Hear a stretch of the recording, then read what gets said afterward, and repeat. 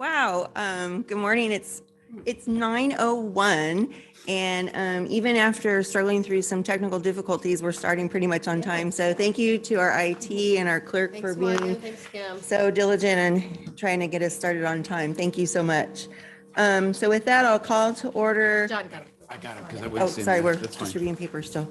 I'm going to call to order the El Dorado County Board of Supervisors meeting for Tuesday, June 21st. And we're going to start off our morning with an invocation from Pastor Drew Buell of the Cool Community Church. Following that will be the Pledge of Allegiance led by Supervisor Heidel. Good morning, Pastor Drew. Good morning. Thanks for having me again. Well, let's go to the Lord in prayer. Father, before we go any further this morning, it just seems appropriate for us to pause and to acknowledge the fact that it is exceedingly kind of you, it is profoundly gracious of you to listen to our requests at all. We have no right to ask anything of you, for you are God and we are not. You are great, but we are small. You are holy, but we are anything but holy. You are high and exalted, but we are low and abased. You are perfect in all of your ways, but we are profoundly broken. And yet somehow, despite the vast chasm that exists between us, you have invited us to come and to make our requests known to the God who hears, to the God who cares, to the God who loves us far more than we could ever comprehend. And so this morning, I do ask that you would help these men and women to make good decisions, decisions that would honor you and that would be a blessing to this community. And Father, I also want to take a moment to thank you for the men and women who serve us so faithfully in El Dorado County, from those who work to care for the least of these, to those who ensure our safety and who enforce the rule of law, to those who try to account for everything and keep us financially solvent. That they are a gift to our community, and we thank you for them. And I especially want to thank you for my friend Don Ashton. He's been a particularly good gift to our small community, shepherding us through the nightmare of 2020, advocating and caring for our community through the heartache of the Caldor fire, along with 10,000 other small acts of service that few will ever know of. And God, I pray that you would bless Don and his family as they embark on a new chapter in their lives, that you would send the right person to continue his work in this special place that we call home. For we ask it all in Christ's name. Amen. Amen. Thank you so much, Pastor Drew. And please rise and join me in the pledge. Ready? Begin. I pledge allegiance to the flag of the United States of America and to the republic for which it stands, one nation, under God, indivisible, with liberty and justice for all. Okay, we're going to move on to adoption of the agenda and approval of the consent calendar. I'm going to start us off after a brief discussion yesterday with our clerk of the board. We decided to go ahead and pull item number 7, just to provide some clarity. So I was going to pull. Yeah, and I think though that we kind of have a heavy morning with our calendar, so I'm anticipating we'll talk about item 7 probably in the afternoon, but just giving everybody a heads up on that. And then with that, I'll move on to District 2. Any changes? No changes. District 3? No changes? District 1? No changes. District 5? No changes. Very good. Kim, can we have public comment on the consent calendar, please? Yeah, and just to let you know that the timer is still joining, so I don't know if all that was slowing it down, but I'll be having to use my phone until it joins. Okay, thank you for that. Now taking public comment on the consent calendar. Individuals will have 3 minutes to address the board. The timer will notify you when you have 30 seconds remaining to comment. Public comment will be taken first from those participating in the boardroom and then from those participating through Zoom. For those participating by Zoom, please make sure you unmute yourself when called upon. If you're joining the meeting by phone, press *9 to indicate a desire to comment. If you're joining by Zoom, press the raise hand button. Please voluntarily state your name for the record. Chris Payne, Devon Springs. I was going to talk about 3, 6. I'll delay talking on 7 until you bring it up, and 10. So it'll be 3, 6, and 10. 3 has to do with adding 2 full-time equivalent highway maintenance workers, 1, 2, 3, meaning they can believe they can fill it at any level, depending on the qualifications. Why is this important? Is because as we know, roads are one of our main important functions to make sure that the people are safe and that the roads are taken care of. In this case, DOT, Department of Transportation, does not have enough staff to do the work that we know we need. So that's why 3 is important. It's adding 2 additional people. Honestly, a crew's somewhere around 5, 6, at some point in time, maybe we'll have the will to increase it maybe towards what it used to be. It'll never be the numbers that we had before. Next is item 6. This is Title III funds. It's the Secure Rural Schools and Community Self-Determination Act. This money is going to go to the El Dorado County Fire Safe Council, of which I'm a member. I be Patterson Ranch Fire Safe Council. I'm also on the board. Critically important, this funding for our wildfire protection of our communities. And so thank you for considering item 6. Item number 10, this is the one that I talked about a couple of weeks ago. And now item 10 is for the Parks Division in terms of coming back to the board in 30 days to lay out what we need.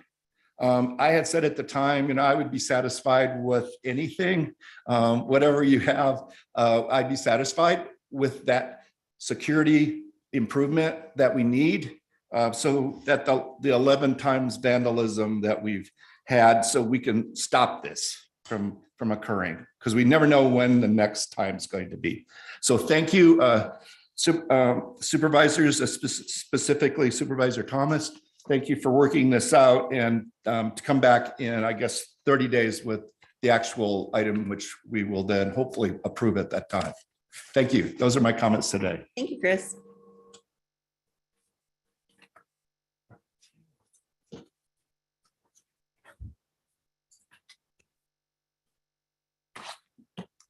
Melody Lane, South Fork American River Intercessors. With regard to consent item number 1, there is a glaring omission from the minutes of the June 7th special meeting. There was no invocation. It was Patrick Henry who said, "It is when a people forget God that tyrants forge their change." We cannot expect God to bless or protect our county while tyrants blatantly violate their oaths of office, dismantle the Constitution, and are allowed to rob us of the blessings of freedom. It was Edmund Burke who said, "The only thing necessary for evil to triumph is for enough good men to do nothing." What a shame that Supervisor George Turnbull, who professes to be a pastor, couldn't muster up his voice for an invocation. Shame on all of you. No wonder this county is in such a mess. It wasn't long ago. If a pastor failed to show up, then I would be invited to step forward to give an invocation led by the Holy Spirit. God will not bless or heal El Dorado County as long as you refuse to humble yourselves, pray, and repent of your wicked ways.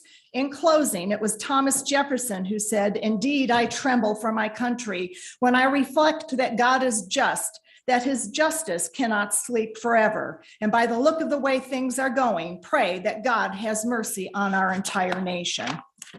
Madam Clerk, please enter this into the public record.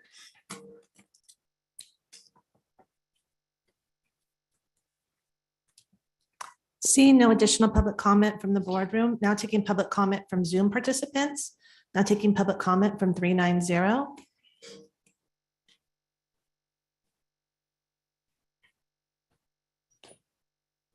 Please unmute yourself.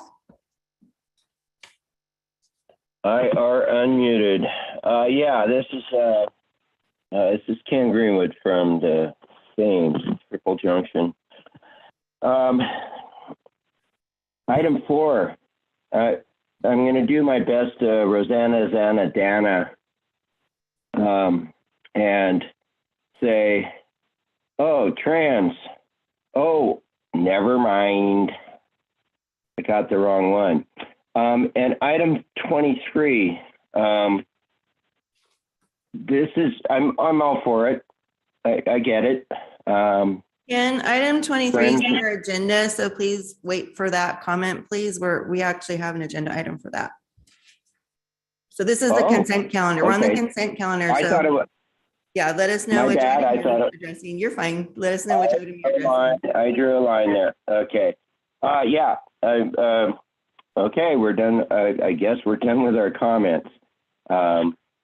Again, number 4, I saw that when I said, and I thought, oh, that's just going, oh, okay. Anyway, well, thank you very much. And I was trying to make a little bit of humor there with Rosanna. Never mind. Thank you, Ken.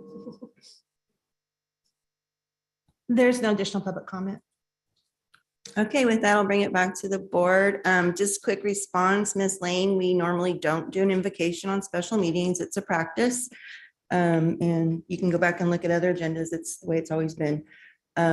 With that, Kim, do you want to read what we're approving for the agenda this morning? Of course. Adoption agenda and approval of the consent calendar with the following change. Pull item 7 for discussion. I'll move the other. Second? Okay, oh, we're all here? Yes. So all in favor, say aye. Aye. All right, thank you. Makes it easier. I know, I always have to, like, who's here, who's not? Every meeting I have to regroup, and it's fine. We can do that. So with that, we're going to start off with, I'd like to start off with item number 23, because we put it at 9 o'clock, first thing in the morning. Item 23 comes from Supervisor Parlin, recommending the board adopt and authorize the chair to sign a proclamation to recognize the month of June as lesbian, gay, bisexual, transgender, queer, intersex, and asexual Pride Month in El Dorado County. Thank you, Kim.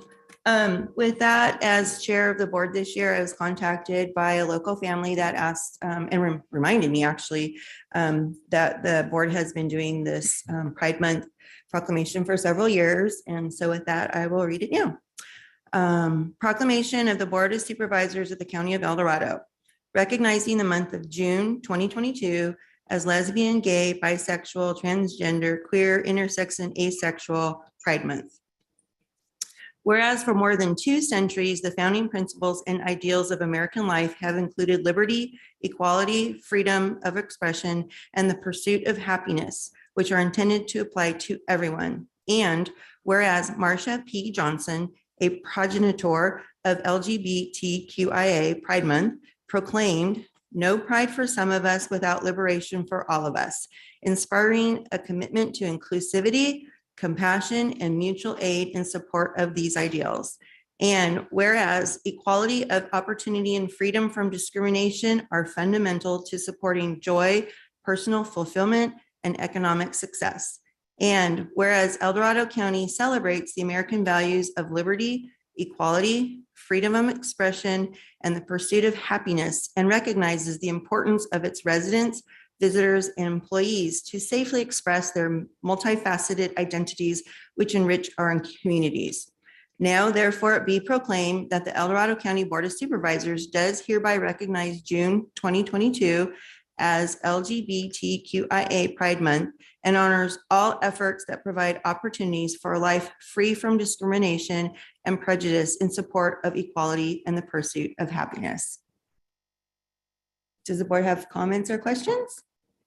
Just happy that we are acknowledging freedom for all and equality. Thank you. Yeah, and we're all God's children, and we Absolutely. need to respect everyone. Well said. Okay, with that, Kim, can we have public comment, please? Now taking public comment on item number 23. Individuals will have 3 minutes to address the board. The timer will notify you when you have 30 seconds remaining to comment. Public comment will be taken first from those participating in the boardroom and then from those participating through Zoom. For those participating by Zoom, please make sure you unmute yourself when called upon. If you're joining the meeting by phone, press *9 to indicate a desire to comment. If you're joining by Zoom, press the raise hand button. Please voluntarily state your name for the record. Is the timer working? I just have to start it. Okay. Thanks, Joe. I have copies of my remarks, which I've given to Ms. Dawson. Good morning. I'm going to take this off so you can hear me better. The shirt I'm wearing is one that I had made a few years ago, and I wore it in support of a transgender student and their family who are being harassed in Rockland schools. As you can see, it says very plainly equality. Above the equality symbol and underneath that symbol, it has the words family, work, and life. I think that encompasses what equality should be for everyone, as you've stated. I'm here to support the proclamation before you and to thank you, graciously thank you, for supporting equality. It's a personal issue for me because I have transgender family members. Why should we treat others who have different gender identities or relationships as lesser persons? It's an issue that we still debate, but we shouldn't, and not everyone does, of course. In some cultures, those differences are embraced, such as the Fa'afafine in Samoan culture, or the term two-spirit used among indigenous North Americans. I learned best from those whose identities and relationships are clear. When my family member's identity was becoming more clear to me and others, I lived in Utah. So I went to a local support group in Salt Lake City to ask how I could best support them. Every person in that group, from young persons to senior citizens, simply said, quote, love them unconditionally. And I do, and that's the best message that I can share in return for anybody. You may never be able to feel or understand another's identity as they do, but in my experience, you don't need to. You just need to love them unconditionally for who they are. One of my greatest rewards of doing so has been the opportunity to support others who have questions. In my case, that's the parents, the siblings, grandparents, husbands, wives, aunts, uncles, and friends of transgender children, teens, adults, and seniors. Those family members that I've supported sometimes face the scorn of others who condemn them for supporting their transgender family member or friend. Oftentimes that condemnation stems from another's religious views. It helps to remind others that religious support groups exist in every denomination and that they embrace inclusion. And one scripture that has been shared with me often is Psalm 139, 113 to 114. For you created my inmost being. You knit me together in my mother's womb. I praise you because I am fearfully and wonderfully made. Your works are wonderful. I know that full well. One of the more remarkable changes in this regard has been the view of Latter-day Saints. They moved rapidly towards inclusion of their brothers and sisters. Record numbers of their children died from suicide or attempted suicide because their church ostracized them. The Mormon moms were among the first to say enough, and the church's website now says in part, feelings of same-sex attraction are not a sin. One of the lessons that the church shares online is to choose faith over fear, quoting Moroni 8:16, perfect love casteth out all fear. Or as my friends taught me years ago, love them unconditionally. Thank you again for supporting this important proclamation today. Yeah. Thank you.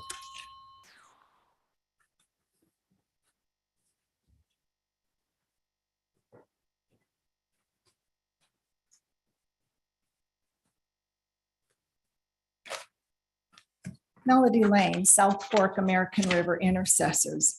As you know, I am a third-generation evangelical, and my family members are the founders of Calvary Chapel, Costa Mesa, which is the largest non-denominational church in America.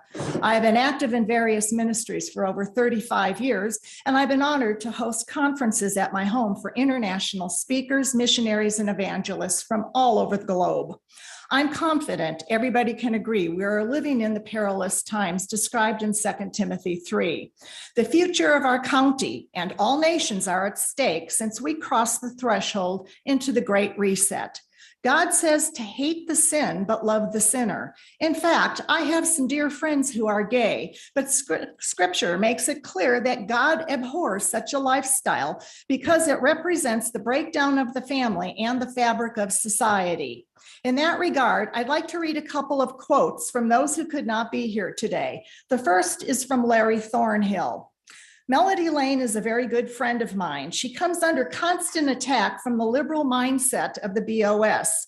Please read her email and pass it on to those whom you know care about the future of our county.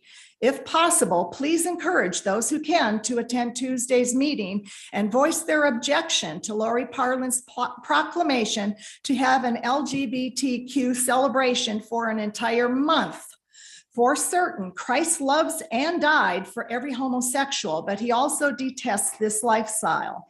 For us, as men of God, to allow our political leaders to even suggest this is prurient. Stand with me as we proclaim God's truth to an uninformed community. In another email, quote, it is strange that we give the flag, presidents, veterans, fathers, mothers, Martin Luther King, and more just one day to celebrate their contribution to our society, but our leaders are proposing a full month to celebrate perversion. Woe unto them that call evil good and good evil. The judgment of Almighty God awaits such people. I wish I could be there to give my 3-minute opinion, end quote. Consider what God thinks about pride. Proverbs 16 says, pride goes before destruction and a haughty spirit before a fall, Lori. What does God think about LGBT pride? God tells us in Leviticus 18 that you shall not lie with a male as with a woman. It is an abomination. Don't forget what happened to Sodom and Gomorrah. You are supposed to respect the rights of all constituents. By even suggesting this proclamation honoring such a lifestyle for an entire month is an offense to the church at large, and you are tempting the hand of God's judgment. I urge you not to pass this proclamation. Madam Clerk, please enter this into the public record. Thank you, Melody. Anyone else in the room? We're going to move on to Zoom. Seeing no additional public comment from the boardroom, now taking public comment from Zoom participants, now taking public comment from 390.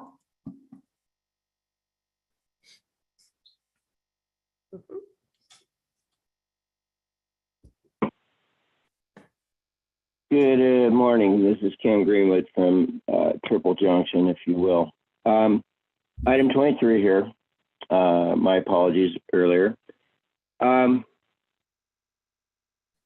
This is an interesting issue. I've had to, I had to deal with this within my own family. And I'm proud of that person. I know I know many of these, and part of this is that we're now getting into, we have LGBTQIA+, and I mean, you know, I'm just an old white guy, I guess, who was raised, you know, in a fairly Protestant background, if you will, and such. And so some of this is a little hard for me. Some of it is, I get it, you know. I mean, I was a hippie back in the day, and people would lock their doors when I would walk by because I had, you know, brightly colored clothes and this and that and the other thing, long hair, regalia, if you will. I remember Barack Obama talking about stuff like that. And I says, wait a minute, that happened to me when I was about 15, 16. As I walked down the street or crossed the crosswalk, people would lock their doors in their cars. Anyway, so yeah, we've all come a long way. You know, I have many clients for my firearms training business who are amongst these groups, and you know, I've got to know them quite well. People within my family, both close and extended, and I think it's great that we celebrate diversity. I think it almost comes at the cost of not celebrating, I'll say it, old traditional straight white guy month, or girl for that matter, or day even. And it just, I don't know, it's hard. I imagine some other people out there will share my thoughts on this one, but aren't perhaps bold enough to state them. I'm not advocating any sort of the so-called hate things and all of that. And I try my best to understand all this, but yeah, it's kind of different. It's kind of hard. And, but so is today's living, isn't it? Thank you, Ken. Now taking public comment from Don Wolfson. Don Wolfson, Cameron Park. If you could see my shirt, it says "We the People" means everyone.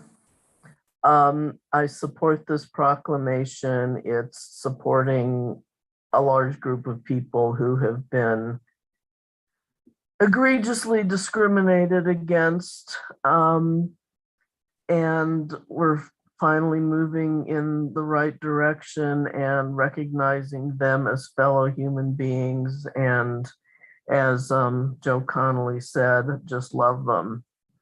And as for Melody Lane, honestly, I can't imagine her having ever humbled herself, but that's sort of off topic. I support the proclamation. Thank you very much. Thank you, Don. There's no additional public comment. Okay, bringing it back to the board. Any further questions or comments? Motion? I'll move the item. I'll second. All in favor, say aye. Aye.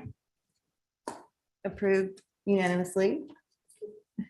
Make county council over there happy. With that, we'll move on to, I think we'll do our department matter number 22. Item 22 comes from the Chief Administrative Office, Emergency Medical Services and Emergency Preparedness and Response Division, recommending the board approve and authorize the chair to sign Amendment 1 to Agreement for Services with the El Dorado County Emergency Services Authority for pre-hospital, advanced life support, ambulance, and dispatch services in the County Service Area 7. Good morning, Sue Henneke, Chief Administrative Office. Just a quick reminder why we're here. Of course, the El Dorado County Emergency Services Authority is our ambulance provider on the West Slope. We currently have a contract with them that would expire next June 30th, so June 30, 2023. However, late last fall, the board authorized that we embark on a complete system assessment of our entire ambulance system. In order to give us time to undertake that effort, you also authorized an extension of the current contract with the JPA so that we wouldn't be negotiating that extension while we were also trying to get through the system assessment. So what we've come up with is a team from the Chief Administrative Office met with the team from the JPA several times over the winter, and we've got a tentative agreement to present to you. It is a 2-year extension. It increases compensation in the final year of the agreement. So beginning July 1st, 2022, the compensation will increase slightly there. And then for the next 2 years. In the last 2 years, so for the true extension period, in addition to the increased compensation, the base amount, as we call it, there is an additional amount for capital assets of about $900,000 per year. Along with the compensation increases, there were some non-monetary adjustments that were made as well, including an agreement to meet and discuss any impacts of development on the rancheria by the tribe on the ambulance system and our assistance with getting additional compensation if necessary from the tribe. Some indemnity changes and requirement for accounting of actual costs of each transporting agency semi-annually, and also for a separate accounting of capital asset monies aside from the operational funds. So as the clerk said, the amount of increase in compensation over the 3-year period is 31.7 million, and the total contract now is at 91.7 million. Have any questions? Questions, comments? Sorry. Put my button on. Thank you. Thanks, Sue. I noticed when we were looking at the ambulance system funding, as you just mentioned, the Shingle Springs Band of Ewok Indians, there's a $285,000, I guess, increase or system that goes in their financial area. And I'm kind of curious why that doesn't apply to CSA 3, since it is a countywide funding mechanism that we use for the entire county. Well, as the tribe, and I wasn't here for the original negotiations, but I'll let you know my understanding of it, and maybe Don can fill in the gaps. But in CSA 7, so the taxpayers pay a portion of their ad valorem property tax as well as a special tax towards the ambulance system on the West Slope. So my understanding is primarily the purpose of this was to make up for the fact that the tribe does not pay that. So it's those two pieces of normal revenue that come in. The transports themselves are actually billed as well to insurance or Medicare, Medi-Cal as appropriate. In terms of why it didn't extend to the East Slope, I wasn't there, couldn't speak to that, but I imagine it's because the impacts are mainly believed to be on the West Slope. Yeah, I think I'll just everything Sue said, I agree with. I'll just add that it stays in originally stayed in CSA 7 because CSA 7 is the one who provides a service to the tribe. CSA 3 doesn't provide ambulance services to people on the reservation on tribal land. Okay. So that was the thought. That's And more to do with the service than the actual funding, because I know we've changed the funding mechanism for other things with the tribe, making it countywide, where at the originally it was only meant for districts, area 3 and 4. Now it's countywide, but this has to do more with the ad valorem, sorry, of being more equitable for that area. That's not easy to say at night anyway. It's certainly right. And to keep in, I mean, I think another piece of it though is because we all know insurance doesn't cover the full cost of the service. Right. So when an ambulance from who's here, County Fire, Chief Cardero sitting right there, responds on tribal land, we're taking a loss on that service. So this is to try to backfill some of that loss from in this case, the sovereign government reimburses us for those. And just so the board is aware, that contract with the tribe for ambulance services coming back to you next week for approval. Yeah. Okay, So- very good. Very good. Thank you. Mhm. Very good. Supervisor Heidel? Question. Yeah, I want to thank staff for all the hard work. I know these discussions are extremely difficult because it's a give and take type of proposition stuff, but I did get contacted by a constituent who's very involved with Commission on Aging with a lot of concerns relative to the elevated costs and the fact that the various insurance forms don't cover the full cost for a lot of people, and other people just don't have insurance. So always being mindful of what cost increases are doing to people. I'm curious about what the current thinking is relative to the RFP that went out in response to the proposals that's going to come in. Is that going to receive an evaluation with this extension in terms of, are there lower cost methods of doing transports in non-emergency situations, et cetera, et cetera? Where is this leading us to? That's kind of the question. Well, I think a couple of things. First, I want to say, and we might get into this a little further with our 10 o'clock item about things that we're going to be doing as a county to help mitigate people who are impacted by ambulance bills. Right. So we're going to be looking at a compassionate billing policy, and we do have an item coming forward to accept payment plans and credit card payments. So that aside on that piece, the system assessment is aimed at the system, the delivery of the service, the quality of the service, and how to make it better and more efficient. So yes, we would, from that perspective, be looking at better ways to use our very expensive ALS ambulance resources and direct those where they're most needed, and lower cost ways of doing the lower level transports. But we'd be looking at it.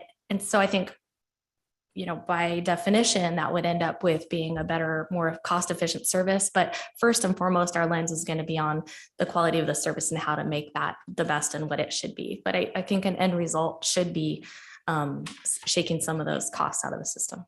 Okay. So we will be evaluating the proposals and determining, we're not expecting to make an award with this extension, or is that still a possibility? We're at this point, all we're doing as the RFQ is we are selecting a consultant to do the system assessment. The Okay, board directed us when we had this discussion that the RFQ be limited to that system assessment. We will include as an optional piece of the scope doing an RFP for the actual ambulance service, but that would come back to the board before that step Right. moved forward. got it. Thank you. That answers my Yeah, question. that was a Appreciate good that. clarification Yes. because RFP. Sorry, I and think all I was that. misunderstanding the question at first. So. Thank you for that. Any Yeah. further board questions before we get public comment? I'm all right. Good. Okay, Kim? Now taking public comment on item number 22. Individuals will have 3 minutes to address the board. The timer will notify you when you have 30 seconds remaining to comment. Public comment will be taken first from those participating in the boardroom and then from those participating through Zoom. For those participating by Zoom, please make sure you unmute yourself when called upon. If you're joining the meeting by phone, press *9 to indicate a desire to comment. If you're joining by Zoom, press the raise hand button. Please voluntarily state your name for the record. Seeing no public comment from the boardroom, now taking public comment from Zoom participants. There's no public comment. Wow. Well, I think this item was fairly straightforward and we appreciate staff continuing to work on this. It's such an important service for our community. So thank you for that. Any further questions, comments, or should we have a motion? I'll move the item. I'll second. Okay, all in favor, say aye. Aye. Passes unanimously. Thank you so much, everyone. Thank you. Appreciate everyone's work on Yeah, this. thank Very you. good. Well, with that, I'm thinking, should we squeeze in number 7? We have time. Sure. Let's do it. All right.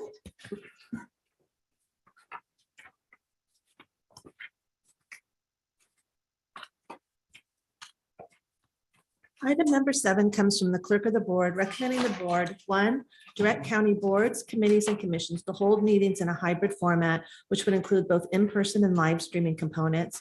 2, direct county boards, committees, and commissions which have a broad county-wide impact to be held in an approved facility. And 3, direct county boards, committees, and commission meetings to be recorded, and those recordings posted on the county's website following each meeting as practically feasible. All right. I'm the one that pulled it. So I guess I better take the lead on this. I appreciate the clerk and staff, working to support and bring consistency to all of our committees and commissions. When we had this talk, was it last year before we hired Kaylee and all that and got another position?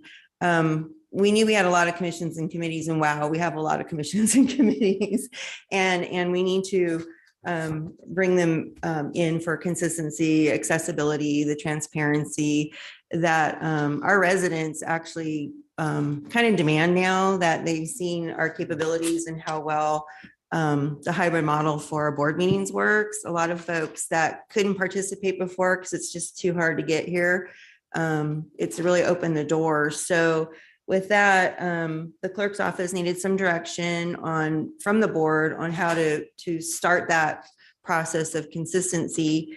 And that's what number 7 was intended to do, to give the clerk something to work with and begin with. It's just a starting point. But then there were some questions raised and we thought, oh, we should just have a little talksy about this and make sure that we're all thinking the same. And one of the questions that I got was specifically the Commission on Aging was concerned because they do their thing and they were concerned about being told we have to do this. And I said, well, no. It's we're going to ease you into this transition. The clerk's office is very aware of everybody's situation. We've got some new mobile equipment to accommodate some of the special circumstances, but we need to start having all of our committees and commissions be run consistently. And the ones that are countywide, that are a countywide committee, we need them centered here in the government buildings with the capabilities perhaps for remote access in. So that's the goal. We're not going to make everybody have to do this, tomorrow. Work with the clerk's office. And also when I was talking to Kim about it, her understanding, that's why I thought we should talk about this a little bit, was we do have special meetings where a committee will want to go on a field trip, let's say, and you cannot make that remotely accessible. It just won't work. I had visions of GoPros on people's heads, but or the other one, what was the other special meeting that we were thinking of? Oh, on occasion, they might want to go to a special site for something. And so those are special circumstances that we need to work through.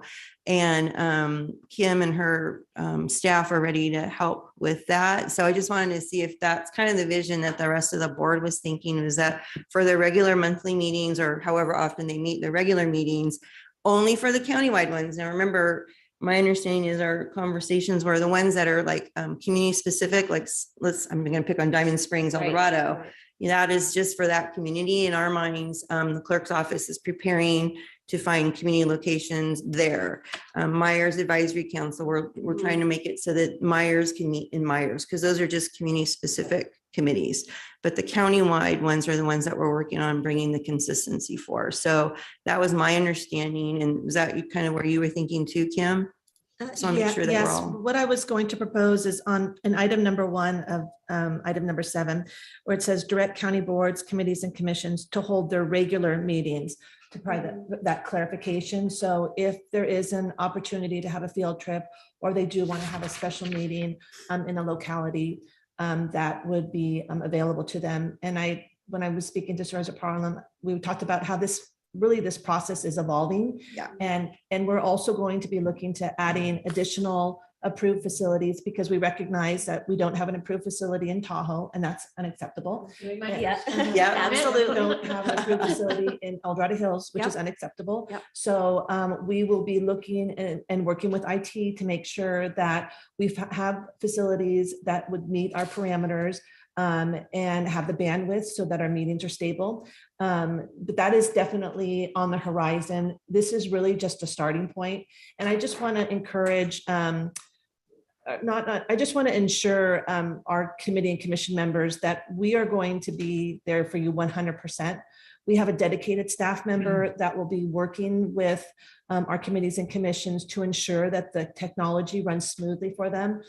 The expectation for our committee and commission members would be that you show up at the meeting and just participate in the meeting. We will handle the clerking of the meeting, the technology. If there's staff from a particular department that supports a committee and commission, we will be working with them to train them. Kaylee Runkle, our senior deputy clerk who supports our committees and commissions, has done an excellent job training staff and also having written directions as a reference. So we've already started working with our first few committees and commissions. We're rolling out more, but we may not get to a particular committee and commission next month, but they're on our horizon, and we will be supporting them as much as they need. Perfect. Thank you for that. And I appreciate you pointing out, this is evolving, it's new. And I am going to say that as I do talk to a lot of other counties, when we have the RCRC and all that stuff. And honestly, El Dorado County, we are a leader, quite honestly. It's amazing. But in this hybrid technology, we are doing amazing jobs. There's some counties that just aren't even trying to do it. And I think it's a shame for counties that have remote areas where people just can't get here on board meeting days, but they want to participate. So I really appreciate the effort that you've gone to, and I hope you find that we've been supportive because we feel it's really important for accessibility for our residents. So Supervisor Novosel. Thank you. And as we were just pointing out, Kim, thank you. I appreciate that. Lake Tahoe is difficult at best at times and impossible sometimes, especially after Caldor. The roads, frankly, is very difficult. We just can't get our commissioners down. I have a difficult time, always have had a difficult time getting a commissioner that is able to get down to a meeting as much as they try. So with that, I'm a little concerned about item 2, talking about using an approved facility when we don't have anything up there. We have a lot of facilities up there that are county, and we have more county services up there than any other jurisdiction. So I know that we can get this approved facility going.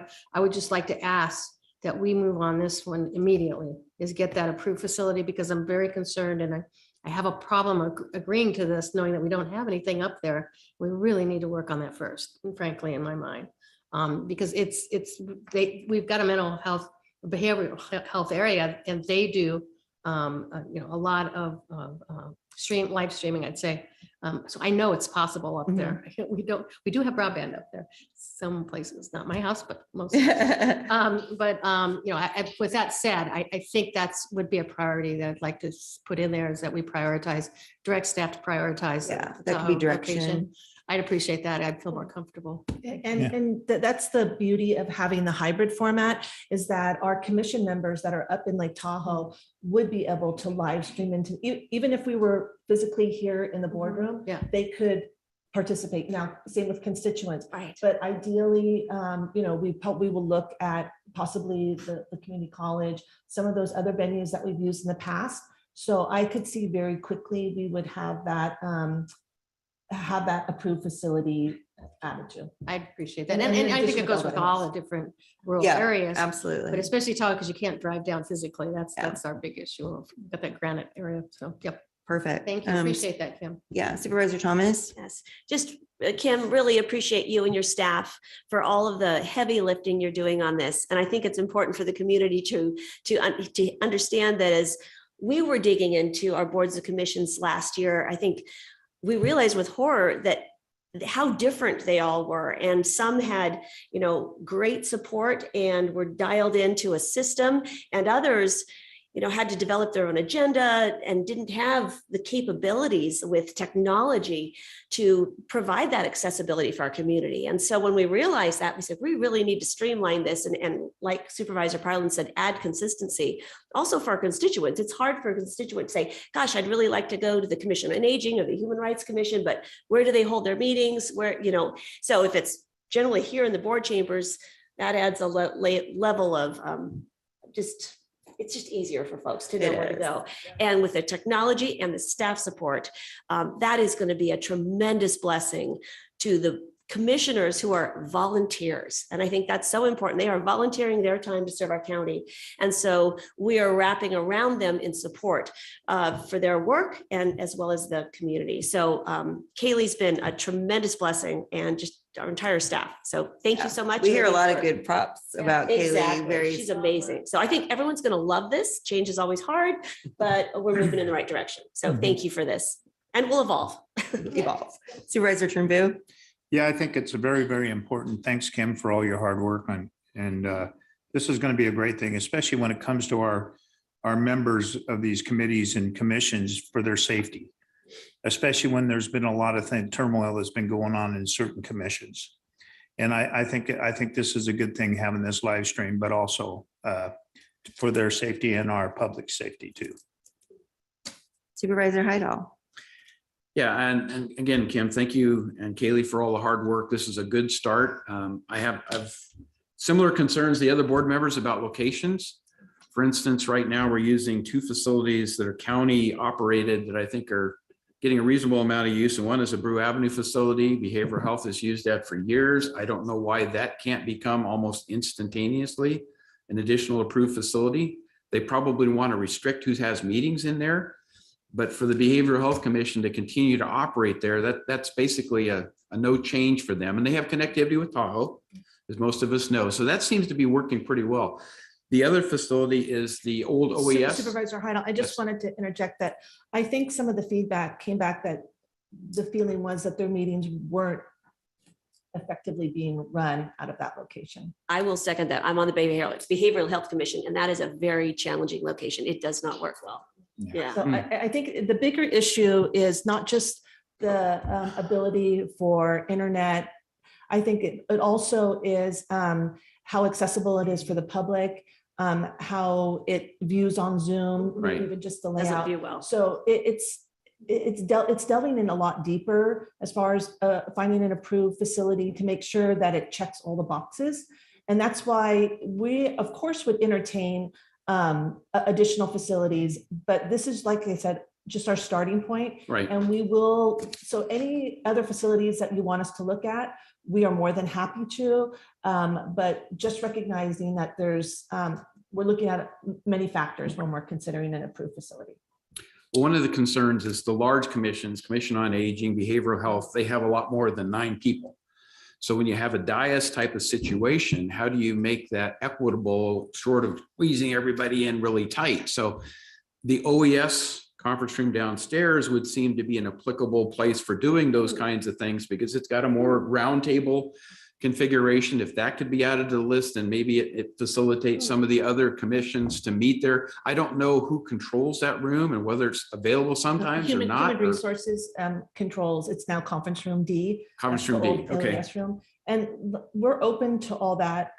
I think the reality is that we're going to see a lot with our committees and commissions that where you may have a 9-member board or commission, they may not all be here, and Right. there'll be the hybrid mode will allow us to facilitate. And if they all aren't, if we find that they all do want to attend in person, then we'll find those accommodations to make it The work. Commission on Aging may be the exception, because they almost unanimously all attend the meetings because they're so engaged, Right. and they move around a lot. So And I have to say, I think if you've looked at using our Veterans Affairs Commission as an example, moving them into the boardroom, if you attended their meetings prior to and watch them now, they're incredibly more efficient and effective. And I've had members of the public come up to me afterwards and say, I don't know why we didn't do this years ago, because the meetings are so much more well-rounded. So There's a lot of advantages. I'm not Yeah. trying to say there aren't. It's just, we need to find some flexibility in terms of the, because the dais isn't a perfect setup for all the commissions, the large ones in particular. So Well, and that's why I reached out, I responded back to Liz, the chair of the Agent and Commission. And I just, said, talk to Kim, work with Kim. And this is like, it's an evolving thing, but we do need to get some consistency there. And I think it's just going to take some time and understanding on everybody's part. So we'll get there. It's a good move though. I really think that. yeah, I agree. And then the second part is the definition of broader community, countywide impact. And I'm working on the word impact. Mhm. Because when I look at some of these, like the Assessment Appeals Board, does that have a countywide impact? Not in my interpretation. Maybe I'm missing something, but it's about an appeal to an assessment that's done between an individual and the county. Generally, it's the assessor's office, right? So does that have broad countywide impact? It covers the whole county, Mhm. but what's the impact element? How many people are affected by that? So it's just a definition of how we define these things. And in all honesty, they have their meetings here already, so Okay. it's not going to Yeah. change the format. Would it be better would you like it better if it said countywide coverage instead of impact? Maybe it covers the whole county, that commission. That's what we're trying to get at. It's, Well, let me pull on another one here. The Building Okay. Industry Advisory Commission. I don't see them as having huge countywide impact, but maybe it's my interpretation of impact. They're advisory and they meet regularly and I read their minutes, but does it really heavily influence what goes on in the county? So maybe it's just a term. yeah, I think we're getting wordsmithing. I don't know but where they it's- meet. It's a countywide, that's another one that in my mind is countywide. It's not community specific. It's right. They're a countywide coverage. I maybe. think really the ones that we saw that were not countywide were more the advisory committees. We wanted to make sure, like the Myers Advisory Committee, the El Dorado, Right, Diamonds, we right. wanted to make sure that they were allowed, the Cameron Park, those design reviews, that they were allowed to remain in the community because they have that community impact and focus. So we really, how I understood where we're going is that outside of those that had the more community impact, those would be considered countywide impact and would fall into this category. Okay. So I think if we change the word impact, I would feel a whole lot better about it. Because I'm looking, how many people does that affect? So How I'm many gonna people go attend those to meetings? my chief wordsmither over here, county council. Do you have any thoughts on, instead of impact, would coverage be, or what would be a better word to make it less? I really don't have a Like- strong preference. I would just note, although the Assessment Appeals Board is listed here, they're not actually a Brown Act body. They're exempt from the Brown Act. So they may, though, as Kim notes, they already conduct their meetings here, but there may be some additional considerations with respect to the streaming and other, online aspects of those meetings, given that they're not a Brown Act meeting. But no, I don't have any particular preference on to the term impact or otherwise.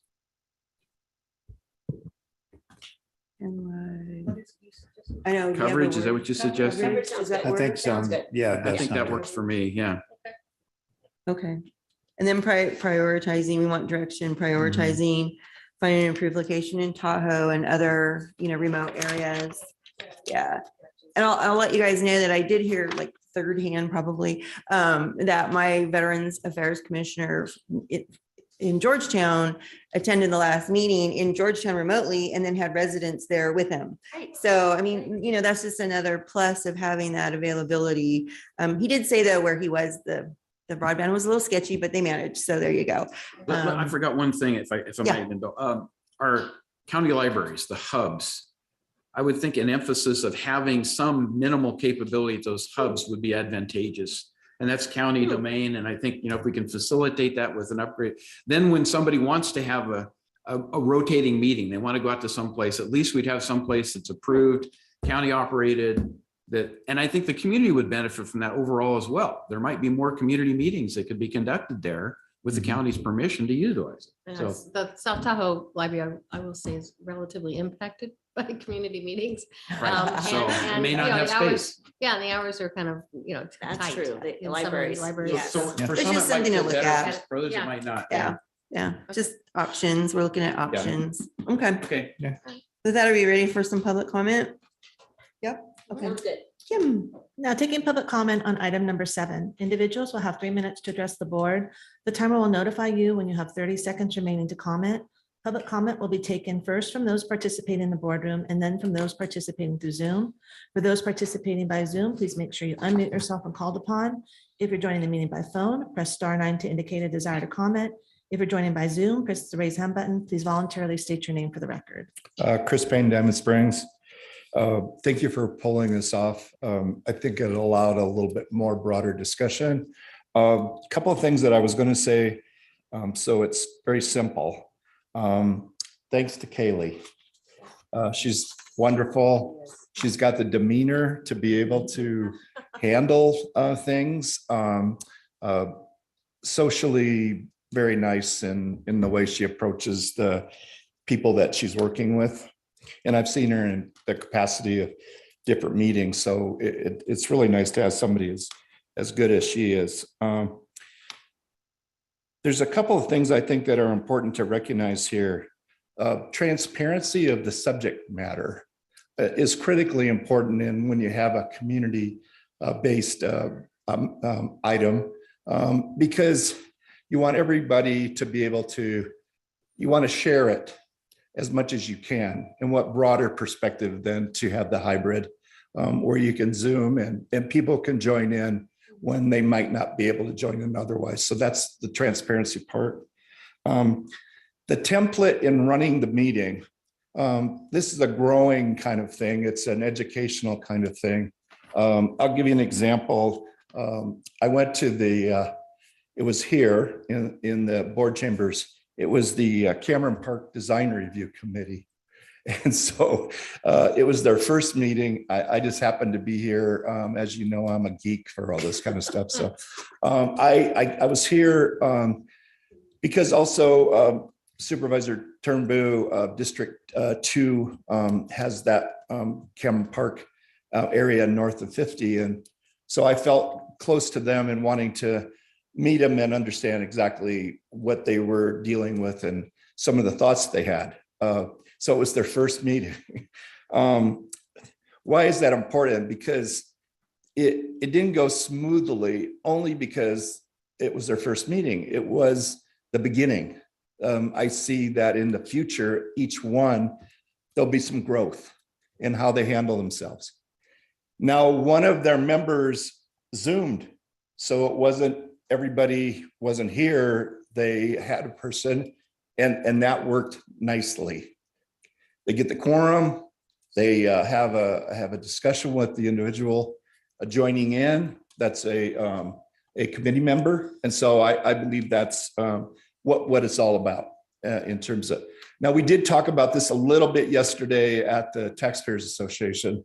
I think generally, this is just my comment, but as I assess how everybody feels, I don't know that there's anyone that would have anything negative to say about it, meaning that appreciation of being able to participate is very important.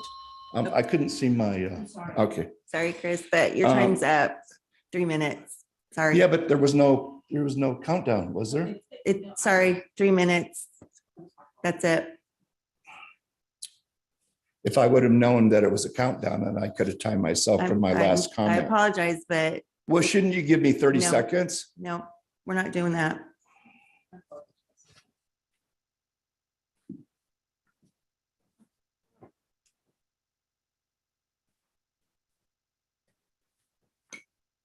Melody Lane, founder of Compass to Truth. I'm all for consistency, transparency, and accountability, but that is something that some of these committees and commissions are not known for. In fact, they have been known for gross violations of the Brown Act rights of the public. You've all seen this before. People don't know what their rights are. They can't defend their rights or recognize when government oversteps their bounds. I'd like to specifically address the Coloma Lotus Advisory Committee, which formerly was the River Management Advisory Committee. They used to hold their meetings in the Marshall Gold Discovery Park Museum, at the Lotus Firehouse in the Coloma Grange Hall, and then they've also on occasion held their meetings in here. And again, the last CLAC meeting that I attended, Kaylee was the clerk of the board, and Nate Rangel and Howard Penn grossly, again, violated the Brown Act rights of the public. I've addressed this to the Board of Supervisors before, and the fact that the minutes and correspondence that has been addressed to Lori and to the entire Board of Supervisors, the CAO and County Council have gone unaddressed. In other words, you're turning a blind eye and a deaf ear to the voice of the community. I want to make it very clear that the Coloma Lotus Advisory Committee does not represent my community. They are run by state parks and the American River Conservancy. They have censored on numerous occasions members of the committee or members of the public, and they have also banned us from the Coloma Lotus News, which is one of the primary means by which we would communicate. But Wendy, I'd also like to address something that you said, that you had mentioned that these members of the committees and commissions are volunteers. They are not volunteers. They are appointees by the Board of Supervisors, and as such, they are bound by their principal agent oath of office. They need to be held accountable just as much as anybody else, just as much as you all need to be held accountable to your oaths of office and the fact that there are constant violations that are going on and depriving us of the blessings of freedom. Again, the Brown Act was the foundation for Compass to Truth when it was founded in 2009. So again, just a reminder, there needs to be a better consistency and follow up as well as follow through on comments. Thank you, Melody. Please enter this into the public record.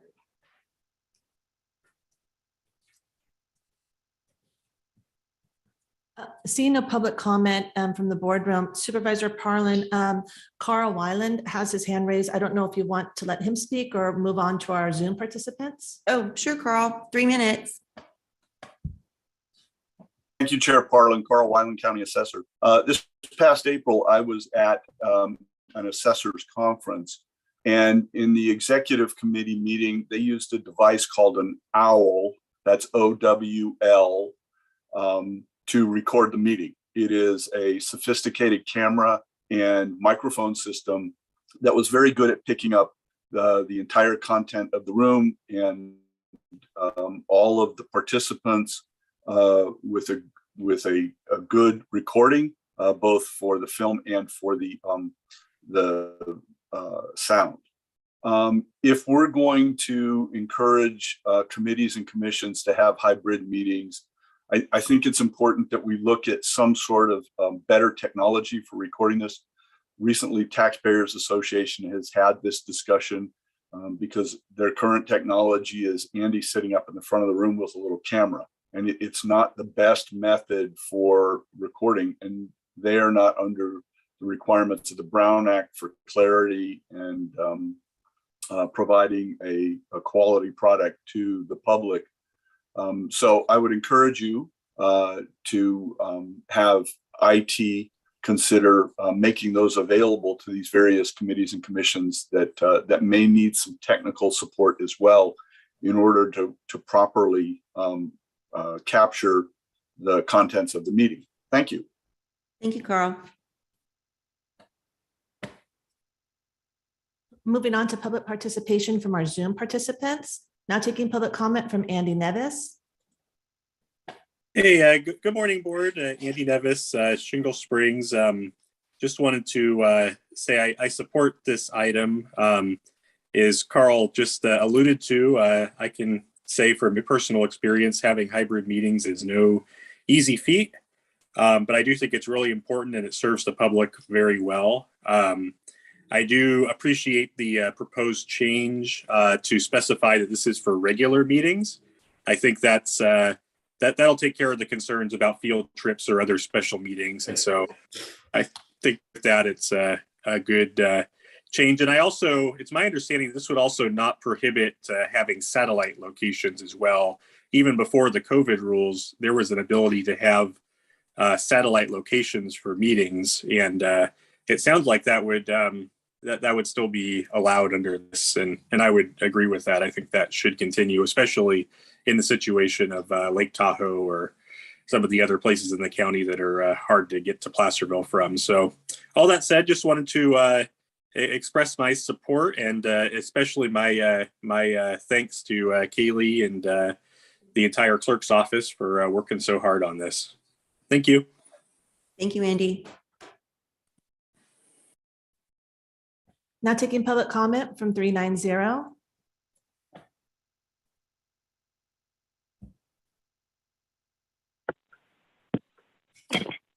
Good morning, Ken Greenwood, District 532.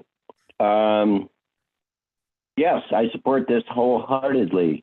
Some of us may or may not be in our jammies right now, if you will. This has actually been a great thing. I've always supported it. It is almost very consistent with the democratic republic that we are under, not a democracy. And the technology, as I always have said, the technology is there. You just got to know how to use it. And thanks, Kim, for a very good presentation on some of the challenges and the facts and such like that. You do a great job, by the way. That's a kudo, if you will. Yeah, we need some more of this, and if we can get all of these commissions working on it, that would be great. But I see an issue here that, yeah, they're talking about broadband capability, et cetera, et cetera, et cetera. Sounds like we are generating a need for more WTFs, and yet we don't have a good ordinance for same. So just kind of tuck that in the back of your mind, and that is a reminder. Anyway, as far as air quality and such like that, and just sheer cost of gasoline the way it is right now, traveling back and forth. I live 15 miles from town, and it's a big decision now anymore to whether or not I'm going to go to town or not.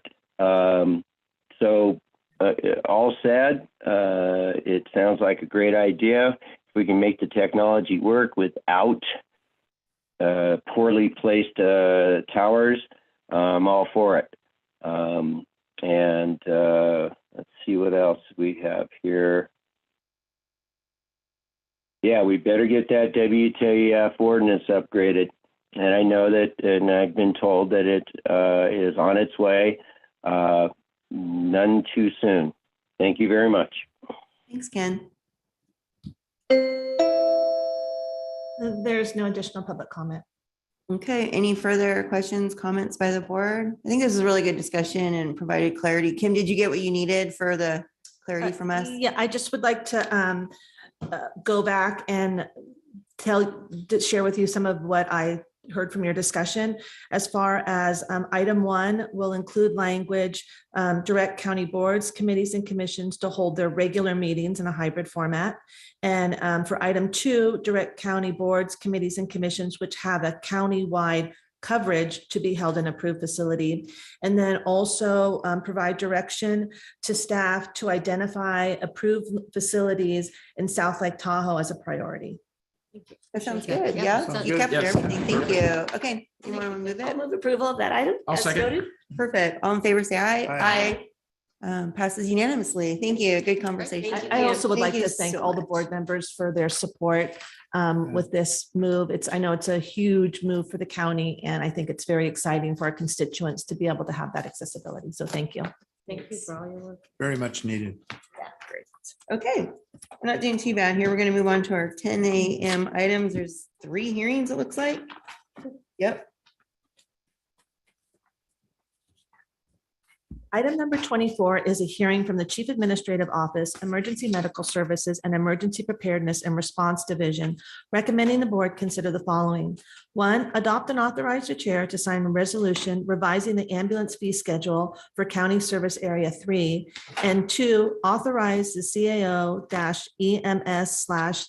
division in coordination with the CAO fiscal unit to annually adjust ambulance rates based on an average of changes in the U.S. medical care services in the San Francisco, Oakland, all items indices of Federal Bureau of Labor Statistics Consumer Price Index. Supervisor Parlin, could you please open the public hearing? I open the public hearing. Good morning, Chair Parlin, members of the board. I'm Michelle Patterson. I'm the EMS Agency Administrator, and I'm joined here today by Sue Henneke, who I'm sure will chime in if I miss something today. We're here today to discuss increasing fees in County Service Area 7, or I'm sorry, 3. Last item was 7, better known as the South Lake Tahoe Basin. Let's see. Would you? Yes, please. Okay, clicker works. We're in good shape. All right, so a little bit of background. Historically, our ambulance service fees have been one rate across the county. The challenge with that is that that rate didn't necessarily take into account the various revenues that each county service area receives. So there's significant variance both in revenues from other sources besides ambulance fees, and as I think we're all aware, there's been a lot of growth on the west slope of the county. So there's some extra property tax there that wouldn't necessarily make it into CSA 7, or I'm sorry, CSA 3. Got CSA 7 on the brain this morning. A little bit of extra background, this isn't the first time EMS has come to the board to adjust ambulance rates. In 2015, the Health and Human Services Agency, who managed EMS at the time, did conduct an analysis, and at that time raised fees across the county with the one fee schedule by a little bit over 28%. And then the board approved that rate could be adjusted annually based on the consumer price index. And so we've increased rates based on that annually since 2015. And prior to 2015, the last time rates were analyzed were 2010. So a lot's changed in 12 years, and prices have gone up, and lots of other factors are involved in setting those prices. As I mentioned previously, there are some variances between the different revenues that each slope receives. On the west slope of the county, we have a special tax that's applied. We also have ambulance fee revenue, of course. As was mentioned earlier in a previous item, we also do have the Shingle Springs Band of Miwok Indians. They contribute financially to the system. And CSA 7 also benefits from ad valorem property tax. So what all of that equates to is that the reliance on the fees for ambulance is only 60% of this whole picture. On the contrary, CSA 3 only has a special tax, which is less than that received on the west slope, and the only other source of revenue they have is ambulance fee revenue. So when looking at this, CSA 3 relies more heavily on ambulance fees than CSA 7 does, and it equates to approximately a 45% variance in the other revenue sources between the systems. So this is basically that information sort of in a more picture-oriented format. This just indicates that CSA 3 is 80% based on, is supported by 80% of fees and slightly less of everything else. This picture, of course, is showing that their CSA 7 has additional funding sources and relies less heavily on ambulance fees. So a little bit more information. Who pays? So, in thinking about comments made in a previous item, things are more expensive now, and, rates are rising everywhere for everything. Largely, we're looking at who pays the ambulance bills, and it's largely insurance providers. there's some nuances here to this situation. It's not a straight across the board. Like when you get your Verizon bill, you just pay the Verizon bill. You don't have to negotiate a rate with Verizon. I guess maybe a little bit, but not generally. So this right here indicates our payer mix for the county. What's important to note here is that there's it's heavily Medicare, Medi-Cal, with then, private insurance and then private pay. With Medicare and Medi-Cal, we don't get dollar for dollar what we bill. It's a fair, significantly reduced rate what we receive as revenue for that service. And that's not something that we can control. So any rate increase is going to fall more heavily on private insurance providers and private pay patients, unfortunately, but that's not something that the county has control over in this circumstance.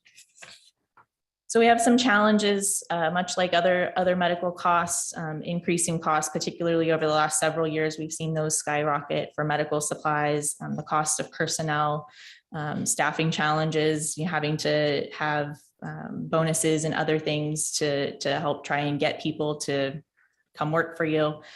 The price of fuel has gone up substantially in the past couple of years. We also have some other things that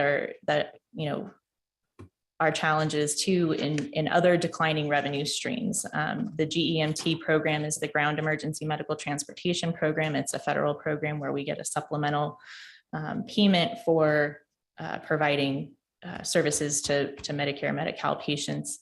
And then Medicare costs, of course, are declining. Our Medicare fees are declining for those services. So, this picture sort of shifts pretty fluidly. There's a lot of things going on, with the GEMT program. There might be benefits to what the changes that are being made. Medicare is looking at, they're looking nationwide at what it costs to run an ambulance. And so that study has been going on for several years. I anticipate it will continue going on for a few more years, and perhaps in a few more years after that, Medicare will decide that the amount they've been paying for ambulance services for their clients is not enough. So that's something that might help in the future. I apologize for the color on that slide. That is very hard to see. So when we, discussed how we would go about determining what the proposed rate structure would be if we chose to bifurcate the two fee structures, having CSA 7 maintain its current structure and do a new fee structure for CSA 3. It was largely based on the fact that we released an RFP and competitively bid ambulance service in County Service Area 3. We received one proposal from the incumbent provider, Cal Tahoe Emergency Services Authority, and the resulting contract was a 10-year contract. What that did was largely give us sort of what the system was going to cost over the course of 10 years. There are some caveats to that, ambulance inflation factor, which is something that we add on top of payments every year. Additionally, if there's, extenuating circumstances, costs outside the control of the contractor, that might change what the system looks like. But overall, we had a 10-year picture of what this service was going to cost. Then we looked at, we consulted with our contracted ambulance billing provider, Whitman Enterprises. We worked with the Chief Administrative Office, Central Fiscal Unit. We reviewed other fees that were set by other EMS agencies throughout the state. Those vary widely depending on local circumstances, differences in tax subsidies, differences in how their systems are designed. So it's not very easy to compare apples to apples when we're looking at these rates across the board. And then of course we reviewed our sources of revenue. So where we came up with, and it should be noted that this is sort of a comparative analysis that was done to sort of, it wasn't exactly using, hard math on every sort of value, because again, those values vary widely. So it was really a comparative analysis that brought everything within 75% of sort of the average. So the current rate in CSA 7 is about 18.5% below average. This is looking at only ALS non-resident base rate and mileage, which is not indicated on this particular slide, but those were the two sort of universal rates that we could find that we could apply to this analysis. CSA 3, we're recommending a rate that is slightly less than midway between the average and highest rates that we considered after the comparative analysis. And this is about 44.73% higher. This would be an increase of about 45%, which is about the same difference of tax revenue that is received by CSA 7. So it closes that gap. So coming here today, like I indicated earlier, we've looked at rates in 2015, 2010, we're here again today. Doesn't mean that this is going to be the only rate for the future. There's going to be other issues that arise, cost of services, reimbursement rates through public and private providers, various changes to laws and regulations that in healthcare, they drive some of the decisions and things that we have to make. The ambulance inflation factor typically goes up. Sometimes it stays the same. And then demographic changes and payer mix, of course, to that region. But even with all of that, and even with coming here today, we're still projecting a structural deficit for ambulance service in CSA 3 after 3 years. So we will need to continue looking at rates and monitoring those closely.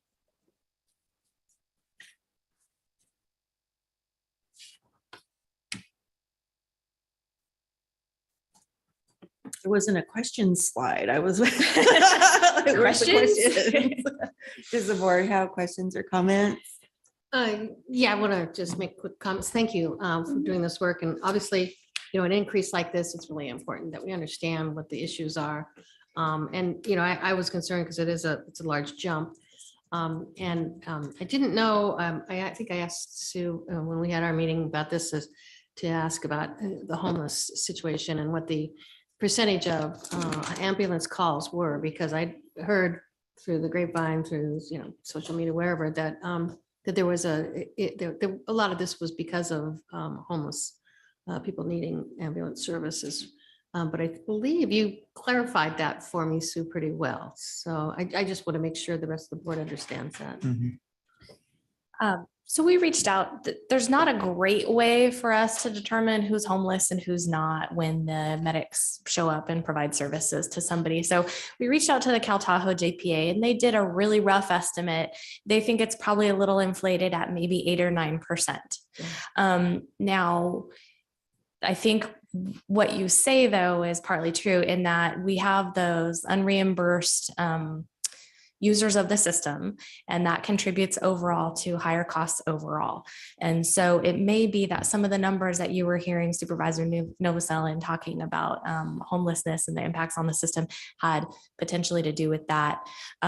Also, it may be that there is the homeless disproportionately represent a higher percentage of what we call the frequent flyers in our system. So the frequent users of the ambulance. So that percentage might be as high as 80%, but then that's a subset. So say if you had 10 people in the community that were frequently using the ambulance, 8 of those might be homeless, but still as a percentage of overall calls, especially considering the large number of tourism related calls that the basin has. About 80% of the calls or so are from outside the basin related to tourism and travel. Actually, the next question, comment I was going to make is, what is the percentage of non-residents, not just and for El Dorado County, because resident is considered anywhere in El Dorado County, but our non-residents, our tourism, we understand that over 20 million or so people visit Lake Tahoe per year, as opposed to 30,000 people who actually live in the area. So to put an undue, I'd say, unduly increase on residents because of non-residential calls. That was another concern that I heard. Should we increase the non-resident prices more, being that they represent a larger percentage of those calls? Question I was given. So as you noted, historically, because of that impact, we have had a non-resident and a resident rate. Both rates did increase in the same percentage. So there is still a slightly reduced rate if you're a resident, but we did not look at further separating that. What we found was that we're one of only a handful, if that, of agencies that actually do charge separate rates for residents and non-residents. And it overly complicates billing at times. So we decided not to actually change that formula right now. We want to do a little bit more analysis on even continuing to maintain that separation there. Yeah, I think it's important because we already have changed our TOT distribution, understanding the impacts of tourism and the increases of population around our areas, Sacramento, Reno, whatever. We're getting more and more tourism impacts. So I do think it's an important part of rate increases. And I would hope that when you come back next time, we can have that discussion, because I think this is putting an undue amount of funding pressure on the residents when we have, as you were saying, maybe 80% of our calls or whatever, whatever we can find out. I'd like to understand, because that is an important part of impacts of tourism, which we really all understand we need to address. Thank you. Supervisor Hydal. Yeah, going a little bit further with the homeless discussion. Do we have a way of assessing how many of those service recipients are under Medi-Cal or some form of coverage? So we're getting some reimbursement as opposed to zero. Do we have because one of the things obviously is if you can get homeless people onto a Medi-Cal program, then that helps subsidize the loss to the system, right? Because now we're getting some compensation, even though it isn't 100%. So do we have a way to look at how we minimize that net cost impact? Currently, there's we could do it sort of by proxy based on, and the data that Cal Tahoe was able to give us was based on the pickup location and sort of known locations where folks congregate and calls might come from. So in our electronic patient care reporting system, there isn't a box to check for, housing status. So we would largely look at what the pickup location was or the mailing address. There's a couple different ways that people report their mailing address. But as far as what might occur when someone gets to the hospital and perhaps gets connected to Medi-Cal after the fact, it would be a little bit challenging, but we could probably proxy a little bit of that data. But what happens to them as far as insurance coverage wise after the fact, it would be kind of hard to tell. And the other concern I guess I have is the service worker type scenario in Tahoe where they're not seniors, but the incomes are very, very low. And I would hate to think that people aren't going to call the ambulance when they need it because it's going to cost them a ton of money. So somehow we have to have some sensitivity and understanding of how we deal with those special cases, right? I'm presuming there's not a lot of them, but the last thing I would want to see happen is somebody not call emergency because I can't afford it, right? Right. So we are looking at doing a compassionate billing policy, as well as payment plans and credit card to hopefully, alleviate some of it, because unlike, a regular bill that you pay every month, like your water bill or whatever, you sort of anticipate that cost every month. But with one of these incidents, it's obviously an emergency and you don't anticipate having to call an ambulance for something and then subsequently receiving a large bill for it, or for the whatever your insurance, your copay doesn't cover. So that's not available today, but it's something that we will be offering. Is that the expectation? We've got the credit card acceptance and the payment plan in the works. That policy is being routed through the internal county structure right now. Next thing that we will be working on is the compassionate billing policy.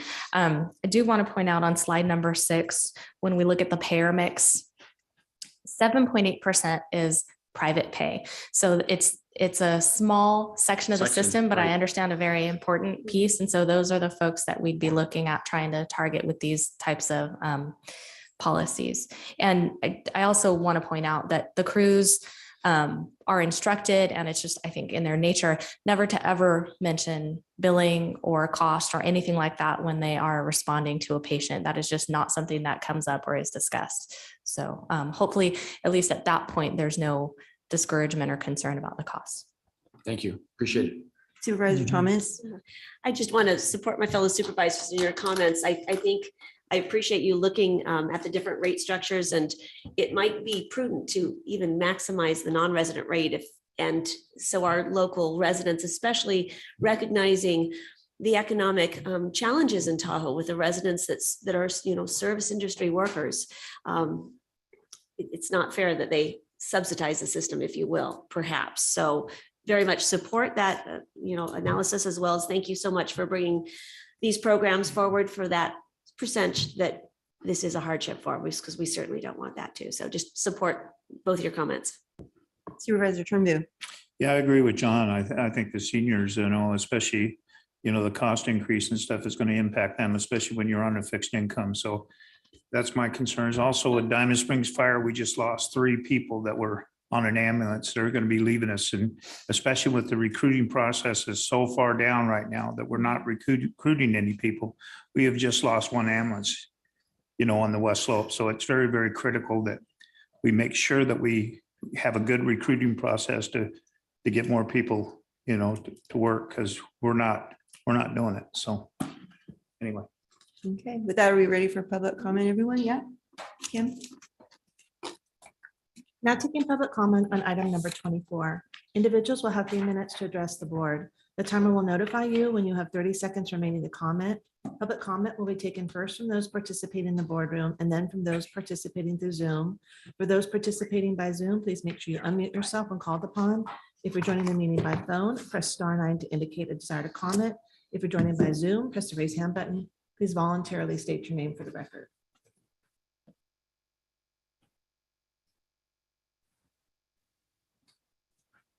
The timer doesn't like you, Chris. I guess not. It sometimes takes it a minute to.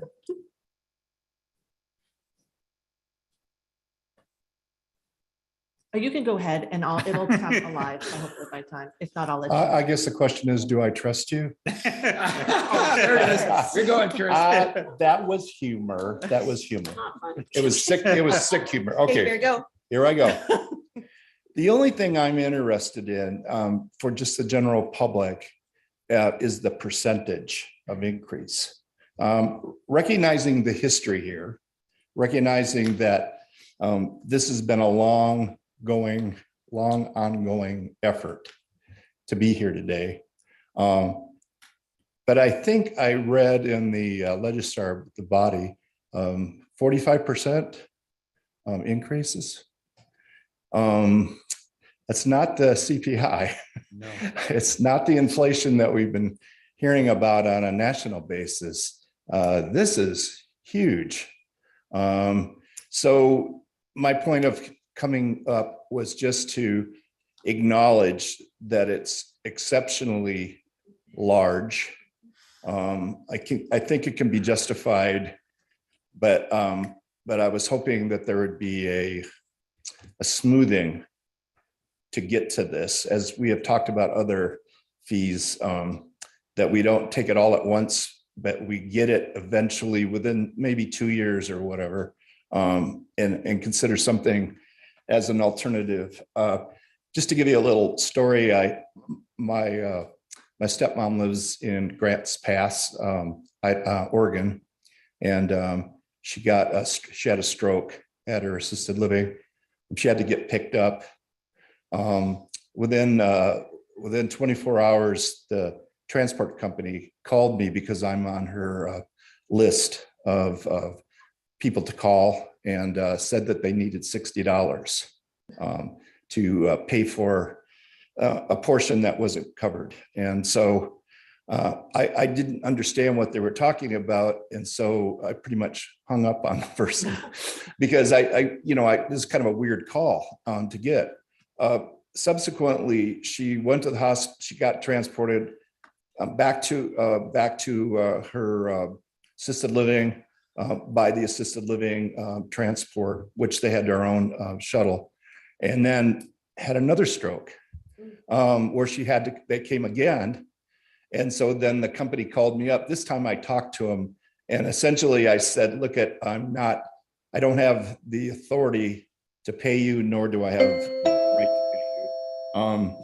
As it turned out, my stepmom said she was comfortable with what I had done and felt that it was going to be covered and she'd handle it. But it was kind of a weird thing to get that call. Thank you. Thank you, Chris. Seeing no additional public comment from the boardroom, now taking public comment from Zoom participants. Now taking public comment from 013.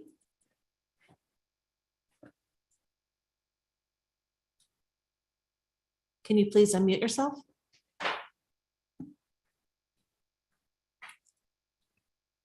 Good morning, board. Are you there? Yeah, we're here. Okay, I'm looking at my tax bill, and since 1997, we have an ambulance fee on South Shore.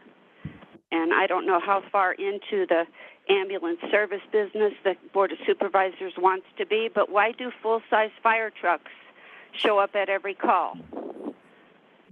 And why is that automatic and you can't, like, deny it? And has anybody ever taken the ambulance, by the way? Because nobody in my neighborhood or my family will ever take the ambulance after what happened to me. And they make fun of you, the ambulance service, about how bad the ride is. And if you have an injury that requires that you not get jostled around, too bad. And then they dumped me throwing up on the emergency room staff on the 4th of July at the hospital. I mean, how far into this private, what should be a private business, should the county be? And do you even have the right to raise my ambulance service when you have things like full-size fire trucks showing up for no reason? I mean, I think this is wrong.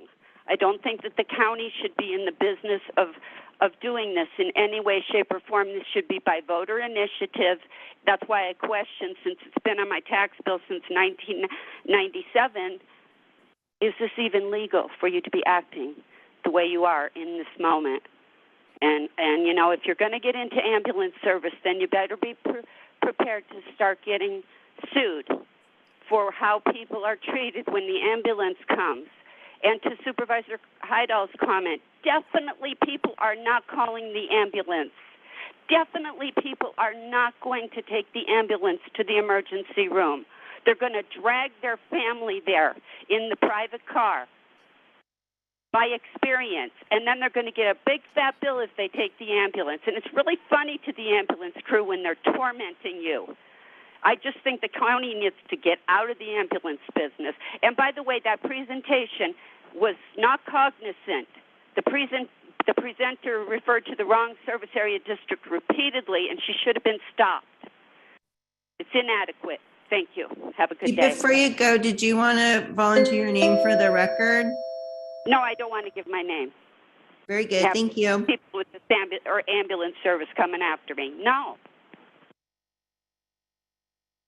Now taking public comment from 390.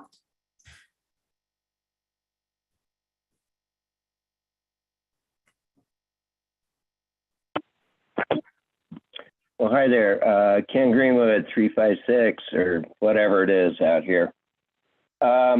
Yes, I've had a few adventures with the ambulance service and being billed for it up in Tahoe years ago and down here at the Triple Junction, if you will. I'm told the reason the fire truck shows up is that they have additional facilities or capabilities and such like that.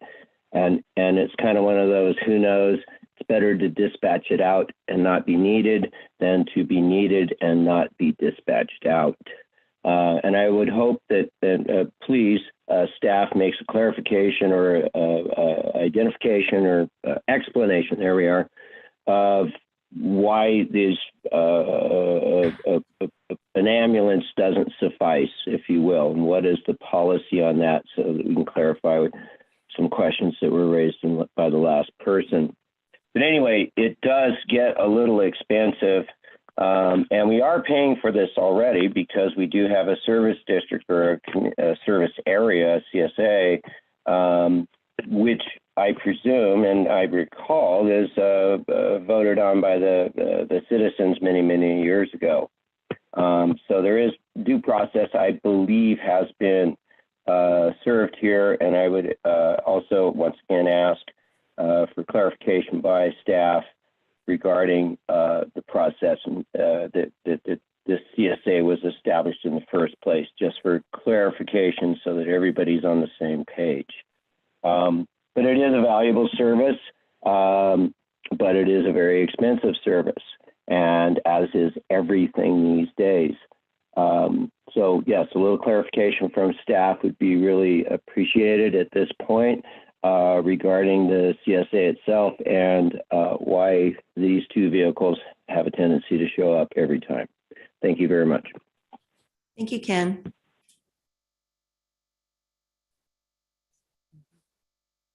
There is no additional public comment. All right, with that, I'm going to close the public hearing.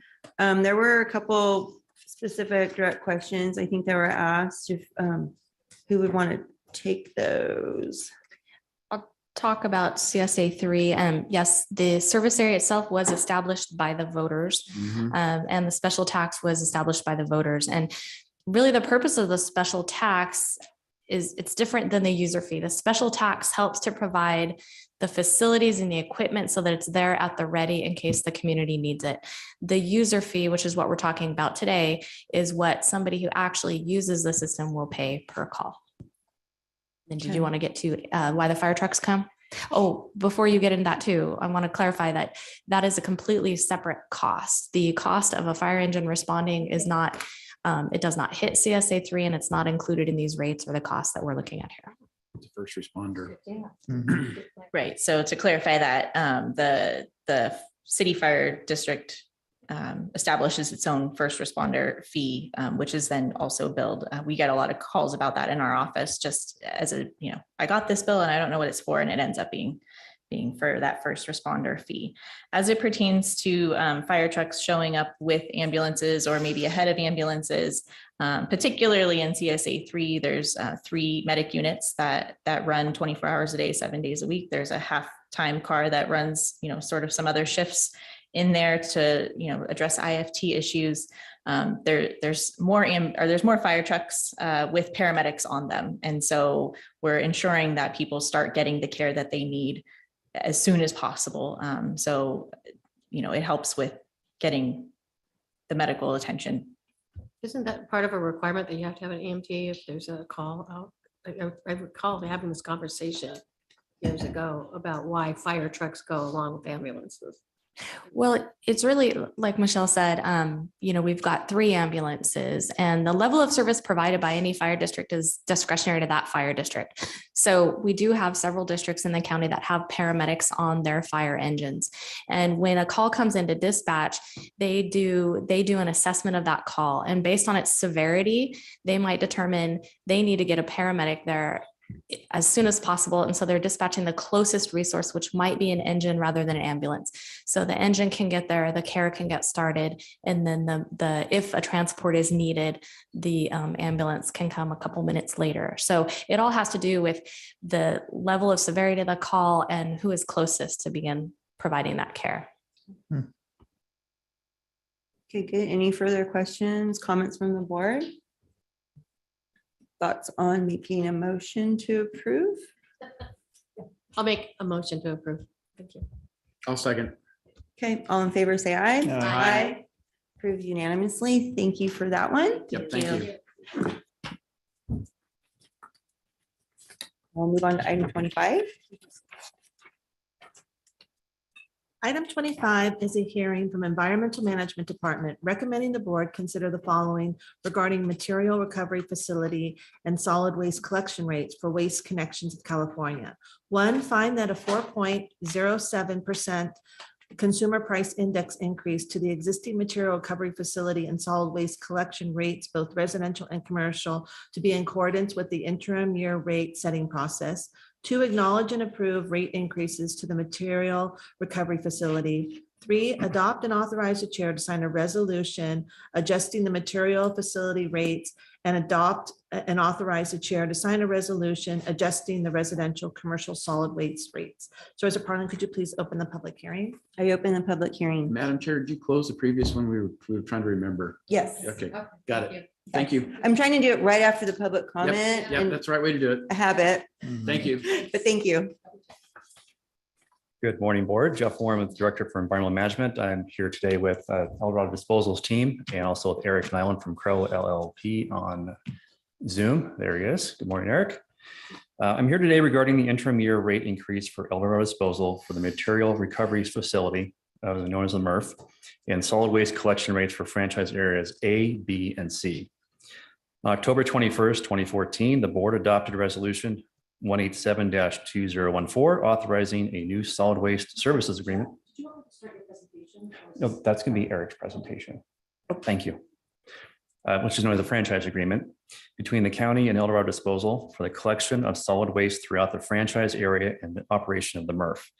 In addition to significant changes from the previous agreement, the franchise agreement also incorporated a new solid waste rate setting policy and procedure manual developed by Crow LLP. The rate manual provides specific requirements for the setting of collection rates during the base years, which is every third year of the franchise agreement, and the interim years, which is the years falling between the base years. The interim year rate adjustments are calculated based upon 85% of the change in the US city average for garbage and trash collection consumer price index of the previous 12 months from December to December. Or it could be projected at changes of disposal cost. The interim year rate adjustments are subject to a minimum increase of 1% and have a maximum percentage of 6%. In February this year, Eldorado Disposal submitted an interim year rate application to Environmental Management for the collection services for rate year 2022 and requested a 4.07 rate increase for the MRF, as well as residential and commercial collection areas and franchise areas A, B, and C. Environmental Management hired Crow LLP to review the rate request, and Crow determined that the requested 4.07% was in accordance with the interim rate setting process as outlined in the rate manual and has recommended this proposed increase. Many of the rate increases for the MRF are noticeably increased higher than the 4.07%. This is due to the incremental increase approved in Legislature Item 20-0919, with many items to be increased over a period of 3 years. And this is the end of that 3-year period. In addition to the regular scheduled rates increases. So all increases are in line with approved and projected increases. We have reviewed the application, have found no deficiencies. Environmental Management therefore asked the board to approve the interim rate increase of 4.07% as required by the franchise agreement and the rate setting manual. And with that, I will turn it over to Eric, and he will be able to give you a brief presentation of his analysis.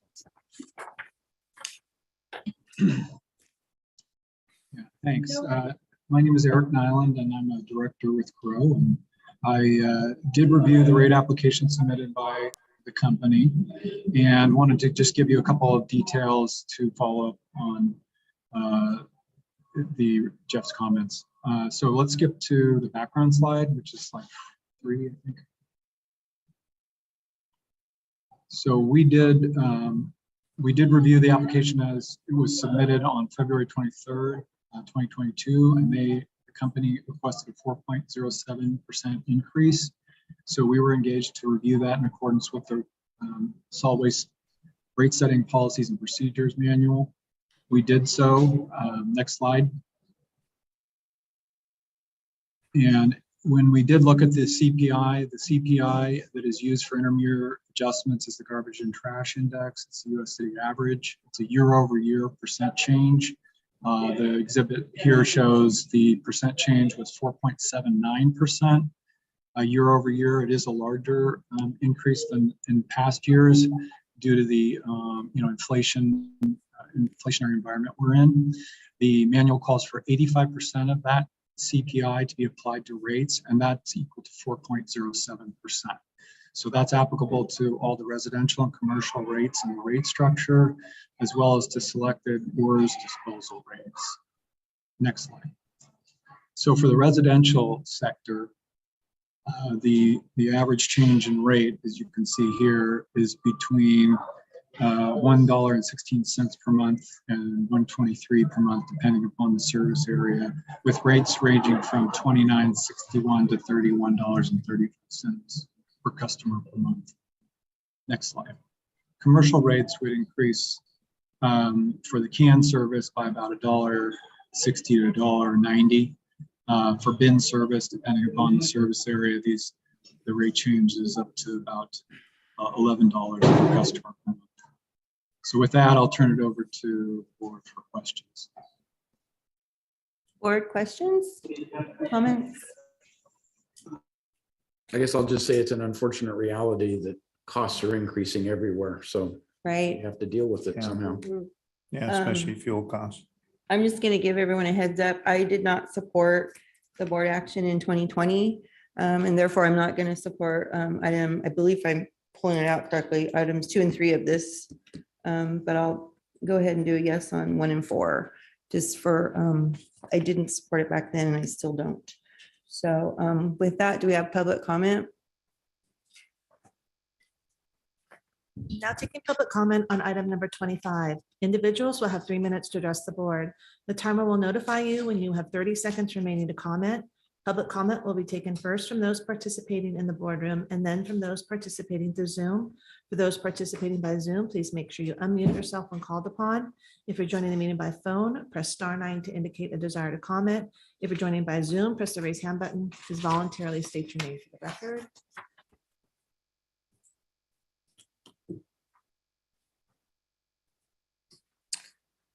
Chris Payne, Diamond Springs. There's 2 parts to this action. There's the cost associated with it, and it reflects what we're talking about today. Also, there's service.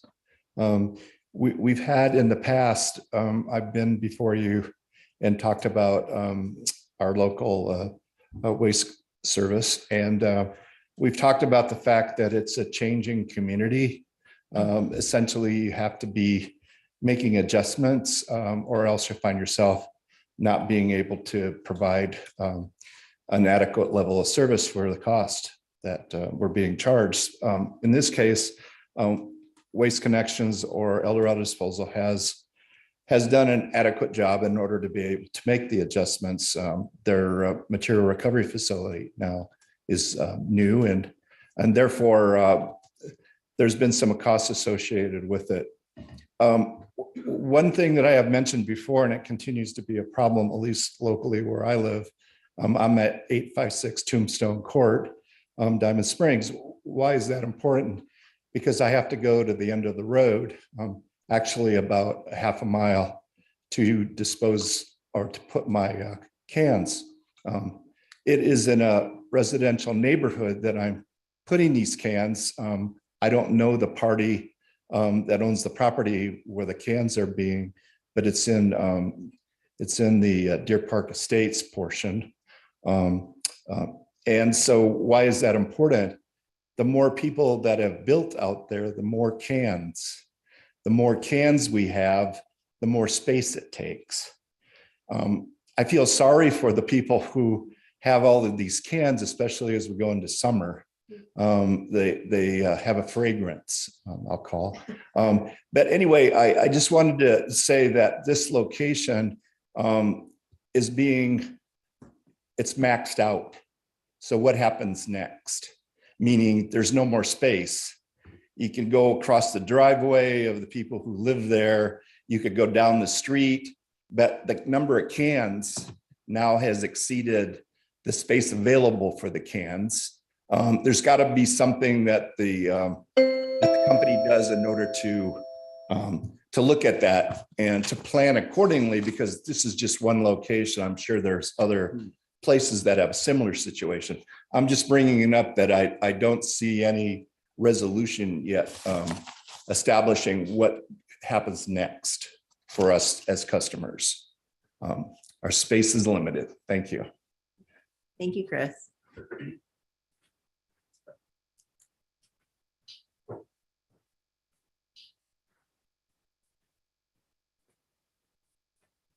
Melody Lane, founder of Compass to Truth.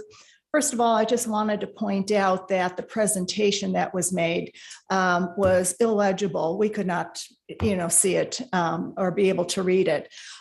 Second of all, I object to the 4% increase for the following reasons.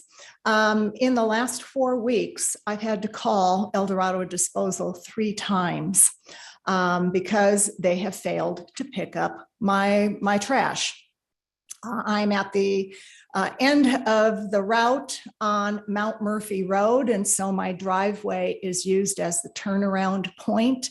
And again, not only is the condition of Mount Murphy Road in a terrible condition, but the trucks themselves, the drivers have either been sick, they've been on vacation, there have been new people on routes, there have been changes in staffing because people have moved out of, the employees have moved out of state. So anyhow, the long story short is there's a lack of service. On an average in the last year, I've been calling El Dorado's Disposal every 6 weeks because they haven't shown up to pick up my trash. 2 years ago, there was a new driver on the route, and it was during the winter time when the ground was soft, and he backed into my driveway up onto my lawn and tore up my lawn and my driveway. It was, fortunately, I must say, El Dorado Disposal did do the right thing, and they sent out a crew to remediate the damage done to my property, but they also fired the individual. But like I said, the services have gone downhill, and like everything else, costs of utilities, food, gas, everything else is going up. It's time that the buck stop here. Instead of approving a 4% increase, I propose that you give the minimum increase of 1%. Thank you. Thank you, Melody. Seeing no additional public comment from the boardroom, now taking public comment from Zoom participants. Now taking public comment from 390.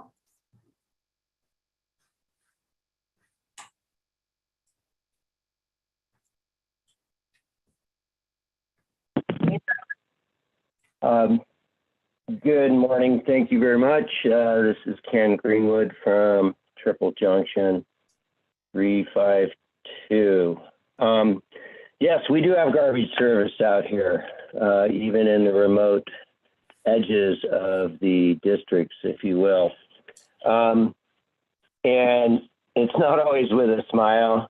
But they do a pretty good job, honestly, considering the number of cans that they have to deal with, and people don't place them right, and this and that and the other thing. I'd probably get mad too. But back to the rate increase. Thank you, Supervisor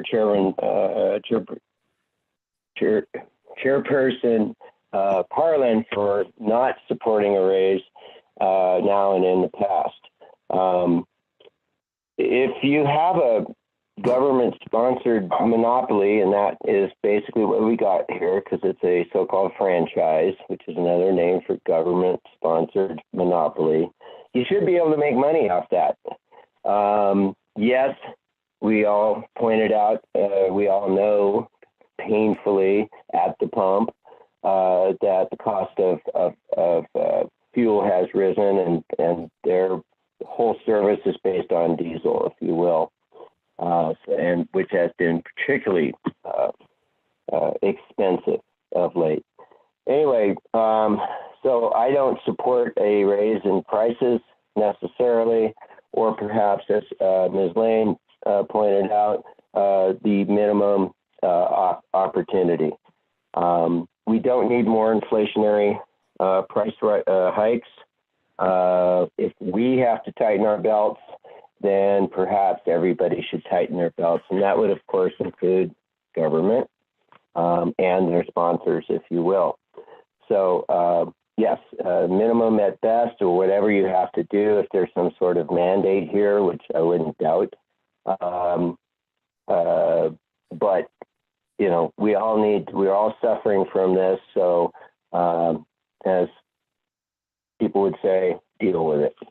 Thank you very much. Thank you, Ken. Now taking public comment from Laura Brepbaum.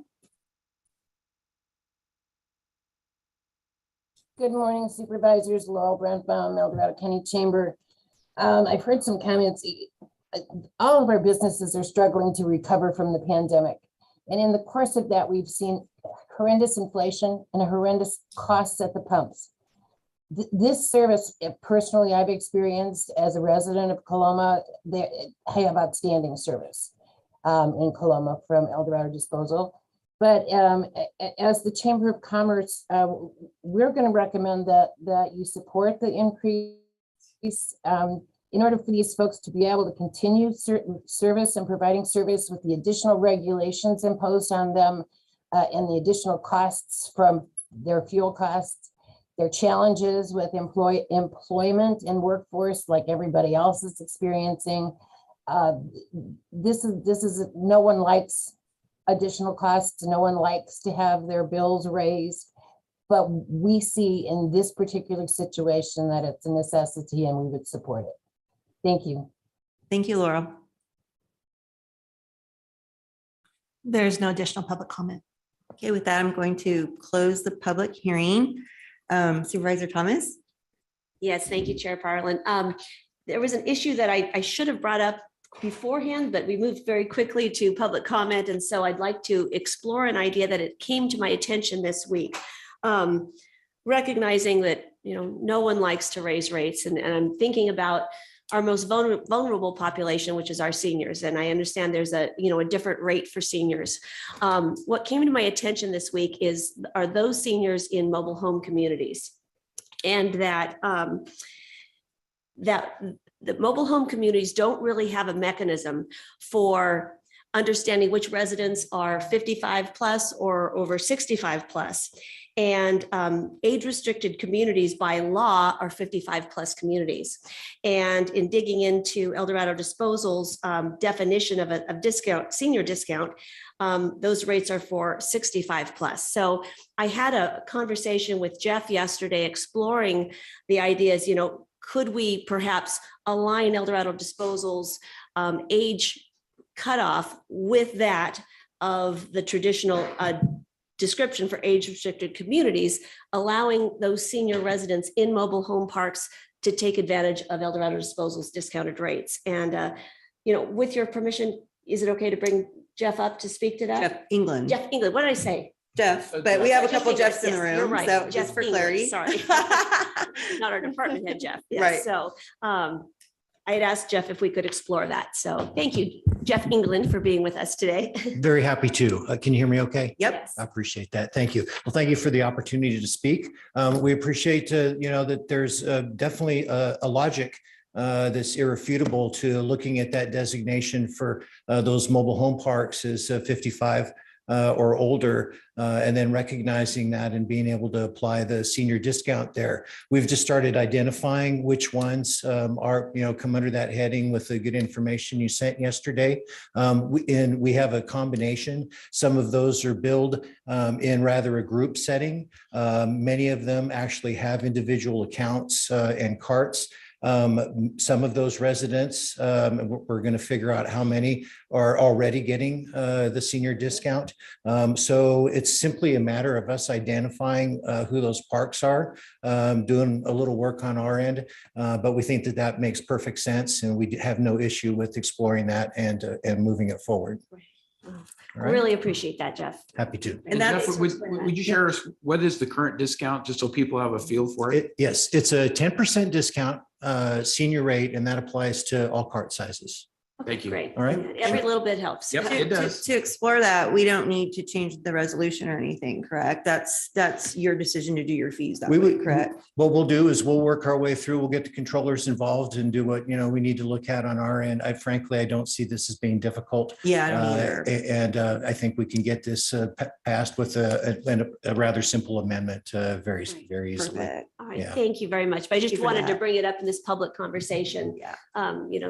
To let folks know that El Dorado Disposal is looking at that and we'll be, working with you on No, that. you're So quite thank welcome. you so much. It's a good idea. Appreciate it very And much. I'd also point out, I have our hauling site manager, Ross Reeksecker, here with me today, and we're happy to answer any questions. All right. Very good. Thank you so for much. that. All Any right. further questions or comments? Oh, no. County Council, so I said earlier, I do want to vote no on 2 and 3 only. Is that something I can do? Pull that out? Do I need a different motion or should I just vote no on the whole thing?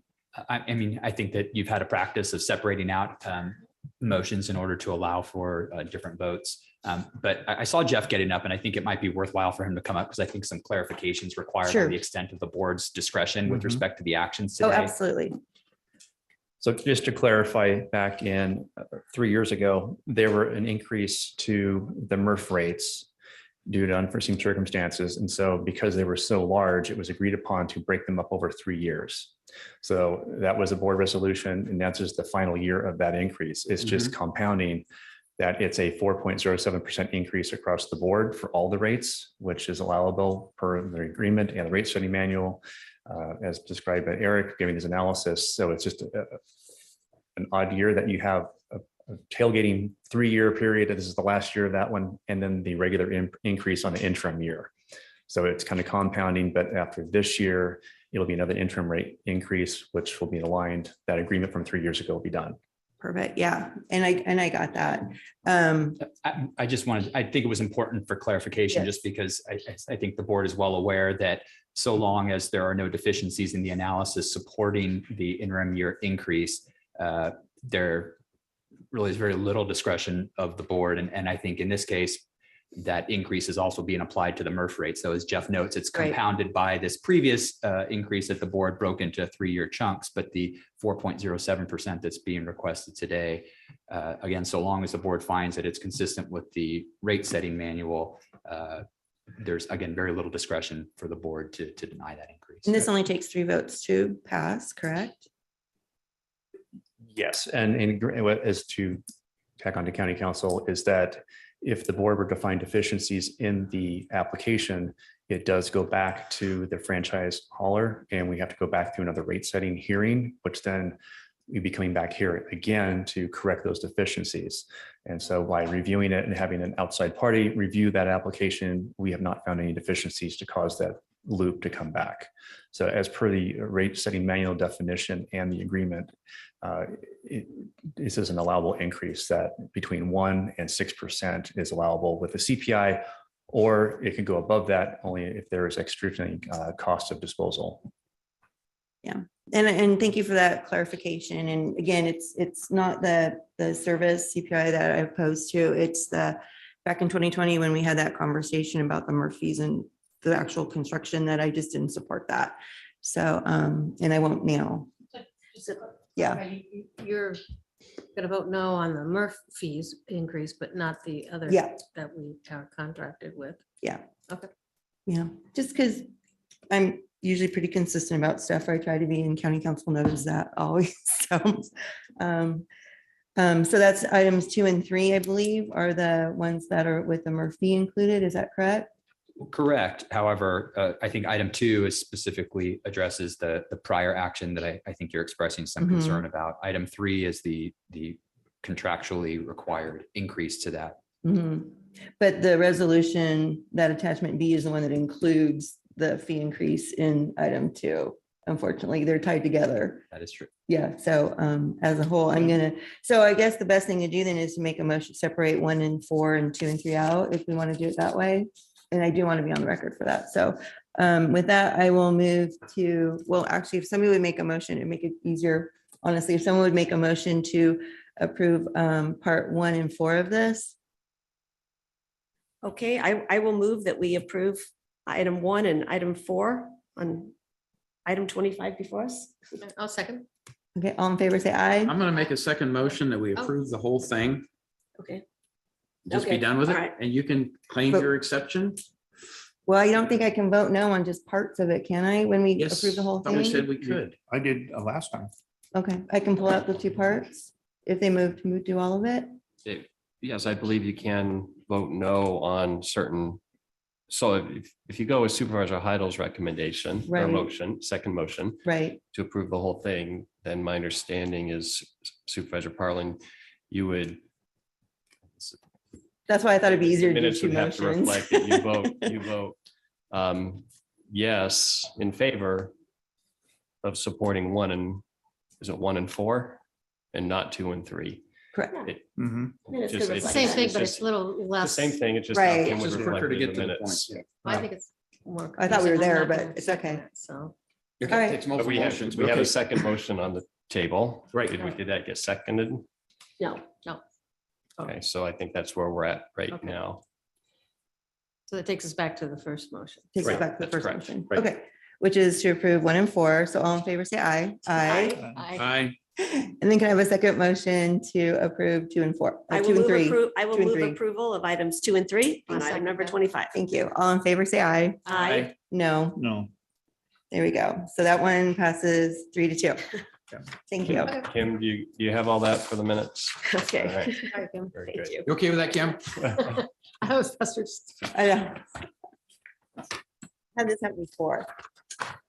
Thank you for that. I think it's cleaner that way, honestly, for the record. Okay, with that, we're going to move on to item 26. Thank you. Bye-bye. Item 26 is a hearing from Environmental Management Department recommending the board consider the following regarding the solid waste rates for the Tahoe Truckee Sierra Disposal Company. One, based on analysis completed by Crow, find that a 4.72% increase to the existing rates be in accordance with the interim rates setting process. And 2, adopt and authorize the chair to sign a resolution adjusting the solid waste collection rates for the Tahoe Truckee Sierra Disposal. Good morning. Again. I'll open the public hearing. It's okay. Lots of hearings. Yes, we've been trying to be repetitious on this one, but it'll be more of the same for the background. Good morning, board. Jeff Warren, Director of Environmental Management. So I'm here today regarding the interim rate increase for Tahoe Truckee Sierra Disposal, which I'll call as TTSD. So on October 27th, 2015, the board adopted resolution number 161-2015, authorizing a new franchise agreement between the county and TTSD for the collection of solid waste throughout the franchise area. In addition, this franchise agreement also incorporated new solid waste rate setting policies and procedures manual developed by Crow LLP.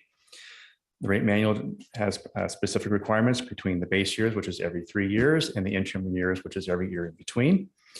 And the interim year rate adjustments, again, are based on the 85% of the US city average garbage and trash collection consumer price index from the previous 12 months from December to December, or to any other changes in disposal cost. And these rate increases are allowable with a minimum of 1% of up to 6%.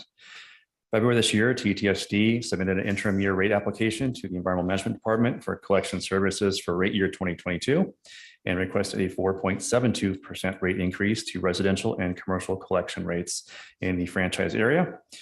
Environmental Management hired Crow LLP to review the rate request, and they found it to be consistent with the rate setting manual. And we have reviewed the application and found no deficiencies in their application, and therefore Environmental Management asked the board to approve the interim year rate increase of 4.72% as required by the franchise agreement and the rate setting manual. Questions, comments? Just Supervisor a quick Novosel? comment, that this is the West Slope. This is not South Lake Tahoe. So to understand, this is our Tahoma area, my Meeks Bay, anything north of Fallen Leaf, I believe it is, up to Tahoma. So it's a very small area up there, but again, I mean, it's what we just discussed is it's a part of our agreement with the rate increases. Correct. Good clarification. Thank you for West slope that. of the east slope. Correct. West slope of the east. Yeah, there you go. Yes. Yes, and to also tack onto that is more of a difficult, challenging area to get Yes, to much in more. certain areas, Sure. Very especially right, with the Caldor fire and people evacuating and getting their trucks up there trying to remove debris and disposal. Yeah. So it's very narrow roads and very tough on their That's vehicles. why our too. snowplow has such a difficult time. We have a separate snowplow region for that area too. 'Cause Yes. It's very hilly and it's very difficult, very narrow roads. Okay.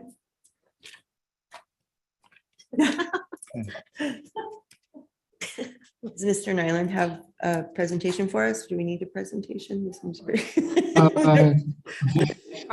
We could probably skip to the results of analysis slide. And Very just good. to- Yeah.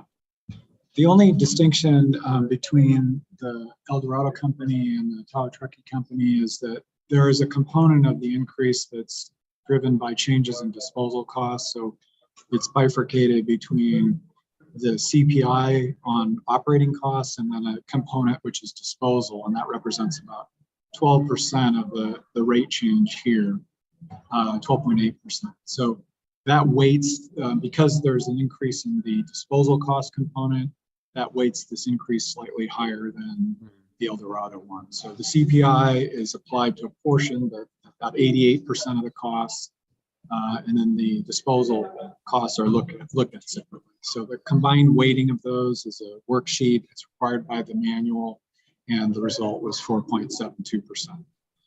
We can turn to a couple of the residential rate changes just to see what those look like. Next slide. So about $1.20 to $1.94 on the resi side, depending upon service level, with the extra can at a quarter a month increase. So rates have ranged from $26.62 for the senior up to $43.08 for the 232 gallon container residential rate per customer per month. Next slide. The commercial rates, depending upon the service level, again, range from $12.73 to up to $61.44, depending on the bin service level. And you can see the ranges there between that 3-yard and 6-yard bin service. The container, the 32 gallon cart service would go up 34 cents per customer per month to $7.51. So essentially that's the impact to residential commercial rates. And I'll take questions now. Questions or comments from the board? Just another comment that's, Yeah. I'm hearing this from South Tahoe Refuse in the South Shore also, that the disposal rates are going up because there's, we're trekking everything out. It has to be specific on where you go, and it's been difficult. The charges have gone up quite a bit. So I imagine when we take a look at South Tahoe Refuse, it's going to have the same issue. It's just, that's out of their scope. We don't have a MRF. We do have a MRF in Tahoe, but from there it has to be trekked out. So Right. difficult. It's a good point. Yeah. Okay. Anything else? Should we get public comment? Sounds good. Not taking public comment on item number 25. Individuals will have 3 minutes to address the board. The timer will notify you when you have 30 seconds remaining to comment. Public comment will be taken first from those participating in the boardroom and then from those participating through Zoom. For those participating by Zoom, please make sure you unmute yourself when called upon. If you're joining the meeting by phone, press *9 to indicate a desire to comment. If you're joining by Zoom, press the raise hand button. Please voluntarily state your name for the record. Seeing no public comment from the boardroom, now taking public comment from our Zoom participants. Now taking public comment from Laurel Bretbaum.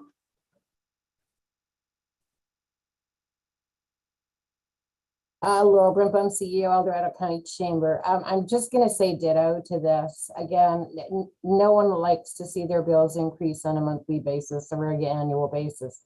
But this is justified not only for El Dorado Disposal, but for our other carriers as well. And I was asked by my counterpart in El Dorado Hills to share her support, her sentiments of support, her chamber's sentiments of support on both of these.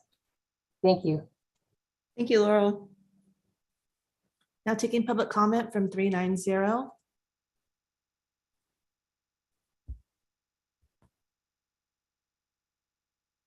Hi, there. This is Ken Greenwood, District 325.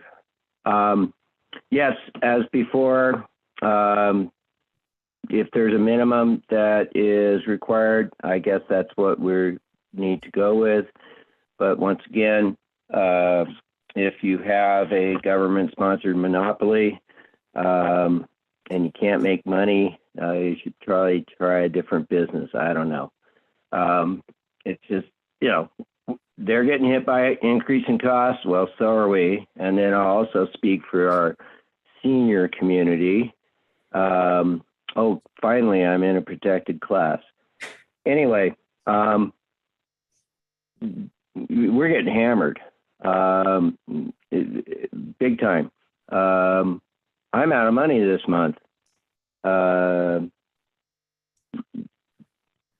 you know, more, I can only imagine, you know, an increase in cost coming down my way. Pretty soon, every bit of my income is already spent and operating on a deficit. Now I feel like government. Anyway, say no. Tell them to tighten their belt because that's what we're being told to do. Thank you very much.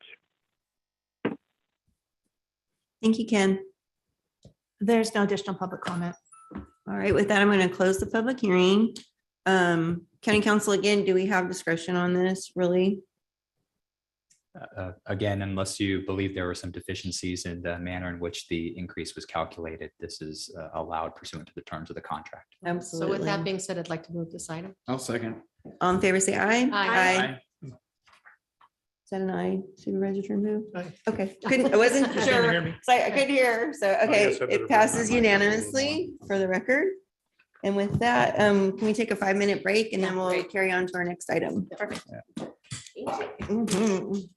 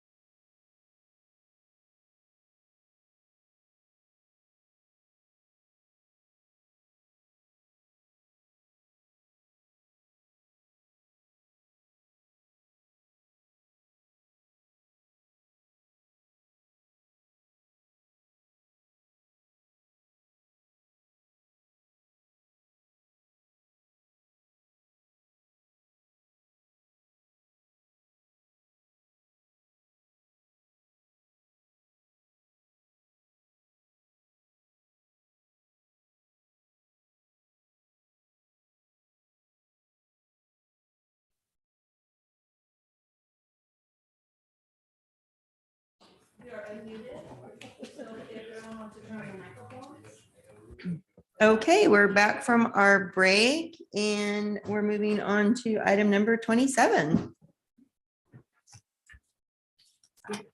Item number 27 comes from Planning and Building Department, Economic Development Division, recommending the board consider the following. 1, receive and file a presentation by Economics, Forensics, and Analytics on the regional assessment of the El Dorado County and Sacramento metro area economies. And 2, provide direction to staff regarding follow-up actions. All right. Good morning, Board, Madam Chair. Kyle Zimmerman with Economic Development here. For the past 2 years, I've had the pleasure as a Supervisor Heidel to attend the annual North State Economic Forecast hosted by Chico State. And at these meetings, Dr. Eiler has been the keynote speaker and has brought insightful data and information about the North State region's economy and the nation's economy as a whole, and potential impacts and thoughts to think about regarding that. After last year's meeting, we thought it would be beneficial for your board and the county to hear an economic forecast more specific to El Dorado County and the greater Sacramento region. And a little bit about Dr. Eiler. He's the president and head of research of economic forensics and analytics and the author of 2 books. Dr. Eiler has earned his Bachelor of Arts in Economics from Cal State University of Chico and his PhD in economics from the University of California, Davis. He specializes in research on macroeconomic and monetary policies, and his academic work focuses on the economics of the wine industry, monetary policy and theory, derivative markets, and international finance. We hope you find Dr. Eiler's presentation informative and useful as your board assesses the county's economy in these ever-changing times. So with that, I'd like to introduce Dr. Eiler. Thanks, folks, for having me. Thank you, Supervisor and Madam Chair. So we can get started right away. Thank you, Kyle, for that introduction. I'm going to take you through some of the national data first to provide a context for El Dorado County, and then I'll walk through to the state level and then ultimately walk through to the local level and some what I consider to be sort of major data to think about when you think about planning.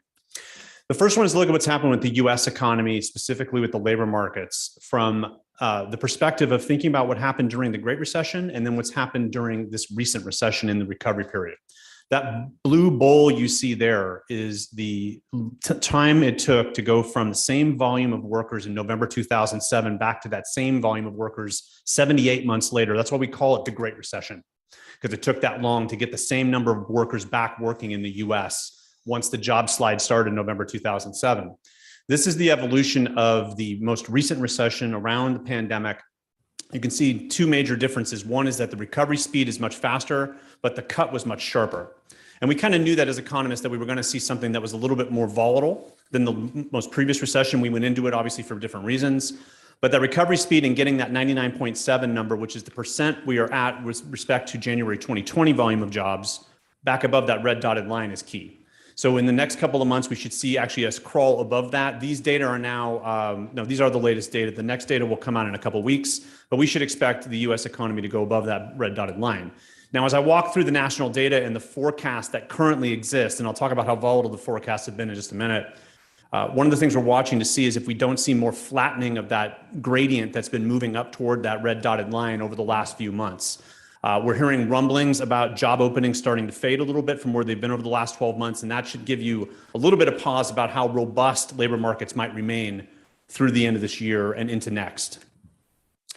One of the biggest concerns over the last 12 to 15 months has been inflation. So it actually was about March or April 2021 where the effects of both demand increasing through lower interest rates and fiscal stimulus money hitting households and businesses was generating more spending at the same time that we were having supply chain seizures. So from basic economics, if supply increases against demand, if the demand increases against supply, you're going to have price increases. And you can see that very volatile movement up from just the beginning of 2021 up to that where it says April 4.9%. I'll come and explain that in just a second.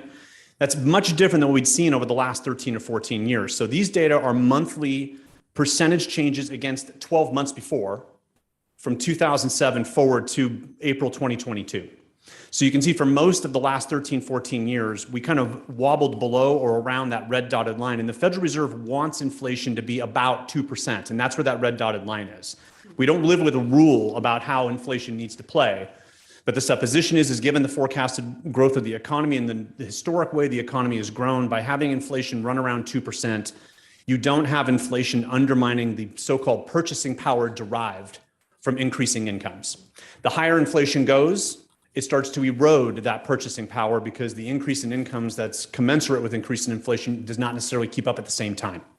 So you can see that quick increase after that skinny shaded area, which is the COVID-19 recession as dated by the National Bureau of Economic Research. But now we've turned the corner a little bit. Now you might say, well, what caused the turn of the corner? Two major items. One, we've had very aggressive interest rate increases by the Federal Reserve, and our labor markets and our financial markets are already starting to price in continued interest rate increases over the next 12 months. So we're starting to see a fade of demand. And as demand fades a little bit, prices are going to come back to earth a little bit. So that 4.9% is down from previous heights. The key, though, is those red dots, and I'm now going to shade, that the Federal Reserve sees the evolution of inflation kind of moving through those red dots through the end of 2024 and kind of what it kind of in a hand-wavy, black boxy way calls the medium run. So two things to notice. One, we do expect inflation to start to slide. We do expect supply chains to clean themselves up. If you think about it from a business standpoint, there are profit incentives to come in and say, if you can't solve the supply chain problem, I will. And that competition should lead to more goods supplied and more efficiencies, which at some point will take hold, depending on how we have the evolution of more COVID-19 variants. However, the point is that as demand contracts and supply increases, we should see prices go down, but we're not going to quite maybe get back to that red dotted line. So one of the things that's very concerning for the Federal Reserve, and to a certain extent, a lot of economists are concerned about that, is how do households and businesses change the way they expect inflation from what had been true the previous 20 years? Because inflation expectations are really the key to central banking. When you change interest rates as an entity like the Federal Reserve, you're more concerned about making sure that people are looking forward in a shaped way, not necessarily what's happening today. So when you start thinking about what to watch, our price is actually falling or stabilizing, because everything I just told you is great theoretically. But when I look at the gas price and I say, hey, look, it's up 10 cents again, no matter how relative I think about that, as my plucked at random consumer in El Dorado County, I'm going to be thinking if the gas price went up again 10 cents, that affects me at home, right? So if this is true, and these are the data that our policymakers are watching, am I actually seeing that realized on the street? We need to have that, because then people will talk about prices falling and their behavior will follow. Will we see rates rise quickly? And the answer is we've already seen them rise quickly. So I'm going to show you another more qualitative graph in just a second, or a qualitative figure in just a way of thinking about where the Federal Reserve sees themselves going with rate increases.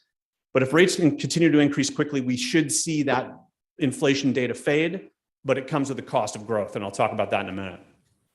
Are wages going to continue to rise as a result of inflation pressure? We should expect that. So wages have been slowly rising over the last 24 months, more or less. Basically, once we started to come out of the initial shadow effect of the recession and job losses, to bring people back to work, there were additional payments that businesses had to provide.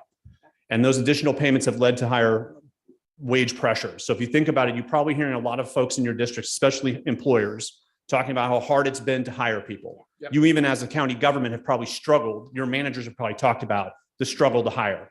Part of that's because wages have not increased enough to entice people to come back yet. There's also been a long shadow effect of the initial fiscal stimulus that helped people who lost their job. That is just now finally fading. So we had the original bump, which was legislative, and then we had finally the normal way unemployment works, which is now going to fade by the end of the federal fiscal year in September. So we'll see how much more pressure there is on wages. How much higher will housing prices go, or will they fade? So most inflation locally is housing price driven, not what's set at the grocery store. Because if we think about what people buy on a monthly basis, one of the biggest services they buy of the total amount they spend is what they spend on their homes. So when housing prices rise quickly, that's one of the main reasons why you see that surge, is because prices increased for housing faster than we expected. And in a sense, was on top of a lot of other price pressures. So we don't necessarily have goods and services otherwise rising all simultaneously. That's why we saw that surge, and housing is one of those biggest issues, or one of the big issues. For policymakers, one of the biggest deals is, hey, is inflation demand or supply driven? So most monetary theorists say it's demand driven always. If you lower interest rates too far, or you pump so much money as a government into the economy, of course you're going to get inflation. You gave people too much demand stimulus, and this is the payment for that growth. This is a little bit different this time because we know there have been supply chain issues. So for a policymaker, they can address the demand side, cannot easily address the supply. So increasing interest rates can slow down innovation that would lead to better supply chain efficiencies. And so that's the balancing act that policymakers are now currently caught in, and we'll see how they play out. Okay, real quick on interest rates. One of the things that people see, they see interest rates rising and they say, hey, this is a big problem. Well, it's a big problem in the sense of in the last 6 months. But if we look in the long term, these data are monthly from January 1982 forward. And the reason why 1982 is important is that when we saw interest rates at a very elevated level in the most recent past, and that's a long, long time ago now. But I'm starting you with what we call the spread between the 10-year Treasury and the 3-month Treasury, which a lot of people believe is prescient when it moves towards zero of coming recession. So one of the things about recession is that from a sort of credit spread standpoint, what that blue line is meant to tell you is it getting harder for banks and credit unions that lend money to earn money on lending? When that blue line goes towards zero, it's getting harder. When it goes away from zero, it's getting easier. So in fact, it's actually gotten a little bit easier as the 10-year Treasury has slipped up and mortgage rates have gone up. But this is the evolution of the policy rate. So the reason I'm showing you this is when you look at that spread and its evolution over the last 40 years, with policy rates rising quickly, will we tip that spread or flatten the yield curve? That is meant to tell us a lot of information about what's happening in our lending markets, or will those longer yields, or let's say the mortgage rate as an example, those longer yields, provide returns that will keep lending going? This is one of the biggest concerns about increasing short-term rates quickly, is it will undermine lenders' want to lend money, and that slows our economy down. So if you see it through that sort of 1, 2, 3 dance, that's how you go from rising interest rates to slowdown in the economy. Okay, and that's what's been going on since basically the recession. Now, this is that sort of qualitative graph I talked about. This is a so-called dot graph, or this is a straw poll opinion of our policymakers on the Federal Reserve. And they say, hey, where do we think interest rates are going to go over the next few years? Every quarter they take this poll. This is the one from March 2022. The one from June, the meeting they just had last week, just came out. So I had to provide the slides right before the meeting. The 2022 rates have gone up by almost a full percentage point. So this is where they were in September 2021. So 6 months previous to this straw poll where the blue dots are, the blue dots for 2022 were housed inside that box. And the trajectory of the dots after that were basically going through that black line and arrow. Now they've gone above that, and now they've gone above it again. So we should expect the Federal Reserve to increase interest rates by about another percentage and maybe a half by the end of this year, even though they've been extremely aggressive here, the first 3 meetings that they've decided to change interest rates in 2022. The supposition is that aggression is reflective of the inflation data I showed you before, and that without that aggression, we won't turn it down toward that red dot path. So that's the way that they're seeing it.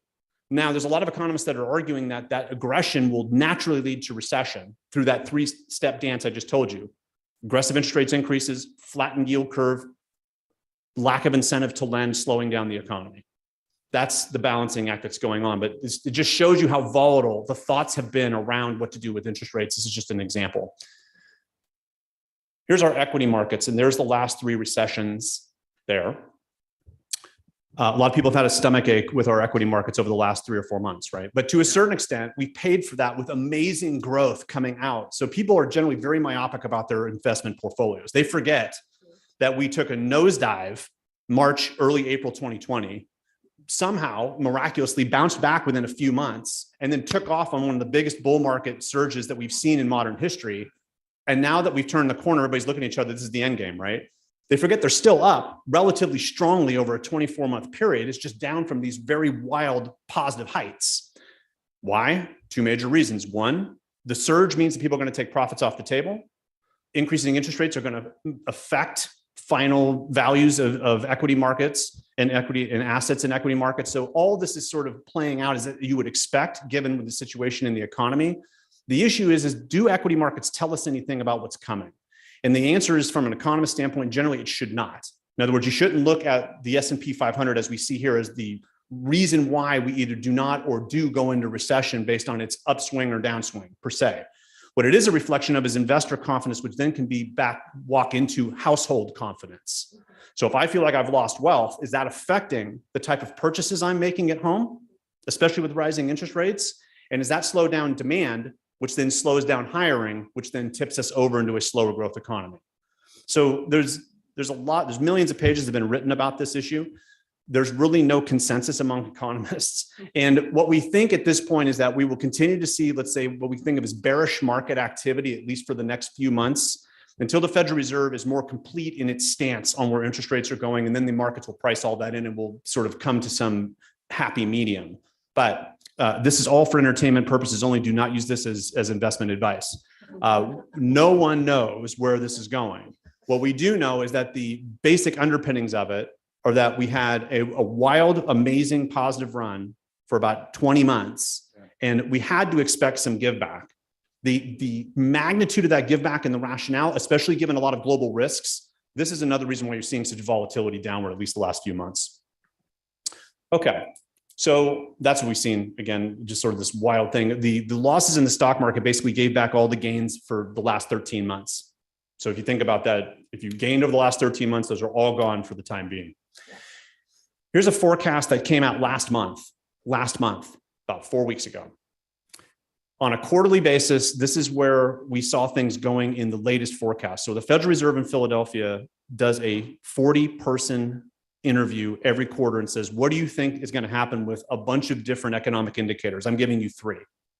Growth of real GDP, meaning income growth after inflation, the unemployment rate, and what we're calling core PCE inflation, which means inflation after food and energy prices are taken out. Okay. So the shaded area has next door to it on its left the previous quarter's forecast. So the reason why this is important is notice the downgrade in the forecast just in one quarter. In some cases, almost half the growth as we first expected. On the unemployment rate, though, and this is what's been so wild, is that the labor markets seem to be relatively stable and resilient for now. Part of that is that we're still in recovery. We still have demand for jobs, but we still don't have enough workers for those jobs for the time being. This is why I talked about earlier about wages and potentially those rising to help entice people to come and take a job that's offered. So for right now, over the next few quarters, there's not a lot of change in unemployment for now, but I'll talk about this in just a bit. This is the inflation. So notice how much more elevated it is versus the previous quarter, which is the unshaded column to its left. So those inflation numbers are way up, but they are fading. So the supposition of these forecasters is that we would have higher than expected inflation in the first couple quarters of this year, but the aggression of the Federal Reserve with respect to interest rates would start driving it down to where we basically thought it would be by the middle of next year. The annual averages are actually a little bit more important. This is growth. So at this point, there is no recession that would last more than a couple quarters being currently predicted by these economists. But next quarter, my gut tells me is that this will be down around 1% in certain cases for annual averages. And we may have now a little sprinkle over those few quarters closing in on negative numbers. We'll see. The first quarter of this year was negative growth, as you may or may not have seen. And there's no expectation that the second quarter will be negative, which means we technically avoid recession, at least for the current 2 quarters. But it doesn't mean by the end of this year, we won't have the next 2 quarters be relatively flat or low growth. We'll see. Inflation, that fade basically follows the red dots we saw before.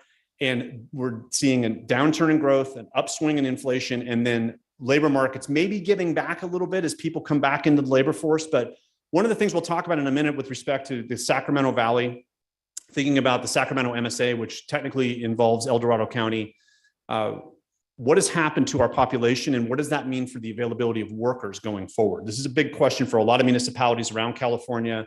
And California is kind of an outlier in this sense because people have moved from California to other states and helped populate labor forces in other places. But there are a lot of urban areas who are facing the same basic issues as California is as a whole. And I'll talk about those in a minute. Kyle and I were talking about this right before I got in here today. I've been asked a lot about, okay, so now after it's all said and done, we were talking mainly about recovery in 2021. Now 2022, we're mainly talking about the probability of recession. What is the no case that we will avoid recession? I'm going to take that back. This is a better way of saying that in English. What is cases to be made that we will not have a recession? Well, if we continue to have relatively low interest rates, meaning that even if interest rates are going up, we still have historically low interest rates, generally speaking. if you have paid more than 6 or 7% for a mortgage in your life, right? We're just now starting to creep on the lower end of that range rather than surging through it.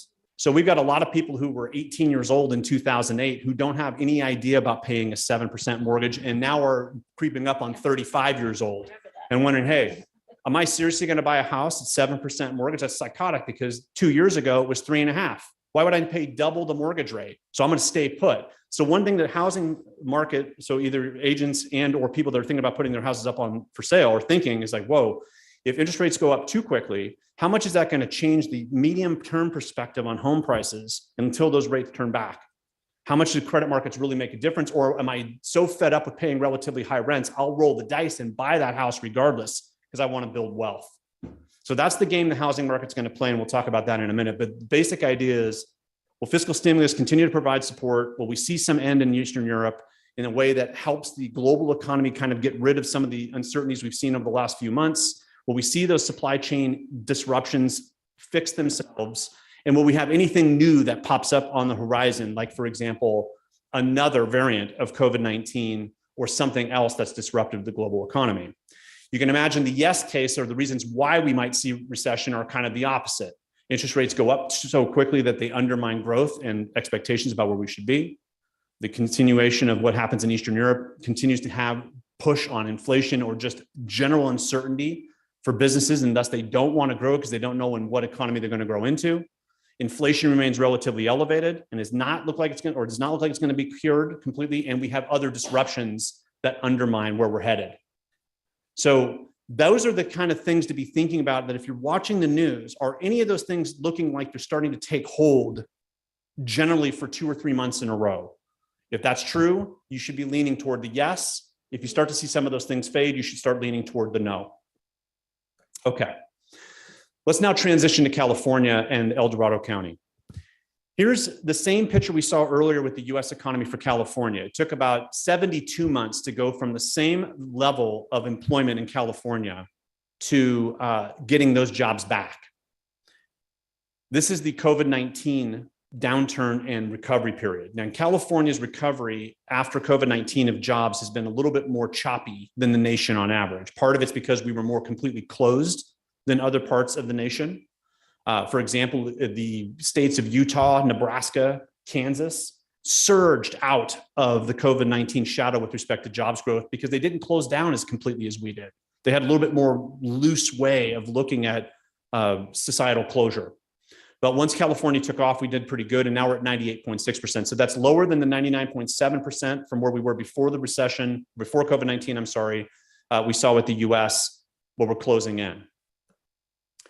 We now should see El Dorado County and California contrasted. So instead of showing you what happened with El Dorado County in the Great Recession, which is a very similar story to what happened with California, this is what happened with El Dorado County. About 3 or 4 months ago, El Dorado County actually recovered all the jobs it lost in total volume, where the state had not quite got there yet. And which is a little bit weird because not all the counties look like this in California. El Dorado County seems to be almost completely trended to the state on average, with a little bit of a gap in between here and there and a little bit of bumps and clunks, but basically has recovered in a very similar way as the state, but faster. So that's been a real good thing for places like El Dorado County. And El Dorado County is not anomalous in this way. Most of the North State, most of the I-5 corridor, and most of the Inland Empire have recovered in a very similar way. So the more rural, the less coastal and less urban California you're in, the picture looks very similar. Okay, let's now look though at the industrial level. So that's the total volume of jobs. But what I want to look at now is, where are there still pockets of pain in terms of sectors of the economy? So we started in April 2020 as compared to January 2020, and every single industry saw job cuts. Okay, but if you look at the far right, leisure and hospitality and other services, which is a bunch of personal services like hair salons, nail salons, et cetera, generally where you're a little bit closer to your client or your customer than other industries, saw very sharp cuts. This is April 2020 now, moving very quickly through the last 2 years. There's May 2020, December 2020. Now you can see in December 2020, by the end of 2020, transportation, warehousing, utilities, mainly because we got a lot of stuff delivered to our homes, actually saw positive growth from where it was before January 2020, which is amazing, but it's not a shocker. This is the end of 2021. So we're seeing a couple little bumps above the red dotted line, meaning that we saw positive growth by the end of last year, but not a lot. And we still have some pain in those initially painful industries. And then by the time we got to the end of the latest data, this is the end of April 2022, which are the latest data until next week.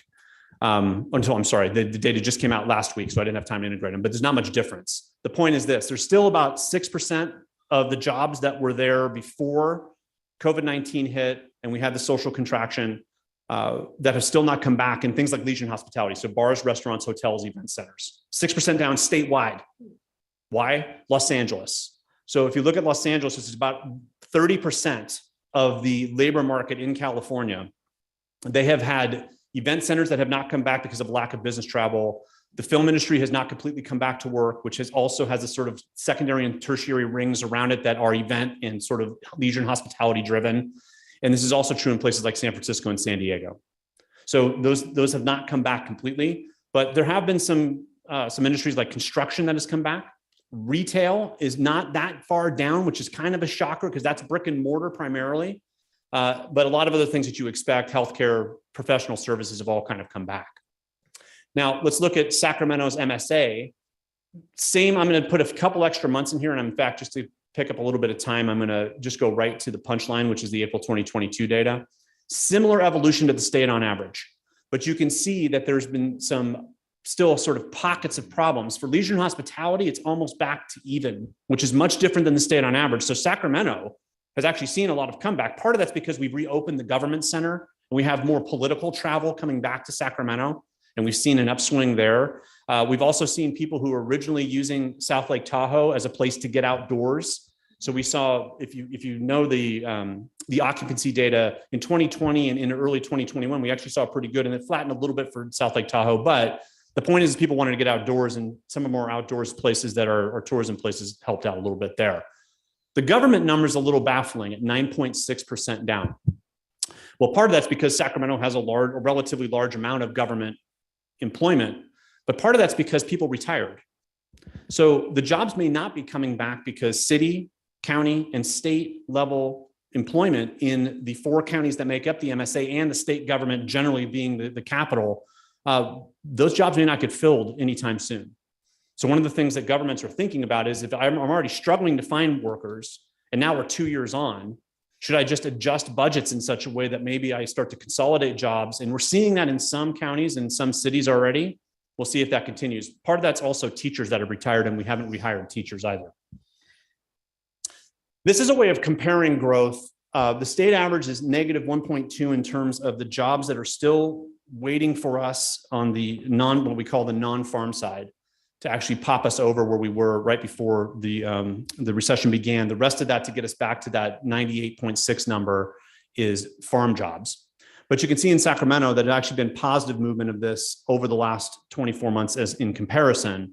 But there are other places, but if you notice coming from Riverside County and going down, again, I-5 corridor, Inland Empire, kind of more rural East California, not necessarily coastal California. If you look at the very bottom, the only real weird part of that is in Chico, which is more rural and more, quote unquote, East California style in terms of the way the labor markets are set up. But places like Marin County are still almost down 10% in terms of their job market, just haven't hired back. So real wild dispersion. A lot of the coastal parts of California still lagging a little bit. Sacramento's actually done pretty well in terms of the total metropolitan area, including El Dorado County. This is the latest forecast that accompanied the May revise of the governor's budget that came out of Department of Finance. This is the total number of workers in California looking forward to 2025. So right now, the governor's budget is set up with the idea that we will get past the original point we were before the recession sometime this year in terms of total jobs, and then kind of burgeon along, but increasing at a decreasing rate. So the recovery period has been initially increasing at an increasing rate, and then it started to inflected and is now starting to get toward the point where you basically are at full employment.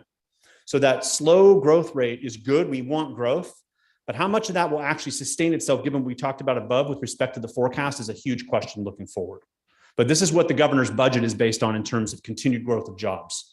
And I sit on the committee that the Department of Finance has. There's like 6 economists who are asked to sit on the committee when they finalize the forecast. A lot of us argued about whether or not inflation would undermine the growth of jobs after this year. We expected that for at least this year, we would still have this sort of demand versus supply pressure in labor markets, but we see demand start to sag as the fight on inflation would then convert itself to a lower growth rate. That's the game that's going to get played in 23 and 24. Because we get a lot of travel on interstate, or it's not interstate, sorry, on US Highway 50, I wanted to show you this. This is something that came out in October 2021, just to give you a sense of where economists generally are looking at travel. The amount of spending on domestic travel, meaning people in the United States traveling to California, was about $116.8 billion of spending in 2019. That number is not meant or not seen to come back to the same level until at least 2024. So places that are tourist based probably have at least another 12 or 18 months before they really get the economic engine back. And a lot of that depends on overall consumer outlook on travel and also about how much they're spending on travel. So if you think about the other things I talked about before, if we see a slowing economy, it's costing me more for my home. It might be costing me more for gas and even just domestic travel in California. Will I be willing to drive places where it costs me $200 to fill a tank to and fro? That's going to be something on the margin where people are going to say it would have cost me $120. Do I really want to spend that additional $80? Not expecting to come back to 2024. The international side isn't expected to come back to 2025. So when you're travel centric in terms of your economy, the forecast has not been very good. It's lifted up a little bit, and we've probably gotten a little bit more than the original expectations. But with a slowing economy and rising costs of travel, if you booked a flight recently, for example, prices of flights have gone up as reflective of rising fuel prices. They pass that right along to you. Don't fly if you don't want to pay it, but if you got to fly, you're going to pay it. That's the story. So if this is discretionary for our households in terms of whether they travel places or not, this is part of the game. I wanted to put this out about Nevada too. This is the evolution of single and multifamily housing units as forecasted by the Department of Finance. And I wanted to make a note about Nevada. If you know the Reno-Sparks area, Reno and Sparks have been building like crazy. And it's actually generated a lot of economic gains for the Reno-Sparks area just on construction. But housing prices have also gone up very rapidly in the Reno-Sparks area, about maybe 10% faster than California on average. But there's really right now no forecast for California, and the Nevada this isn't reflective of Nevada, it's just remind me to make this note. We don't have really a lot of relief in sight in terms of the forecasted number of houses to be built. So if we think about housing prices as reflective of rising demand and maybe a slower level of supply, this is part of that. There's not the sort of gubernatorial level, we've got to build like crazy surge, at least through 2025 coming. We've heard a lot of hand waving coming out of Sacramento. We don't really have the economics to back that up. And that's the forecast period right there. So you don't see something that's really this sort of surge in saying, we're going to build 1 million units in 4 or 5 years. We're building probably about 400,000, which is a similar clip that we saw just before the recession. All right, let's talk about housing. Again, I wanted to make a note about Nevada. These are some California counties of note, and I have El Dorado at the far right-hand side. Since April 2021, the latest data I showed here is through April 2022. There was a 20.8% increase as estimated by Zillow and its research team to the median home price in El Dorado County. But you can notice that California went up 22.3%. And a lot of the counties here, which are the larger counties in California, plus the sprinkle here in the Sacramento area with Placer and yellow there at the end, all around the same level. So we've seen kind of an anomalous situation where we had recession, but then housing markets increased generally, not in specific pockets. And that generality, you can see there with all those blue columns kind of rising in tandem. This is the last 24 months. So for El Dorado County, the median home price is estimated to have gone up almost 50% in a 24-month period. Now, if you're a homeowner, that is amazing news. If you're a renter and you've been trying to buy a home, it's not good news. So when I talk to counties, and I've done about 5 of these this year like this, I try to remind you that your homeowners are going to love this, but you're probably going to have a lot of people in here talking about where's the housing, and you probably have already. The rental market is kind of dipped initially and then has been creeping up against housing prices. So as housing prices go up, we should expect rental, because they are substitute markets for each other, to start to see an increase. If I can't buy a home and I want to live in the area, I rent. That increases demand against supply and prices go up for rentals. So the rental prices have gone up. We don't track rental prices as well as we do housing prices because we don't have a central listing like the MLS to tell us data that about rentals per se. I'm going to show you two forecasts. This is the 12-month forecast in March looking forward, which was still relatively robust. Now think about this. The March forecast happened right before the first major rate increase, or the first major one, the first rate increase by the Federal Reserve. Okay. Then this happened. This is April's forecast. So in 1 month, that's the change in the forecast looking forward 12 months. So for California, it went from 15.1% forecasted increase to median home prices to the March 2023 to just under 10% 12 months later in April. Now it's down to 5.6. So the forecast for continued growth of housing prices is starting to fade quickly. The driver, interest rates rising and slowing down demand. Okay. The supply situation is not changing very quickly. If you look at the number of houses that are up for sale, that inventory has not increased significantly. So the supply side of the market is really not changing prices. It's really going to be driven by demand over the next 12 or 24 months. But we have to expect housing prices are going to start to see growth fade. Whether or not we actually see a contraction in housing prices is an open question. But from a stomach standpoint, we should expect that. But let's remind ourselves about something. If I gained 48.1% in my median home price in 24 months, I could probably stomach a 10% give back.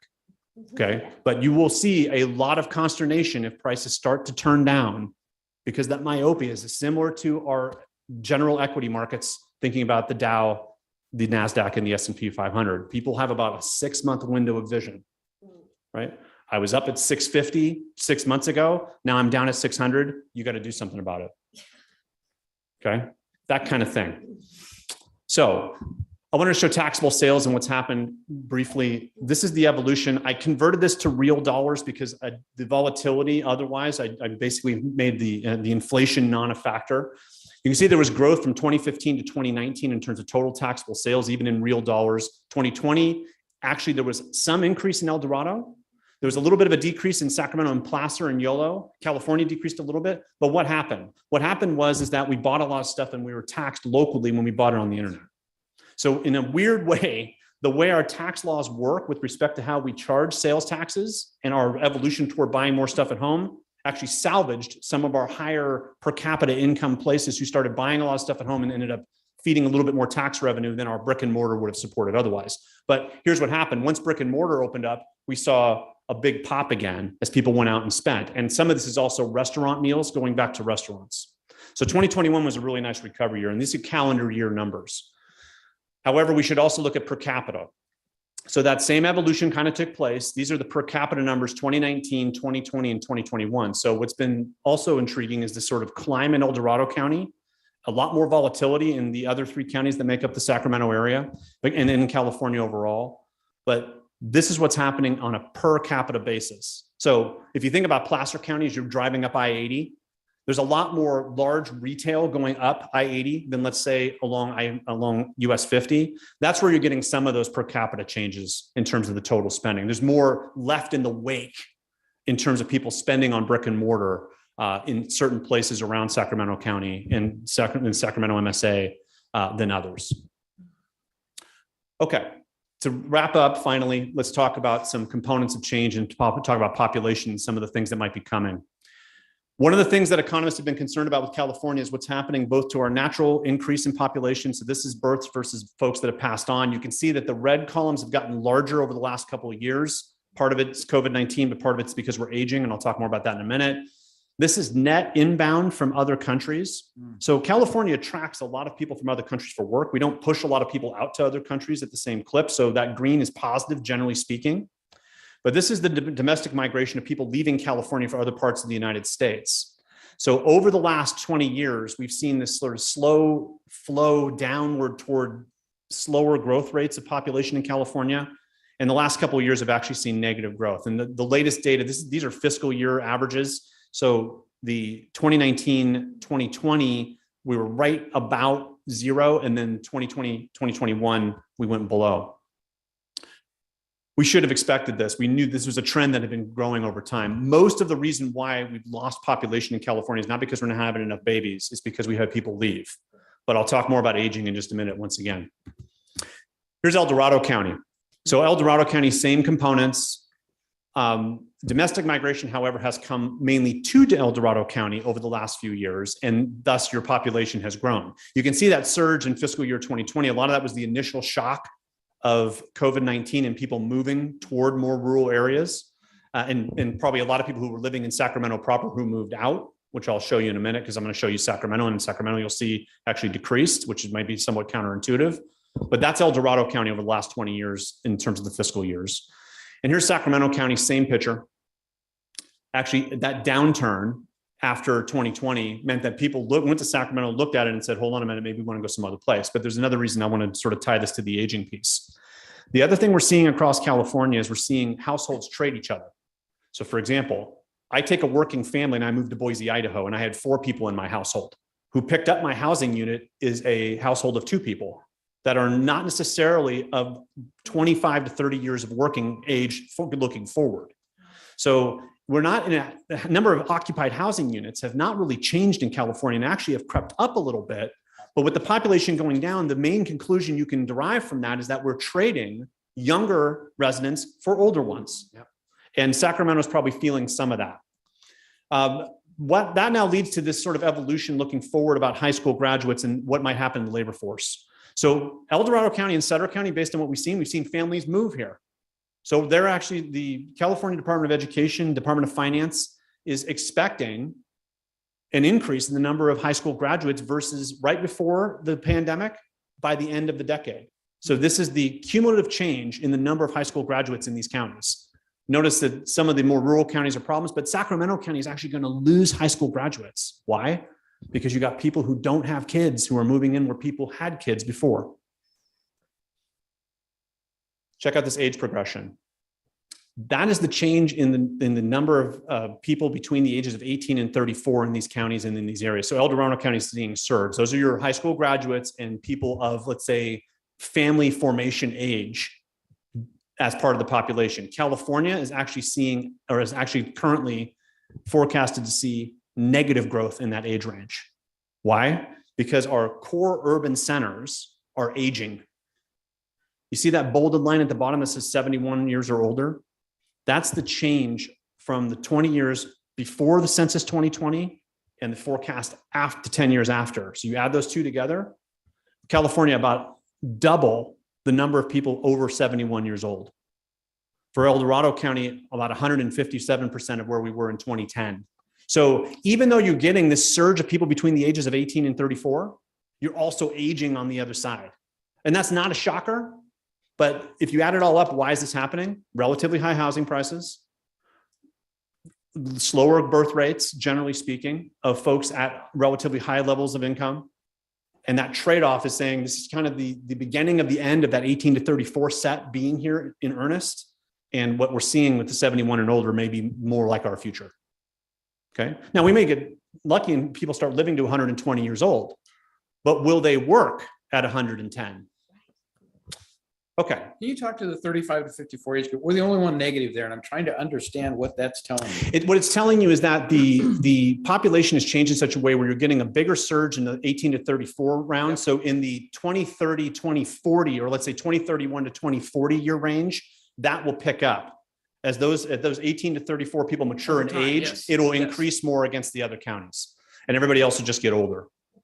So it doesn't say people are leaving El Dorado County between the ages of 35 and 54 because they're just vacating, right? Correct. So what may have happened, and this is a great point you're making, is that we just don't know the inner dynamics of this in terms of whether or not, for example, the 35 to 54 is this weird trade-off of people left and whoever came in was either younger or older, but not in that main age group, right? We have to assume some of that's right, there, but we don't know if it's all. Okay. Okay, what's that bleed into? Well, that bleeds into changes in the way we're going to see K through 12 attendance. So if you're worried about your school districts, you should be. Here's California in terms of the forecast and what's going to happen, thinking about academic year 2019-20 attendance levels and where we're going from here. Why? An aging society. Here's Sutter County, contrasted. Now, I did Sutter County first because it's like complete 180 from the state on average.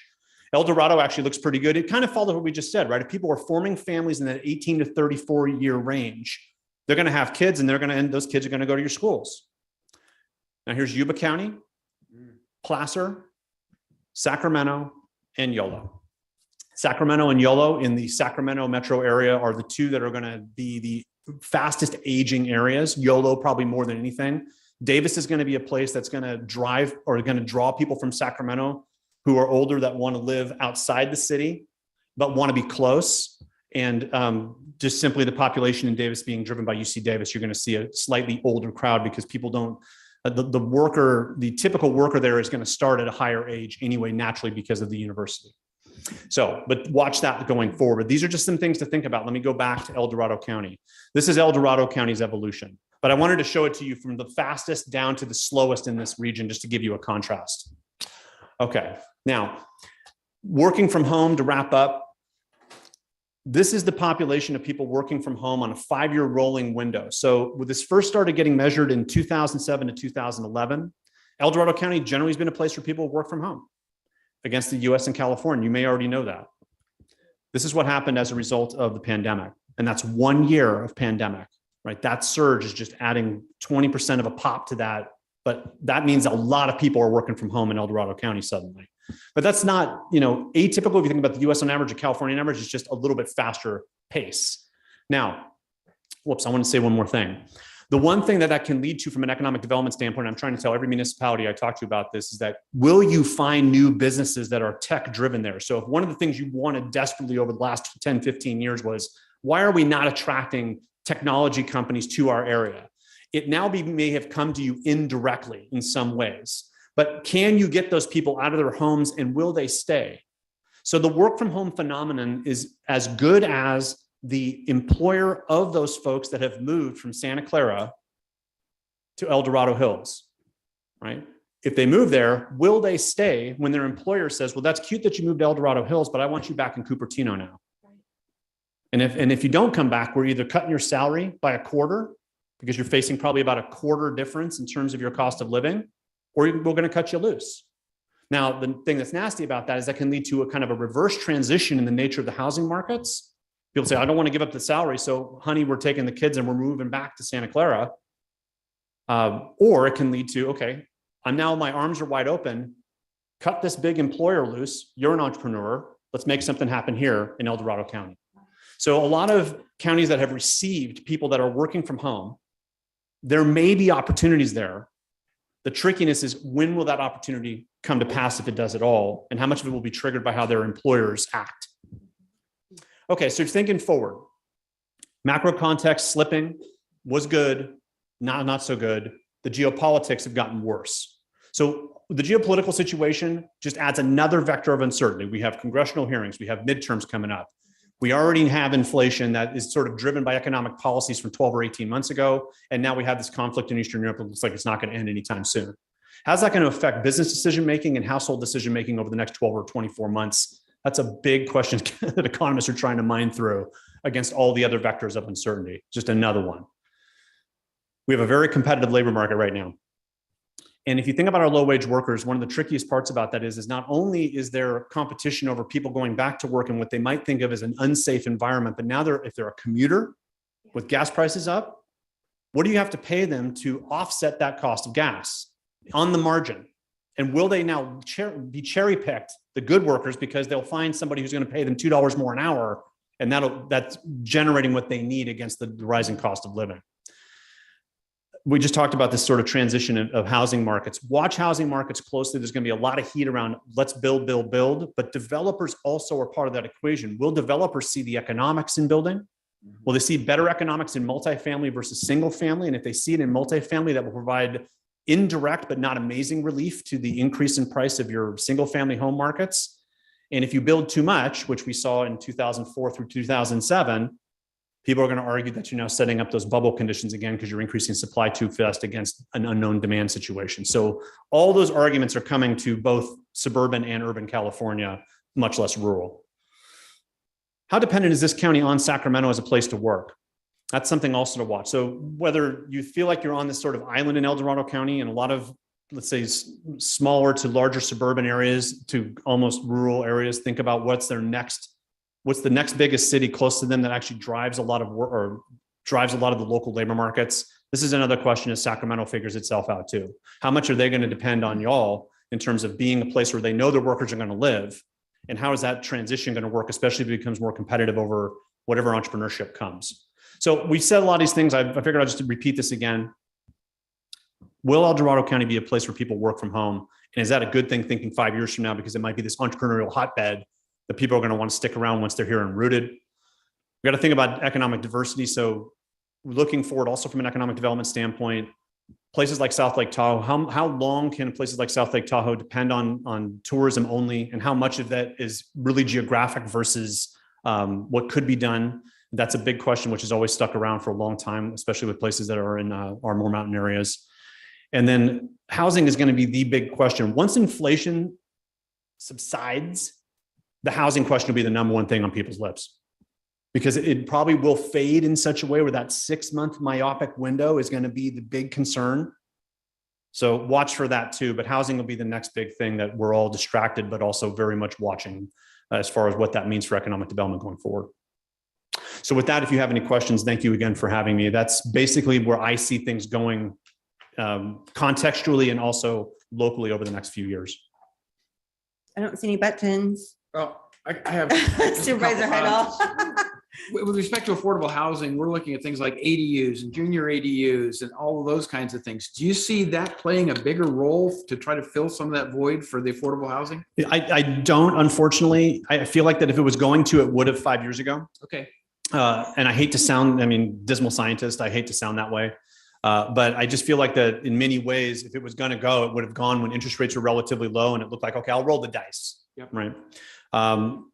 We'll see if the state doesn't get more aggressive on incentives to do that. That might be the one thing that would happen. But I don't see it, let's say, being a panacea for the issues in terms of the supply side of the market. Okay. Anyone else? Supervisor Novosel. Thank you. Thank you for the presentation. Sure. I live in a district that's really outside of a lot of the realm of what you were discussing, being that we're Lake Tahoe. We have that district. And, for us, it's all about tourism and hospitality. And, that's so relevant when we talk about costs, because it's the disposable income industry. So it's so subjective to that. And I'm wondering, is there a tie-in? I guess I need to try to figure out a tie-in between what you're talking about when you're talking about Greater Sacramento kind of economics compared to Tahoe. We don't have commuters per se up in Tahoe, but what we're getting is that younger crowd of telecommuters, and and a lot of them they're buying the homes right now and planning on staying up there in telecommuting. It's a huge market right now. Realtors will tell you that's where our big market is. So where do you see? You say that we need to diversify, and we've talked about it in Tahoe, how you diversify. But bottom line is, people come up to see Big Blue. They come up because they want to be at lake. Yep. And it's that it's a different kind of reality we have, frankly. So do you see a market, something that we could diversify with? I'm just curious of where do we go when we talk about an industry that is completely relevant to disposable income, and it changes. 100%. So if you think that there would be some opportunity to have maybe an experiment with an incubator, or where you would at least start to throw out there that you want to play around with having tech folks that have moved there gather someplace, that might tell you something about the possibilities of converting what may come for those workers over time into new businesses, because they're probably not alone in the sense that there's probably a lot of people they know that would have also moved to Lake Tahoe had the conditions been right. And it might be that if there are small businesses that can spin out of some type of intellectual property that could be developed by those folks that have moved to Lake Tahoe that would not have come there but for COVID-19, can that lead to an engine that would give some diversity? Now that is maybe a big stretch, but you can do little experiments just to see if the taste is there, and then maybe build on some of those things you're hearing from that community. But the biggest problem, and this is true across California, is how do I identify those people And how permanent are those people where they've moved to? Like I said before, one of the biggest things that I've been asked over the last 24 months is, how permanent is this change of people that have moved to maybe more remote places than our urban cores, and they intend to work from home ad infinitum based on what their employers said 24 months ago.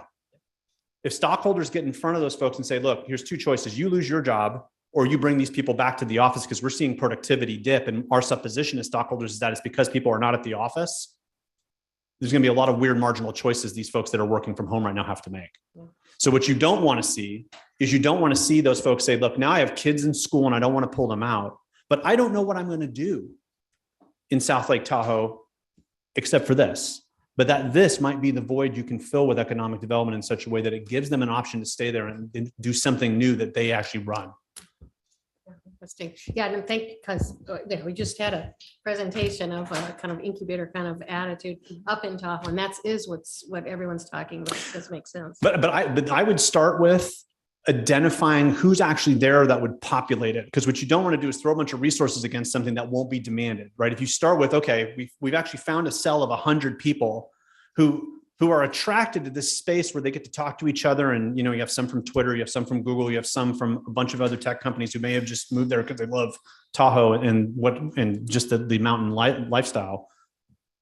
If they get to talk to each other and then start to make alliances business-wise, that's where the incubator can really pay off. Yeah, that's exactly. So the two-step process I would recommend is see if you can get somebody, put a big invite out of the way. We're thinking about this, do like a 30-minute thing and have food and drink. See who shows up and find out who they are and where they live, and then build on that.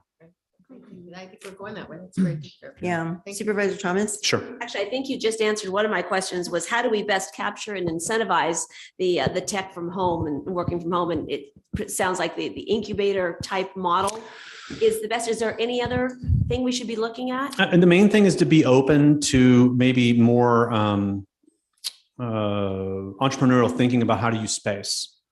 So, it may be that you have companies who have been kicking the tires on. So talk to your commercial real estate professionals and ask them if there's been companies that have been kicking the tires on 5,000 or 7,000 square feet of office space because they have 10 or 15 people who live in the area. They want to get together, but they don't want to commute back down to San Jose. And if that's happening, then it may be that you're going to get at least some funded ways of figuring out, okay, this cell is here of people. Now let's see if we can provide some incentives to allow them to do some tenant improvements or do some things that actually roots a branch office here and roots it not now, but 5-10 years from now. That'll be the big thing, is how well rooted are those people, or are they going to move on a dime if they have the incentive to do so? So you want to give them the disincentive to go back. And that comes from the incentive to be rooted and stick around. That makes sense. And my second question is, with your experience in the wine industry, we haven't touched on ag at all. And certainly ag is a large sector of our economy and our culture. Do you see, what trends are you seeing in the agricultural and the wine industry looking forward? The two main things that I see are we're seeing a lot more direct to consumer, meaning that the better logistics you have and the more that you can, in a sense, tell a story that people want to either come and visit you and buy directly from you, and or be on some type of a wine list or a wine club where you just become part of their direct to consumer network. That's where those wineries really get the most revenue and the most long-term support from the customer base. Okay. So having that experience and in a sense, embracing the idea that you want people to visit these wineries or visit ag locally, that's where we're seeing a lot of the trends. Now, the problem, of course, with COVID-19 is if how reticent are people going to be to gather in places where people are drinking, and we have some kind of an outbreak, right? Is that going to keep people away from being in enclosed spaces? So the flexibility in how you allow events to take place, that could also be something that people are going to be attracted to, being outdoors. It's a real wild market right now, because what's been bizarre to watch with the wine industry is there were gains in direct-to-consumer sales at the same time that restaurant sales went like this, because the restaurants were closed. So they're starting to come back a little bit more to, at least on down a little bit, because the growth was kind of surging, now flattening, and then restaurant sales are coming back up as restaurants reopen. How much your local industries depend on that wholesale piece versus the retail piece is another big thing going forward. The more they can gain access to full retail, the better off they are supported. A lot of that comes from events and its ties to broader tourism strategies. Okay, great. Because that's what I've been seeing around where we are. Last question. What are you seeing in the cannabis hemp markets? Are those leveling out? The two things I'm seeing there, I have a grant from Department of Cannabis Control right now to look at the 6 counties that are basically the polygon around the Emerald Polygon, if you will. It's kind of expanded from the triangle in Humboldt, Del Norte, and Trinity counties, and now down to Mendocino, Lake, and Sonoma. Taxation, the regulatory matrix is really upending people deciding to become so-called regulated businesses. So they're staying in the so-called traditional market, which was in a sense the exact counterpoint to what the regulation wanted to do. Right. So if you can find a way to thread the needle of saying, we want to, if you want to see it happen and you feel like you got the political capital to do it, you can thread the needle with the structure being unique and business friendly. You'll probably see it burgeon more than other places that are having a lot of political discussions about how open should we be. Fabulous presentation. So, Thank you thanks so a lot. much. Really Sure. appreciate it. Supervisor Hydell. I want to go back to the thought about the work from home type of situation, Yeah. technology and stuff. We are now on a activity to try to broaden the broadband availability across the county. Have you got any data that tells us how successful that will be for bringing those kinds of entrepreneurs to our rural county? It certainly will be better than not doing it on the margin with respect to competition. Right. And also think about the fact that you're going to be moving more to probably a teleeducation, a telehealth, and there's other, let's say, traditional industries that will have payoffs from having expanded broadband infrastructure locally, not just your, person plucked at random who rides a skateboard every day to work with a hoodie on, who moved here because they love South Lake Tahoe. If you don't have something that gives them the bandwidth to do what they want to do, and this is certainly true later, if they're not relying on a VPN and a broader server base, and they need to do that themselves with their own business here, that's something to think about and just investing not for now, but now 5 years from now. And you're going to get payoffs in other industries naturally anyway, as those industries evolve to a more virtual model of delivery of service. I was just wondering if there's going to be a step change, in work from home activities. Would you anticipate that with broadband widely available throughout the county? Would you see something that would be that significant or not? I think you'd have it, again, how competitive you were against other places. If everybody's doing it, then it probably won't necessarily be a deal maker because, all your neighbors, Placer County's doing it, Sacramento County, everybody's kind of going to make sure there's this sort of minimum bandwidth available. I think what you're going to see is if you do it once and you get to, let's say, 500 megabits, but Sacramento's at 1 gigabit everywhere, that's the game changer. Because the bandwidth you're going to need is not going down, it's going to go up. We're actually ahead of all the other counties, so maybe there's an initial reaction and then stabilization. But remember, if you make the initial investment, assume you're going to have to continue to make it to broaden it because it's not the amount you're going to need is not going down, it's going up. Understand. Yep. Thank you. You bet. Supervisor Trimbu. Yeah, one of the things that I've been looking at a lot is the housing market, like in the Bay Area and stuff like that. Particular house that sold for $1.8 million in Saratoga that was bought for $12,500 in 1971. And it's drove the costs and everything up here. And that's what basically a lot of people retired early because they have actually expanded their income by the selling of their house. Mm-hmm. And a lot of the area here, the insurance costs has drove a lot of people out of California because they can't afford the fire insurance here. So it's driven people out, especially out of the rural area. Mm-hmm. So it's been a big factor. And one of the things that in our county I'd like to see is more business. We need to be a little bit more business friendly. Look at some kind of incentives here to attract these people so we can bring younger people to be able to work in this, because a lot of people have moved out of here, younger people, because there is not a job market for them. Correct. There's nothing here for them. So we need to look at the future to make sure that these kids that graduate from high school and stuff, that we have good, adequate, and high paying jobs here in our county. I'm going to ask a quick question. Great data, mind blowing. Yeah. Oh, wow. It's stuff that we all are thinking about all the time, I think, honestly. So it's interesting to see it. I appreciate that you said there's no consensus about what's coming because we really don't know, but. No, and if I knew, I wouldn't be here today. Right, yeah. Right, I'd be yeah. golfing on a beach that I owned across the board, You'd right? be a Yeah. bazillionaire if Right, you knew it yeah, was coming. that's right. So, but historically, El Dorado County has had a large population of folks that work at the state. Yes. Because the state's such a steady employer, and yet they didn't want to live in the city, so they live out here. And we used to have this huge commuter base, and now I know personally, teleworking is happening with the state a lot. So where's that going? Is that going to stay? Is that going to be still a part of El Dorado County, do you think, as far as that commuter teleworker to the state? Absolutely. And just to Sacramento in general. Okay. So one of the things, Supervisor Tuber's question is that if you think about what El Dorado County can be, you got to also think about what Sacramento County is going to be. Yes. Right. They definitely feed off of each other. So those job opportunities for those kids, and especially high school graduates, might be in Sacramento proper. But be thinking about that is if there are businesses that want to expand, will they come up the hill?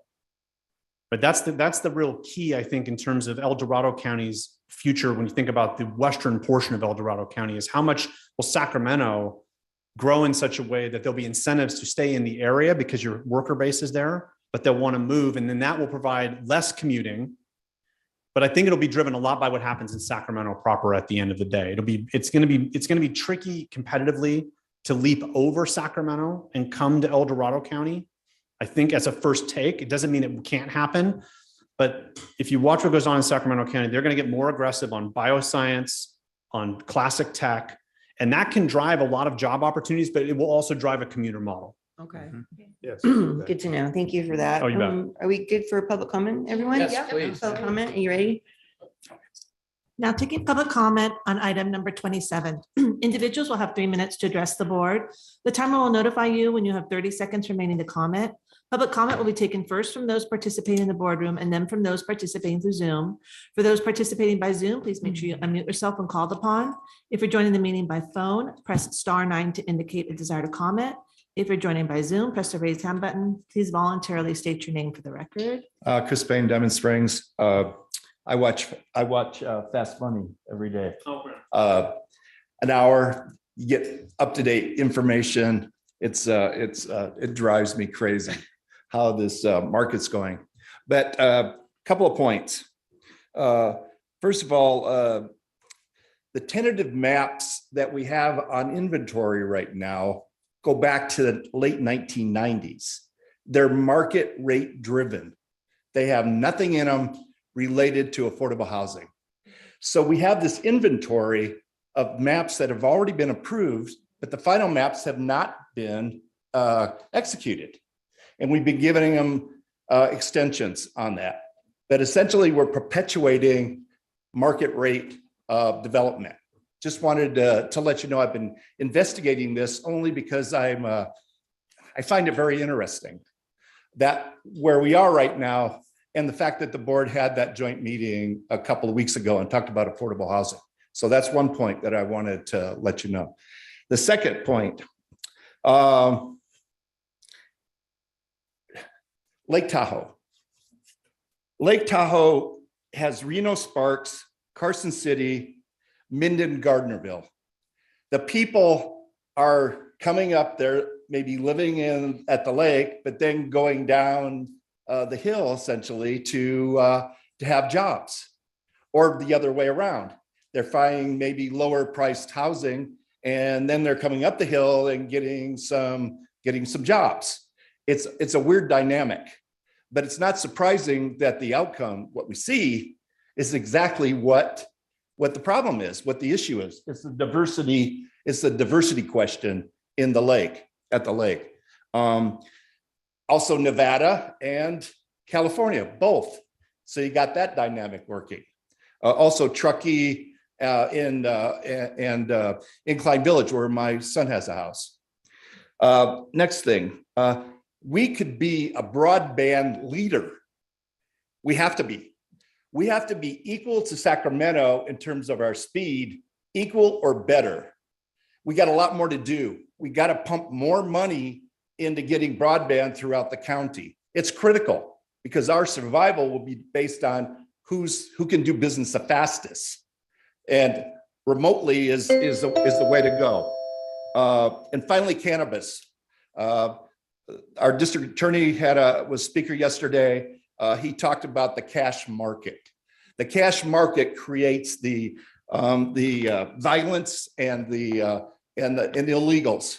If we had a banking system in California that supported that business, it would be a lot safer overall, and we could control some of the things that are happening. Thank you very much. Thank you, Chris.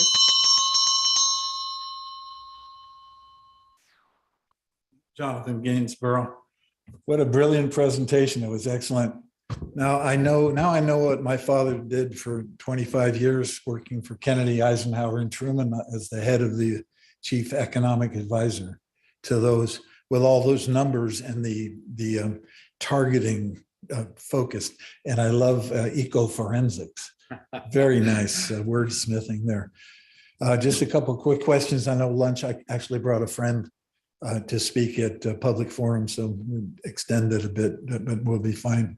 I didn't catch the whole presentation, but I would like to hear from Bobby, if it is Bobby, that's what was on his tweet handle, what Tahoe's annual budget is $80 million.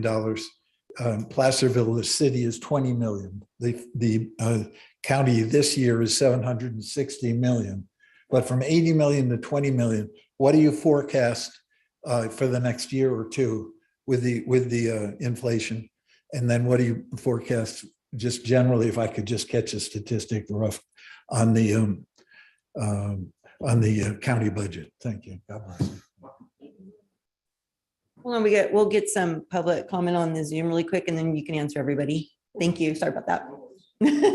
Seeing no additional public comment from the boardroom, not taking public comment from Zoom participants, not taking public comment from 390.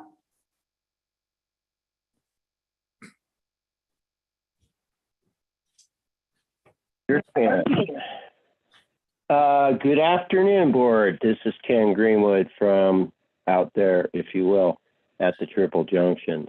Yeah, boy, that made me feel good hearing all that. Things are just pumping right along, et cetera, et cetera. Glad I pulled my retirement out of the stock market. I wish I would have kept it a little longer, but you just never know, right? Anyway, good presentation. Thank you very much. Puts a lot of things into perspective, and really paints a doom and gloom, if you will, for the if not the immediate, but the foreseeable future. Not sure we're going to have the resiliency to bounce back out of this one. We'll see. Roll the dice, see what comes up. But it is a changing world by a big way. And what it really makes me feel bad about is being that protected elder class now. It's terrifying. Spoke to my sister last night, my brother the day before. They're 10 years older than me. I'll be 67 Friday. And I'm scared. I'm real scared. And now I know why. Well, I know I already knew why, but now I know why better. Or I know why more. So yes, think about your senior citizens, if you will. Changing demographics. I thought that was pretty much of a chuckle. Of working at 110. A lot of them are going to have to work at 110. And that's really sad. And I choose to keep working. I need to work, but I choose to keep working because no, you stop moving and you stop moving. It's real simple. Physics, if you will, and biometrics. Anyway, thanks for the presentation, but no thanks for the bad news. And better you guys than me up there on the diet. Thank you very much. Thank you, Ken. There's no additional public comment. Okay, with that, thank you, Dr. Eiler. Did you have a response for just estimating that Sure. I mean, we should expect that for most counties, depending on where you are, the sales tax side should probably grow positively a little bit the next couple of years. The inflation piece is probably going to slow things down going into 2023, as well as higher interest rates. So those things will both be depressive on that. As well as TOT, you might see a little slide in travel a little bit in the next year or so. It's really hard to know on that one because you don't know how many people have this continued pent up demand to get out and have waited and have the savings to do it regardless. So I think that generally speaking on the revenue side, things are going to be continuing to rise at a slower pace. The expense side is one of the biggest problems. How much more you're going to have to sweat based on inflation, cost of living increases based on whatever contracts you face. That's probably the more unknown piece is how much of that will actually play out in terms of just running the county. And then for each of the municipalities as well. The revenue piece, it feels like it's a little bit more predictable growth, believe it or not. We just don't know how things are going to play out on the cost side. Absolutely. Very good. Thank you for that. With that, I think we're ready to wrap this up. It does ask if there's any board direction. I'm not really sure if there's anything really to direct Let me on. pose one question. If Yeah. you see significant changes happening in short term for El Dorado County, do we have an open communication channel that we can get a heads up? Hey, it looks like everything is just blowing up one way or the other. Oh, sure. So we can get ahead of the game as opposed to reactive. Would that be something that Kyle should be in touch with maybe, or what's this relationship here, I guess, and thank you for arranging this, Kyle. Yes. Thank you so Absolutely, much. Kyle. Is this something that you anticipate keeping in touch with Dr. Eiler to bring us if there's anything, Okay. come on up the microphone. I need this on the record. Yes, absolutely. That would be my preference. And he's saying a lot of the stuff that we're talking about too, about those tech jobs, trying to find those people that are locating to El Dorado Okay. Hills. And it's kind of been accelerator, incubator conversations we've been having. So I was actually happy to hear him say those things. So Very good. Very So I think then we'll make it incumbent on Kyle to keep us Informed of what's going on. Because Because I can see stuff happen in the legislature, whatever, and Yeah. all of a sudden it changes our world significantly. And how is it going to affect us as opposed to Sacramento or whatever? So. Very good. Thank you so much. Thank you. Very Fabulous informative. presentation. All right, with that, well, we want more than 15 minutes for lunch, I'm guessing. Can you guys handle half an hour? Can we be back at 1:15? Yeah, that's fine. We don't have a lot this afternoon, a couple closed session. Have your to and froms ready to rock and roll and we'll finish up. So 1:15, thank you. Thank you.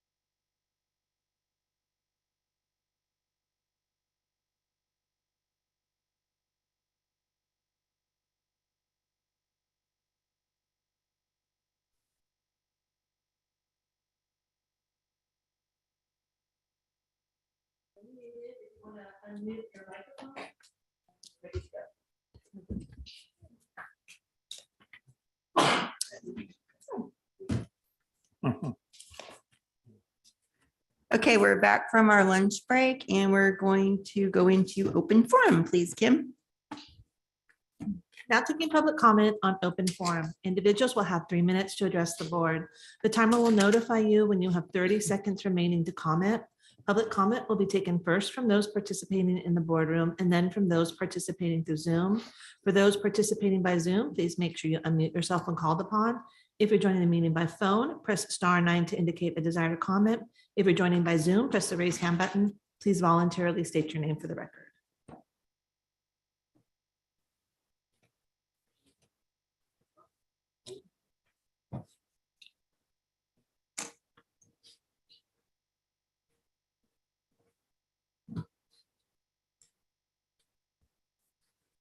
My name is Lori Mirish. I'm going to be 60 years old in 2 weeks, and I'm currently homeless. I wanted to come and talk to you about the shelters. I have a little dog, and that dog has actually saved my life quite a few times. She is part blue nose pit and Chihuahua. She is a fireball. She's very protective with mom. When she was 9 months old, she was hit by a car intentionally. And she'll be 3. She's currently running around with a broken hip. But you never see this dog waver. She's always happy. She's just running. Nothing has stopped her. My problem is that I have been on the streets for 8 years, almost 9 years. And I have been I've been jumped, beat up, whatever you want to see it. It's been done. And I started depending on the shelters. I found myself getting into the shelter system. I was volunteering my time. I was just there for support, clean up, whatever. Since then, and that was for about 3 years. Since then, they have closed the shelters.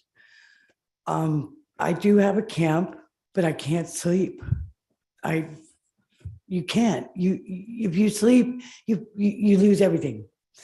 So I always try for the shelters, but because I have this beautiful little dog, I can't go. There are so many women out there that have an animal for protection, not because they want the little animal, it's for protection. And we are being denied to go to the shelters and be safe. I would rather be in the shelter than out on the streets in a second. I also have a problem. There's an officer here in El Dorado County in the Sheriff's Department. And there for a while, I was working with him. Now, for some reason, he has a vendetta against me, and he is causing me a lot of problems. These kind of things, I don't know where to go. I don't know where to go to get help. I don't know anything. So that's why I'm here today, to try and get some help. But mainly because of the shelters. We have to do something to change it around. Thank you. Thank you, Lori. Stick around for after open forum when we're all done, and we'll get you directed to somebody to talk to, okay? Okay, thank you.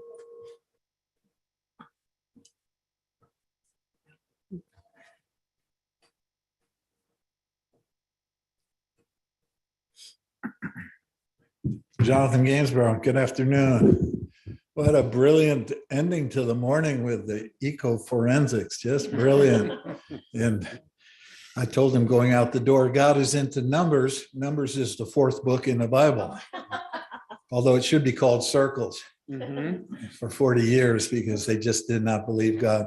I'm glad that you're believing God toward the drastic decade overdue need for a year-round shelter in El Dorado County.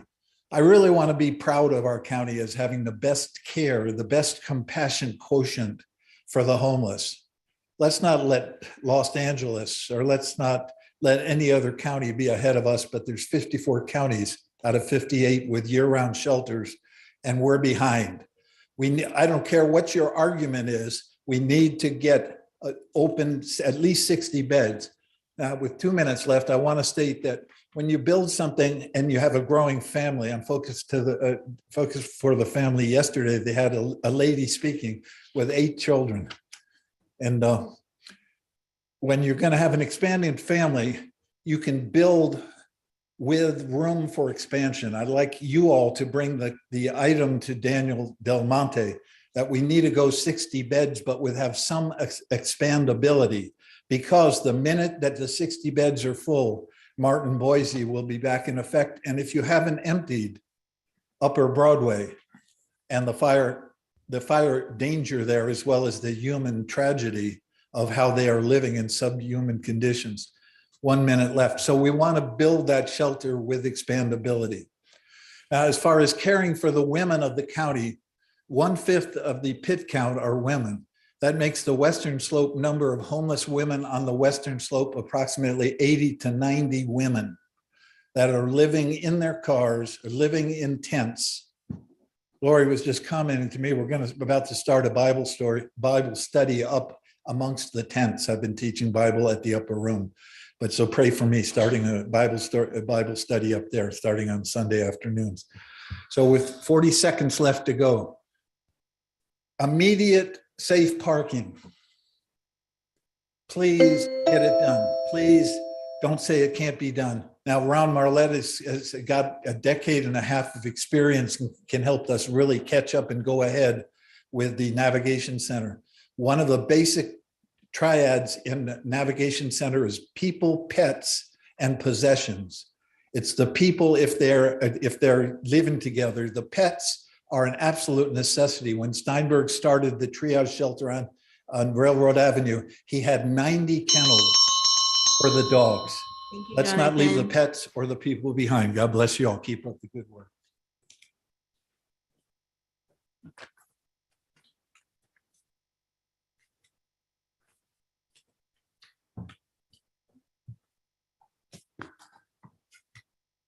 These are just.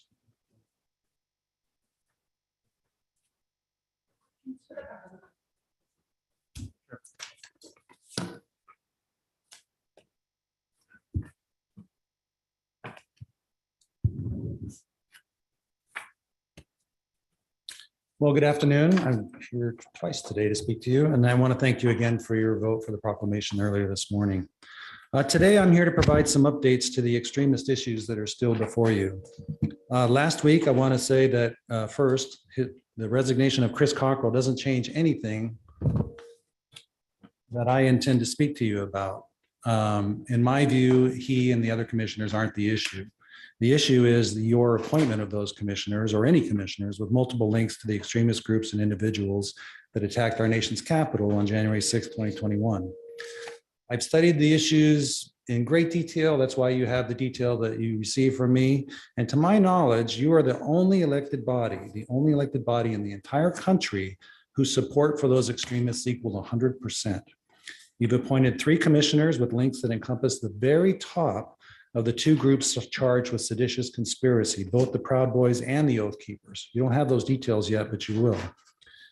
You've remained mute to the unrefuted facts of those links and the emerging evidence of serious crimes, as highlighted again today by congressional committees. None of you have objected in any way to the links between your appointees and those who attempted to unlawfully overturn the 2020 presidential election results.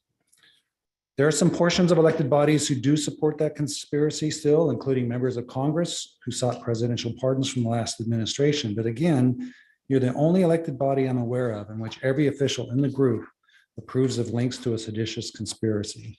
If you do disagree for any reason, I haven't heard you say so publicly. I know that some of you attended the recent Cap to Cap conference in Washington, D.C. I've seen the pictures of your attendance there, and I wondered when you stood in the Capitol Rotunda, for example, if you shared your approval of the seditious links with your economic partners. Did you look across to the Columbus doors, for example, and say, we know the Proud Boys who breached these doors because we appointed county commissioners with links to them.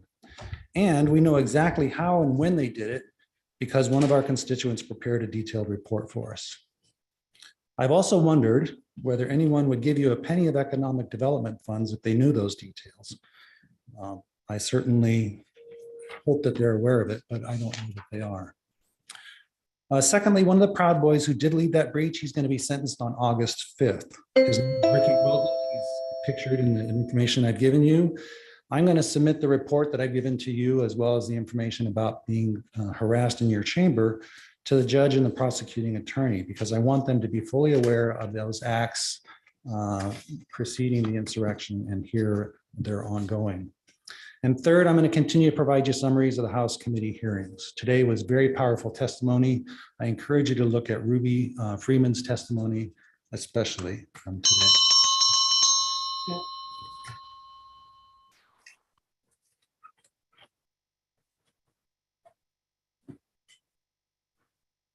Seeing no additional public comment in the boardroom, now taking public comment from Zoom participants. Now taking public comment from 390.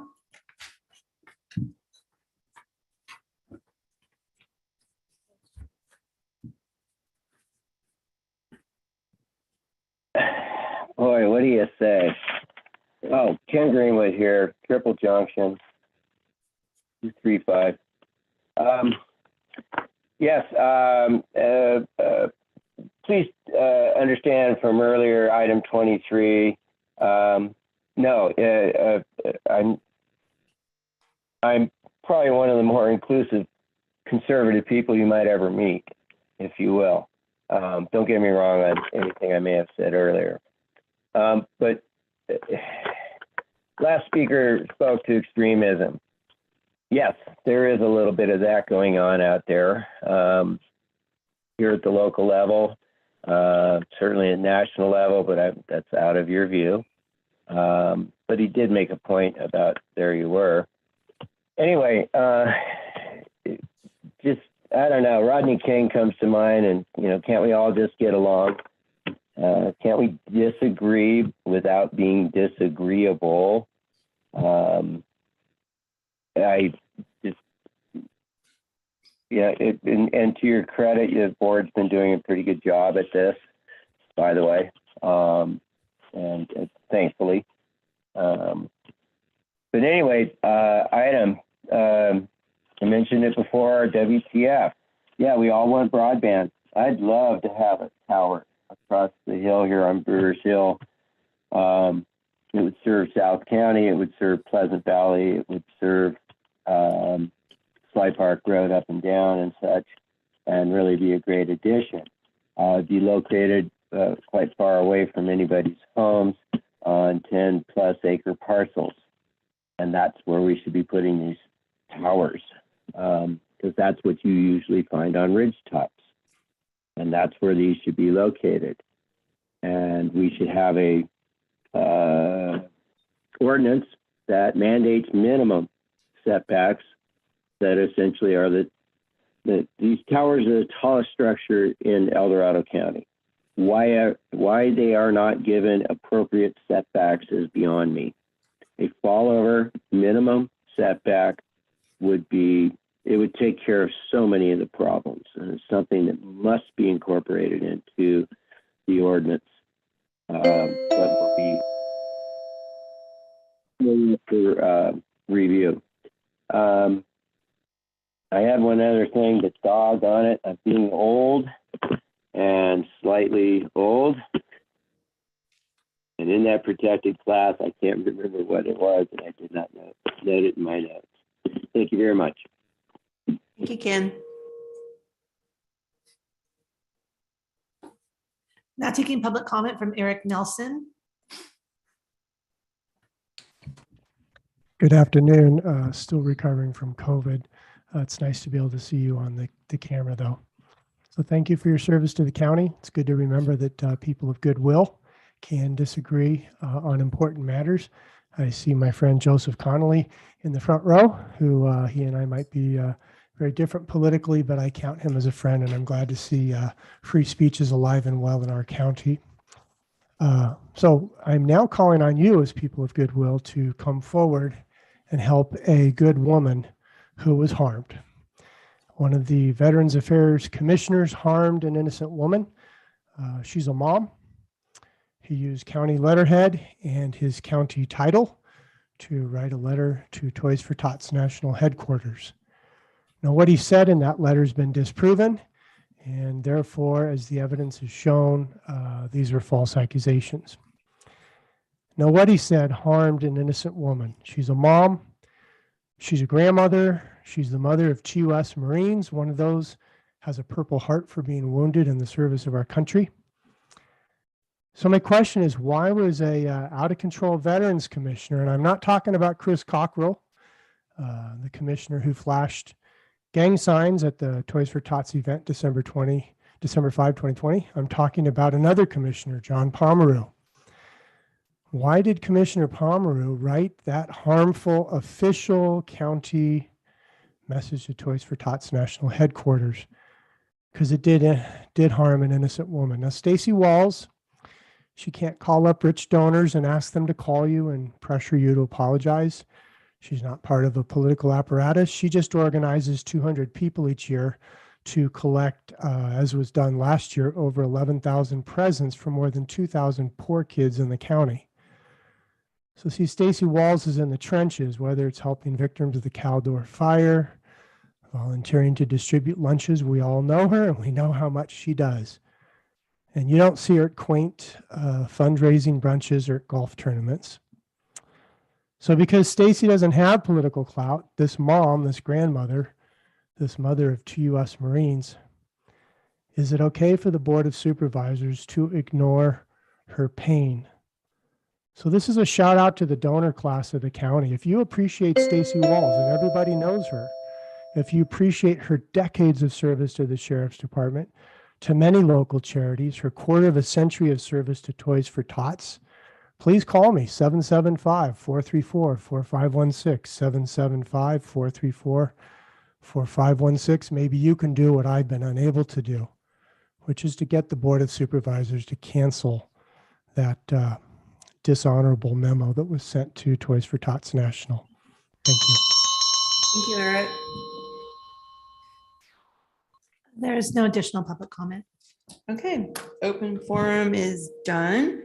We have a couple closed session items, and will there be anything to report out? No? So shall we do to and froms first? Who's ready? I'm going to make it quick. We had a really great ribbon cutting the other day up in Tahoe for the Greenway Trail. It's a multi-purpose bike trail that's planned to go all the way from Myers into town to State Line, and it helps to complete the entire a group of bike trails going all the way around the lake eventually. And an important part is this little stretch near the college. And for whatever reason, they were having troubles getting it done. And so our county, I'm very proud to say, stepped up and took the lead for this project. We didn't have to. And, I just want to shout out again, as I did for the ribbon cutting, our group of staff members made this possible. And because of that, we now have funding for another part of the Greenway, which for me is just incredibly important for our community. So very proud. That was Raphael's group with Donaldo Pellegrin and John Kaling and Kicker, Dan Kicker. They were there at the ribbon cutting, and it was really, really powerful. I'm very, very impressed. So yay to our county for keeping that going. Very good. Sure. That is short and sweet. Thank you. Okay. Love it. Anybody else ready? Yeah, go ahead, John. Okay, we'll just continue down. Okay. Okay. On Wednesday, the 15th, I had a briefing by OES relative to what they're doing in their safety facility and stuff. Very well done. I think I have a much better appreciation for the many services that they provide. So that was extremely insightful. And then later in the afternoon, I had a meeting with the CHP, who has their DUI grant progress meetings periodically. And I know Shelley was there, but I couldn't make it. I guess the biggest takeaway was at the start of this grant period, the first of the year and stuff, it looked like we were making significant reductions in DUIs across the county. The most recent data says they're jumping up substantially. And I think we have to remember that DUI is not just alcohol, it's alcohol and substance. And there's estimates out there that 80% or more of the stops are a combination. It's not just alcohol anymore, it's alcohol and substances in a lot of cases. So the determination strictly by a breath analyzer is not there, so I have to go through additional screening. But I guess with the ramp up of the availability of drugs and fentanyl in particular and those kinds of things, it kind of raises your concerns as to what's happening in the future, because as those drugs become more plentiful, we're going to see more DUIs in my mind, but they're not going to be the traditional alcohol. They're going to be substance. And how do we curb that? So that was the biggest takeaway. Then on Thursday, the fair opening ribbon cutting ceremony, was able to attend that with a number of the other supervisors. Very well done. I thought that kicked the fair off extremely well. And then Wendy and I participated in a meeting that was hosted by Ron Marlette, the Upper Room Shelter. We actually had at the county here, talking about his vision for a shelter navigation center and where that might fit with what the county's efforts are as an independent type of thing. And I think there were some ideas that came out of that we can take to Daniel Del Monte and talk about it a little bit. So we're really waiting for the report out from staff in terms of where we are as the county of looking at the various short-term and long-term alternatives and the next step. And I know that's coming. So, but I think this may play into that at some point. And then later in the evening or later afternoon, Pioneer Community Energy, JPA held their monthly board meeting. And we're in the process of doing rotating meetings to try to get various jurisdictions involved. So we're running a pilot right now. We're in the city of Auburn. We'll be hosting the September meeting. El Dorado County has stepped up, and we will be hosting the October meeting on the 20th. That'll be held in Conference Room D. Kim was very supportive in getting that scheduled and stuff.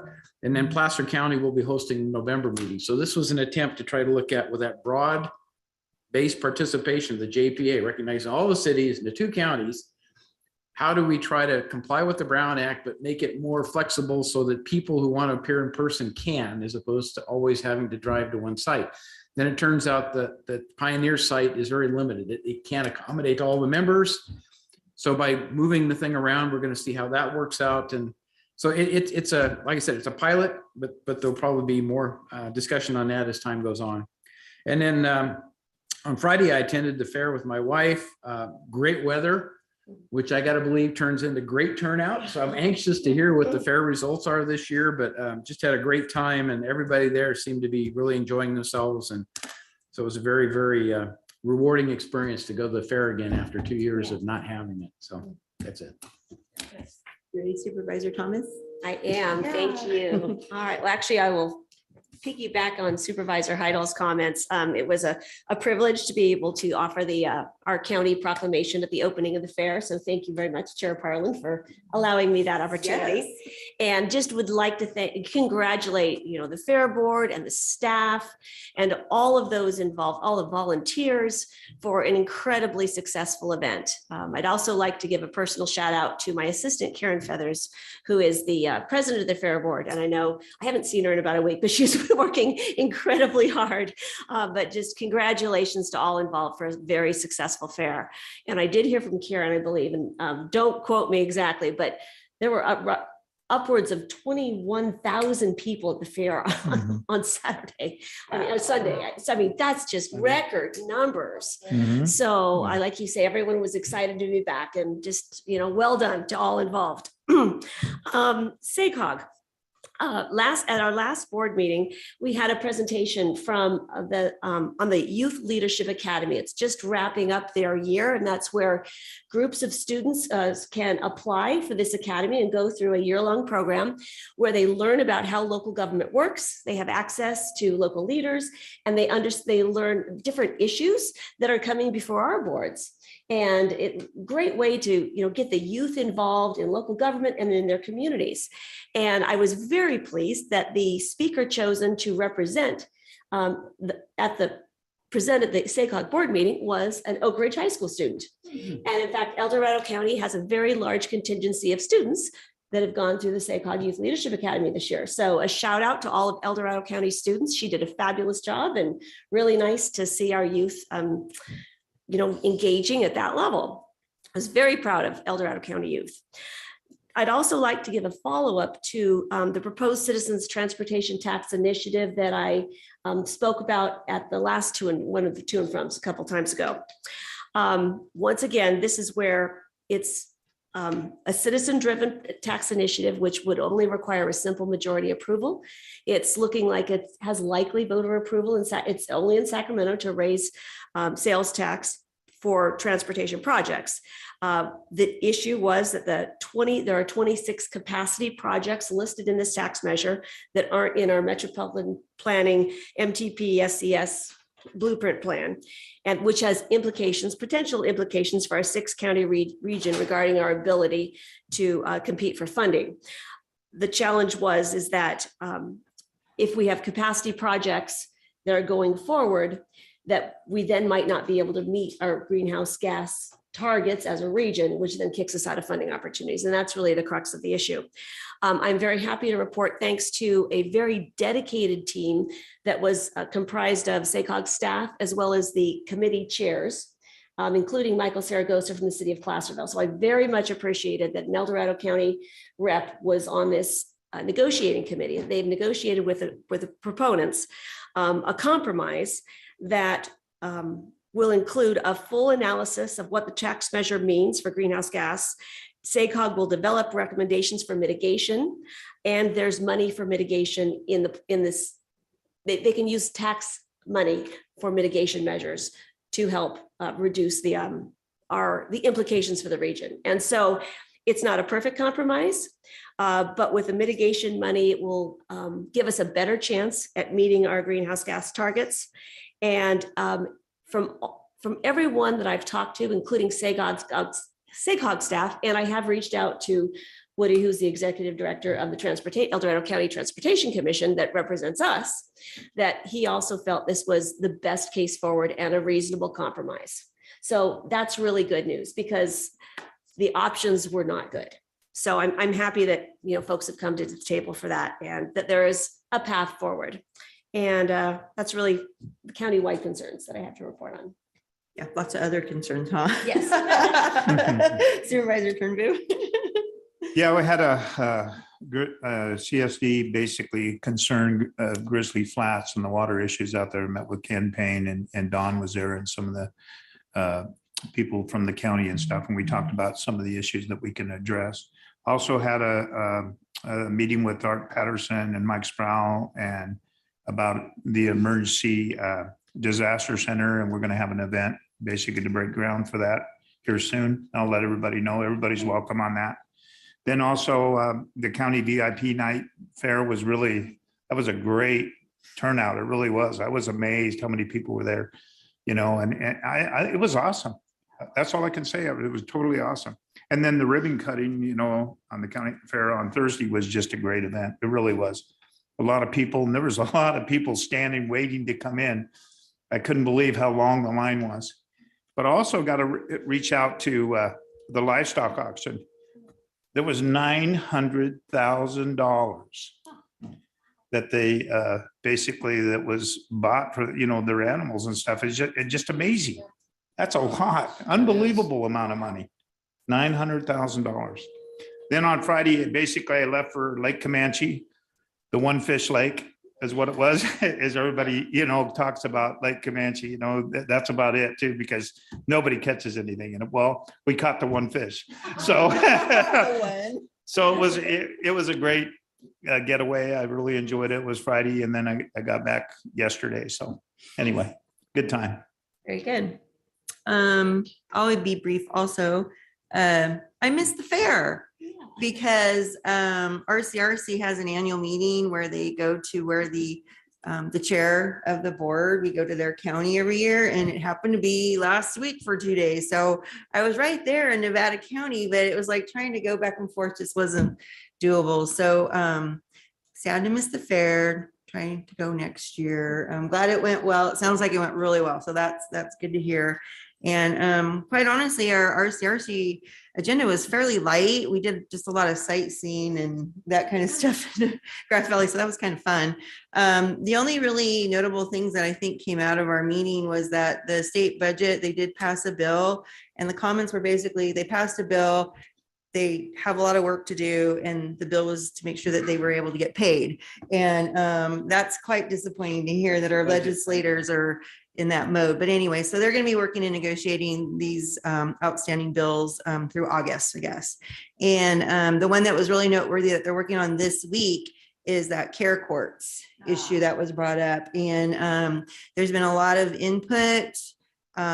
Conceptually, you know, it's a great idea, but gosh darn it, we need, if they're going to put all that burden on the counties, they need to fully fund it and support us. And so far, that's the bit that's lacking. So lots of concerns about care courts, and yay, conceptually, it's awesome. And then really the only other thing that maybe was noteworthy is yesterday I did attend taxpayers, and Vern Pearson was the guest speaker. So, and those are recorded if you're interested to hear what Vern said. It was kind of interesting.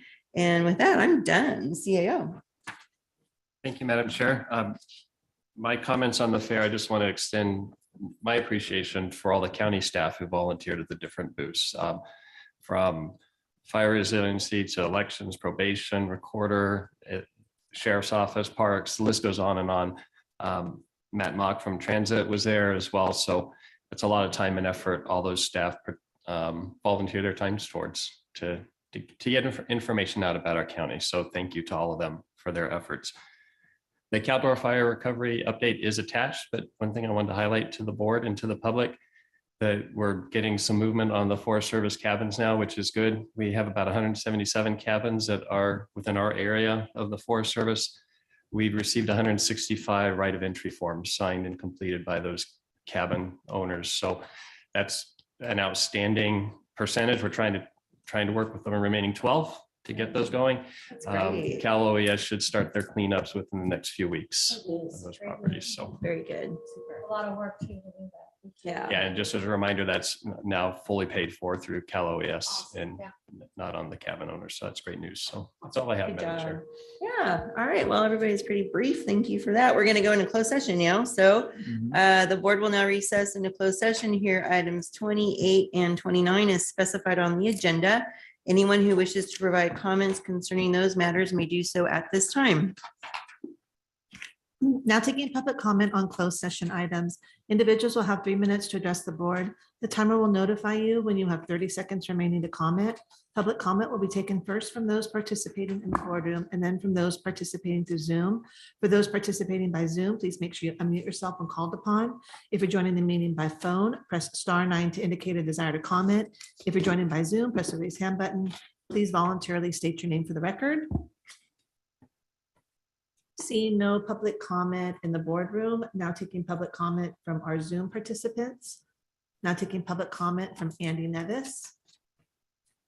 Hey, good afternoon, board. I just wanted to take this opportunity to speak. I think it's item 28. I don't have it in front of me, but the CAO recruitment. First 29. Of all, 29. Sorry. Thank you. Just to thank Don for all his hard work and for agreeing to us, have this period of transition. We did have a brief conversation at taxpayers yesterday, just about the importance of this decision. I mean, I think without a doubt, this will be the most important personnel decision that this board is going to make. And so it's important that it's done right and you get the right candidates. And I think I would just encourage you to make sure you're getting inputs on what type of CAO folks would like to see from a lot of different perspectives. Have conversations with community members and stakeholders. Obviously, the final decision and negotiations will be up to the 5 of you, but it certainly is an extremely important position, and we've been blessed to have Dawn in that role for the last. I think at least 6 years. I think maybe even more than that. It's gonna be a challenge. And so as you're discussing today how you're going to go about the recruitment process, I would just encourage you to make sure to build in time for public outreach. And again, not necessarily comments on specific people, but opportunities for the public to tell you what qualities they'd like to see in the next CAO. Thank you. Thank you, Andy. Now taking public comment from 390.